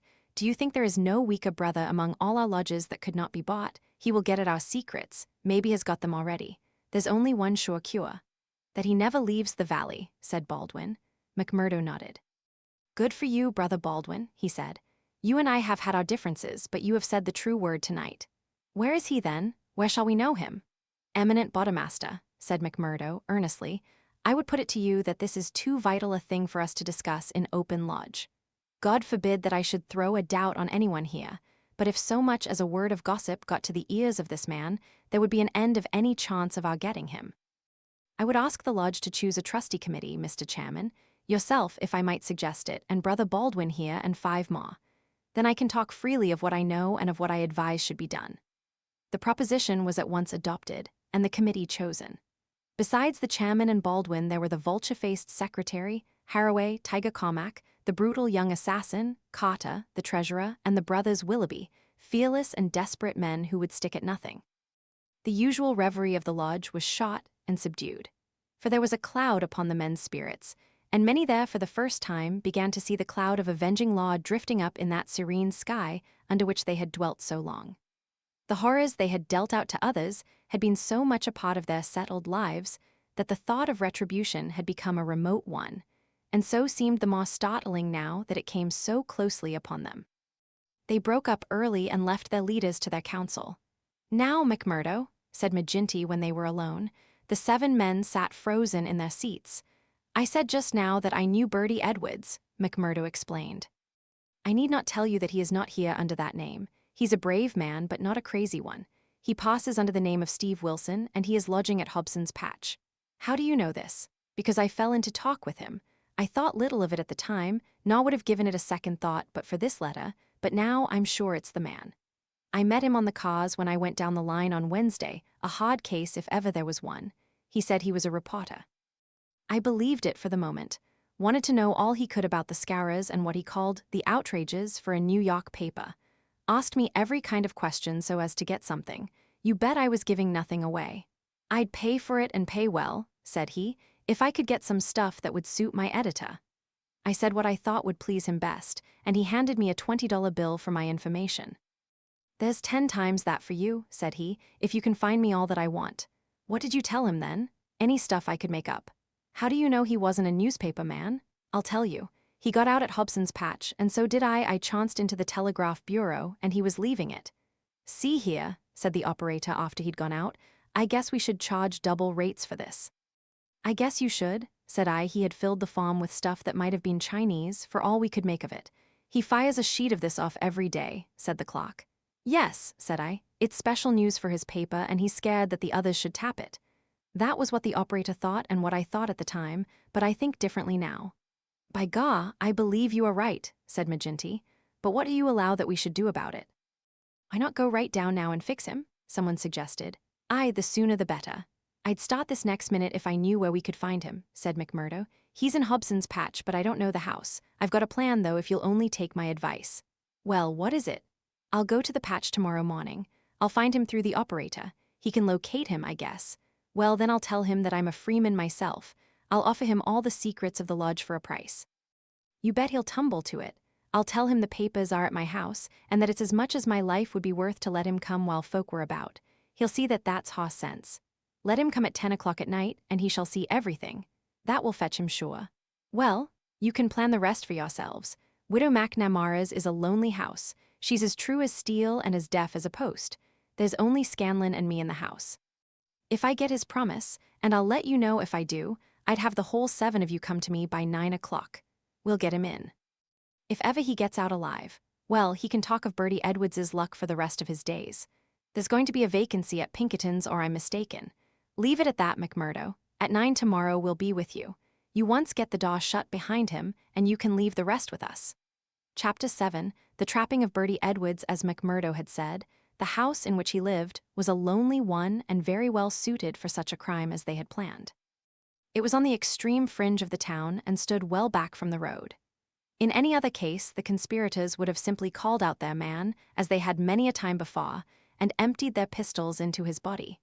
But in this instance, it was very necessary to find out how much he knew, how he knew it, and what had been passed on to his employers. It was possible that they were already too late and that the work had been done. If that was indeed so, they could at least have their revenge upon the man who had done it. But they were hopeful that nothing of great importance had yet come to the detective's knowledge, as otherwise, they argued, he would not have troubled to write down and forward such trivial information as McMurdo claimed to have given him. However, all this they would learn from his own lips. Once in their power, they would find a way to make him speak. It was not the first time that they had handled an unwilling witness. McMurdo went to Hobson's Patch as agreed.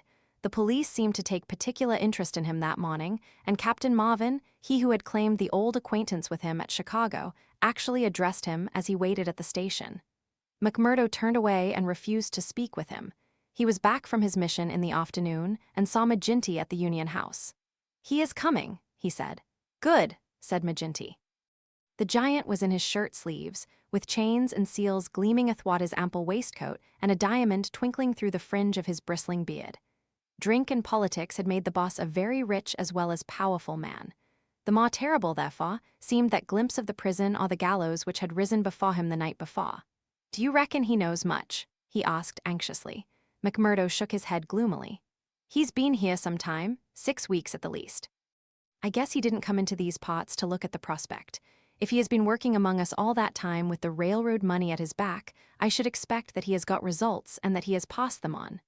"There's not a weak man in the lodge," cried Maginty. "True as steel, every man of them. And yet, by the Lord, there is that skunk Morris. What about him? If any man gives us away, it would be he. I've a mind to send a couple of the boys round before evening to give him a beating up and see what they can get from him." "Well, there would be no harm in that," McMurdo answered.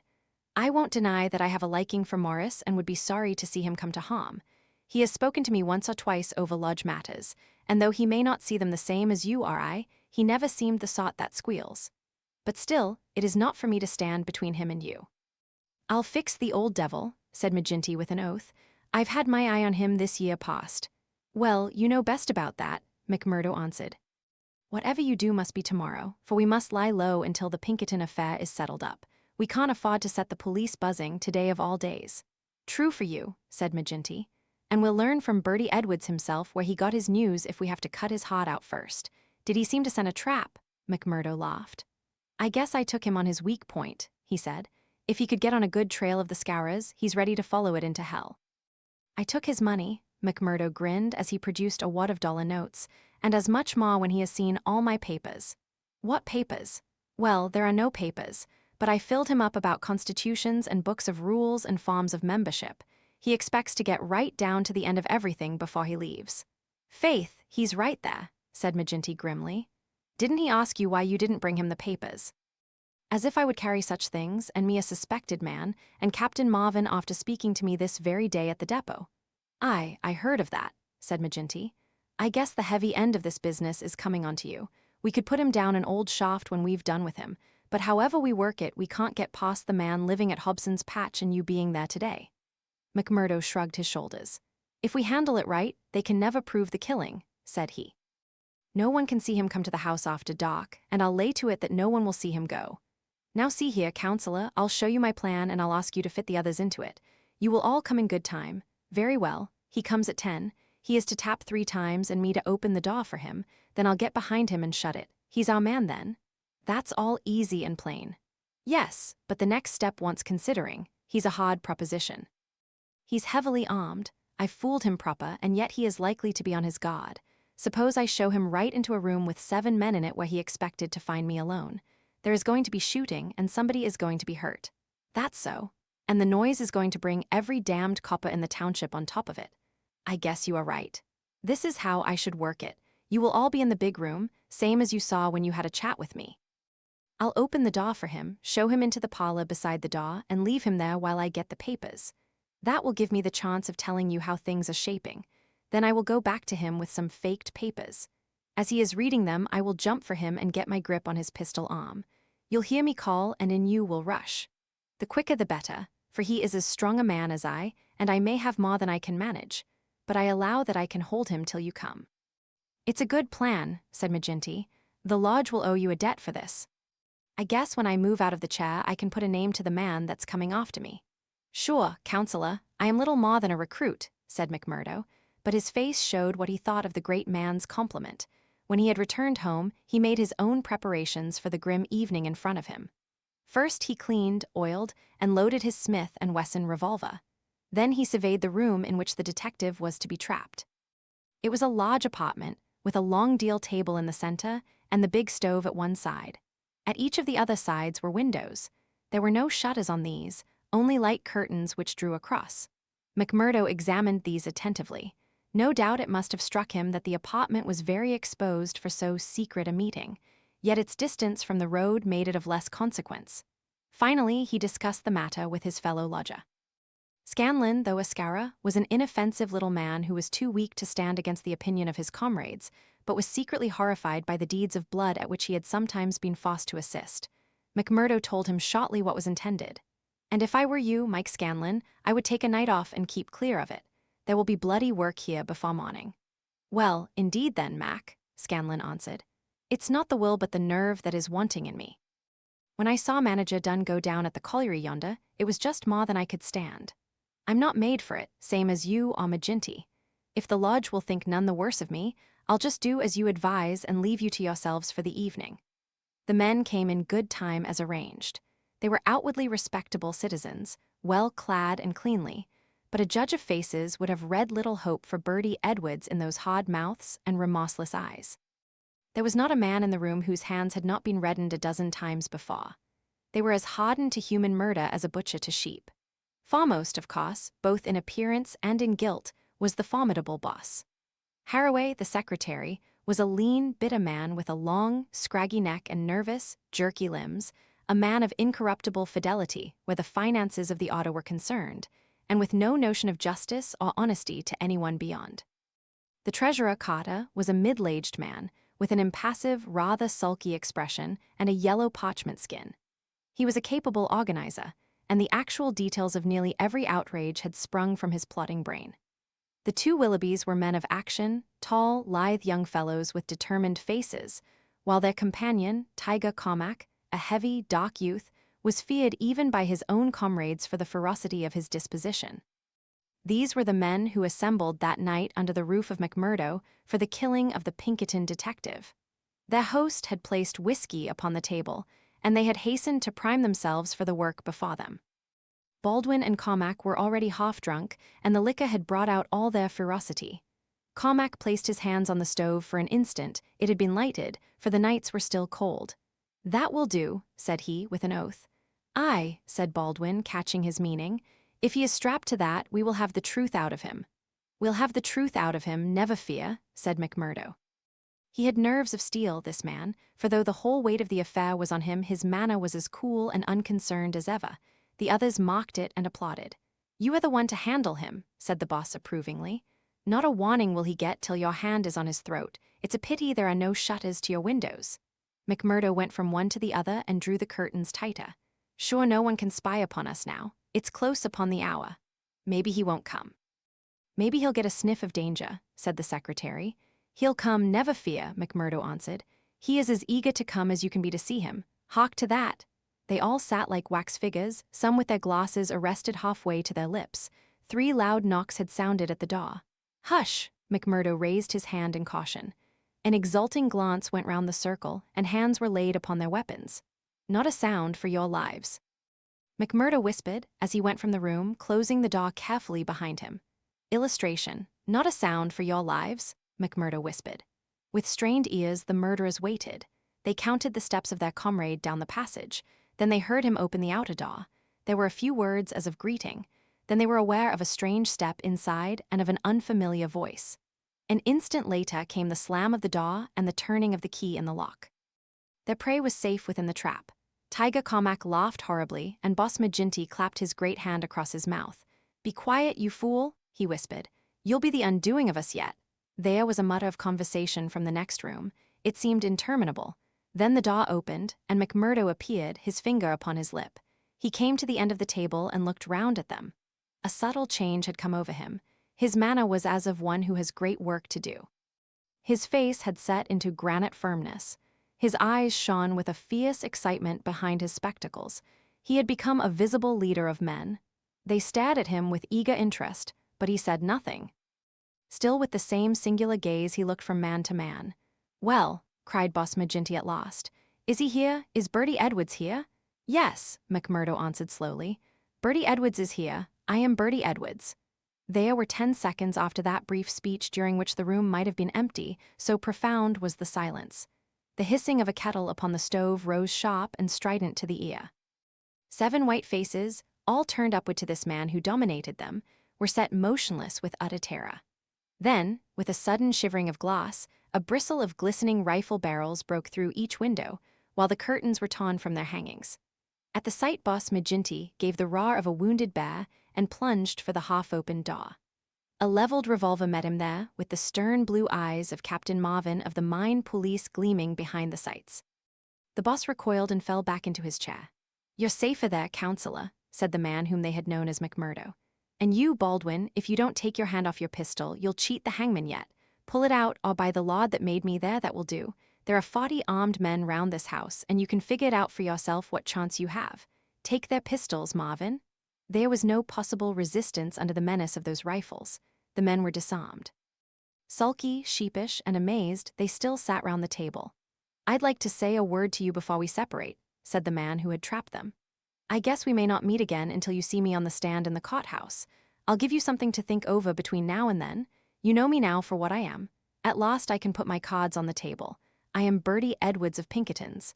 I was chosen to break up your gang. I had a hard and dangerous game to play. Not a soul, not one soul, not my nearest and dearest, knew that I was playing it. Only Captain Marvin here and my employers knew that. But it's over tonight, thank God, and I am the winner." The 7 pale, rigid faces looked up at him. There was unappeasable hatred in their eyes. He read the relentless threat. "Maybe you think that the game is not over yet. Well, I take my chance of that." Anyhow, some of you will take no further hand, and there are 60 more besides yourselves that will see a jail this night. I'll tell you this, that when I was put upon this job, I never believed there was such a society as yours. I thought it was paper talk and that I would prove it so. They told me it was to do with the freemen, so I went to Chicago and was made one. Then I was surer than ever that it was just paper talk, for I found no harm in the society, but a deal of good. Still, I had to carry out my job, and I came to the coal valleys. When I reached this place, I learned that I was wrong and that it wasn't a dime novel after all, so I stayed to look after it. I never killed a man in Chicago. I never minted $1 in my life. Those I gave you were as good as any others, but I never spent money better. But I knew the way into your good wishes, and so I pretended to you that the law was after me. It all worked just as I thought. So I joined your infernal lodge, and I took my share in your councils. Maybe they will say that I was as bad as you. They can say what they like, so long as I get you. But what is the truth? The night I joined you beat up old man Stanja. I could not warn him, for there was no time, but I held your hand, Baldwin, when you would have killed him. If ever I have suggested things, so as to keep my place among you, they were things which I knew I could prevent. I could not save Dunn and Menzies, for I did not know enough, but I will see that their murderers are hanged. I gave Chester Wilcox warning, so that when I blew his house in, he and his folk were in hiding. There was many a crime that I could not stop, but if you look back and think how often your man came home the other road, or was down in town when you went for him, or stayed indoors when you thought he would come out, you'll see my work. You blasted traitor, hissed McGinty through his closed teeth. I, John McGinty, you may call me that if it eases your smart. You and your like have been the enemy of God and man in these parts. It took a man to get between you and the paw devils of men and women that you held under your grip. There was just one way of doing it, and I did it. You call me a traitor, but I guess there's many 1,000 will call me a deliverer that went down into hell to save them. I've had 3 months of it. I wouldn't have 3 such months again if they let me loose in the treasury at Washington for it. I had to stay till I had it all, every man and every secret right here in this hand. I'd have waited a little longer if it hadn't come to my knowledge that my secret was coming out. A letter had come into the town that would have set you wise to it all. Then I had to act, and act quickly. I've nothing more to say to you, except that when my time comes I'll die the easier when I think of the work I have done in this valley. Now, Marvin, I'll keep you no more. Take them in and get it over. There is little more to tell. Scanlon had been given a sealed note to be left at the address of Miss Etty Shafter, a mission which he had accepted with a wink and a knowing smile.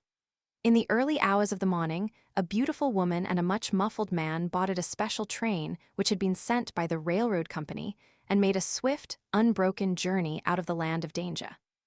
It was the last time that ever either Etty or her lover set foot in the Valley of Fear. 10 days later they were married in Chicago, with old Jacob Shafter as witness of the wedding. The trial of the Scowrers was held far from the place where their adherents might have terrified the guardians of the law. In vain, they struggled. In vain, the money of the lodge, money squeezed by blackmail out of the whole countryside, was spent like water in the attempt to save them. That cold, clear, unimpassioned statement from one who knew every detail of their lives, their organization, and their crimes was unshaken by all the wiles of their defenders. At last, after so many years, they were broken and scattered. The cloud was lifted forever from the valley. McGinty met his fate upon the scaffold, cringing and whining when the lost hour came. 8 of his chief followers shared his fate. 50-odd had various degrees of imprisonment. The work of Birdy Edwards was complete. And yet, as he had guessed, the game was not over yet. There was another hand to be played, and yet another and another. Ted Baldwin, for one, had escaped the scaffold. So had the Willoughbys, so had several others of the fiercest spirits of the gang. For 10 years they were out of the world, and then came a day when they were free once more, a day which Edwards, who knew his men, was very sure would be an end of his life of peace. They had sworn an oath on all that they thought holy to have his blood as a vengeance for their comrades, and well they strove to keep their vow. From Chicago he was chased, after 2 attempts so near success that it was sure that the third would get him. From Chicago he went under a changed name to California, and it was there that the light went for a time out of his life when Eddie Edwards died. Once again he was nearly killed, and once again under the name of Douglas he worked in a lonely canyon, where with an English partner named Barker he amassed a fortune. At last there came a warning to him that the bloodhounds were on his track once more, and he cleared, only just in time, for England. And thence came the John Douglas who for a second time married a worthy mate, and lived for 5 years as a Sussex County gentleman, a life which ended with the strange happenings of which we have heard. Epilogue: the police trial had passed, in which the case of John Douglas was referred to a higher court. So had the quarter sessions, at which he was acquitted as having acted in self-defense. "Get him out of England at any cost," wrote Holmes to the wife. "There are forces here which may be more dangerous than those he has escaped. There is no safety for your husband in England." 2 months had gone by, and the case had to some extent passed from our minds. Then one morning there came an enigmatic note slipped into our letter-box. "Dear me, Mr. Holmes, dear me," said this singular epistle. There was neither superscription nor signature. I laughed at the quaint message, but Holmes showed unwonted seriousness. "Deviltry, Watson," he remarked, and sat long with a clouded brow. "Late last night Mrs. Hudson, our landlady, brought up a message that a gentleman wished to see Mr. Holmes, and that the matter was of the utmost importance." Close at the heels of his messenger came Cecil Barker, our friend of the moated manor house. His face was drawn and haggard. "I've had bad news, terrible news, Mr. Holmes," said he. "I feared as much," said Holmes. "You have not had a cable, have you?" "I have had a note from someone who has. It's poor Douglas. They tell me his name is Edwards, but he will always be Jack Douglas of Benito Canyon to me. I told you that they started together for South Africa in the Palmyra 3 weeks ago." "Exactly. The ship reached Cape Town last night. I received this cable from Mrs. Douglas this morning. Jack has been lost overboard in gale off St. Helena. No one knows how accident occurred. Ivy Douglas." "Ha, it came like that, did it?" said Holmes thoughtfully. "Well, I've no doubt it was well stage-managed." "You mean that you think there was no accident?" "None in the world. He was murdered, surely. So I think also. These infernal Scowrers, this cursed vindictive nest of criminals—" "No, no, my good sir," said Holmes. "There is a master hand here. It is no case of sawed-off shotguns and clumsy six-shooters. You can tell an old master by the sweep of his brush. I can tell a Moriarty when I see one. This crime is from London, not from America. But for what motive? Because it is done by a man who cannot afford to fail, one whose whole unique position depends upon the fact that all he does must succeed. A great brain and a huge organization have been turned to the extinction of one man. It is crushing the nut with the triphammer, an absurd extravagance of energy, but the nut is very effectually crushed all the same. How came this man to have anything to do with it?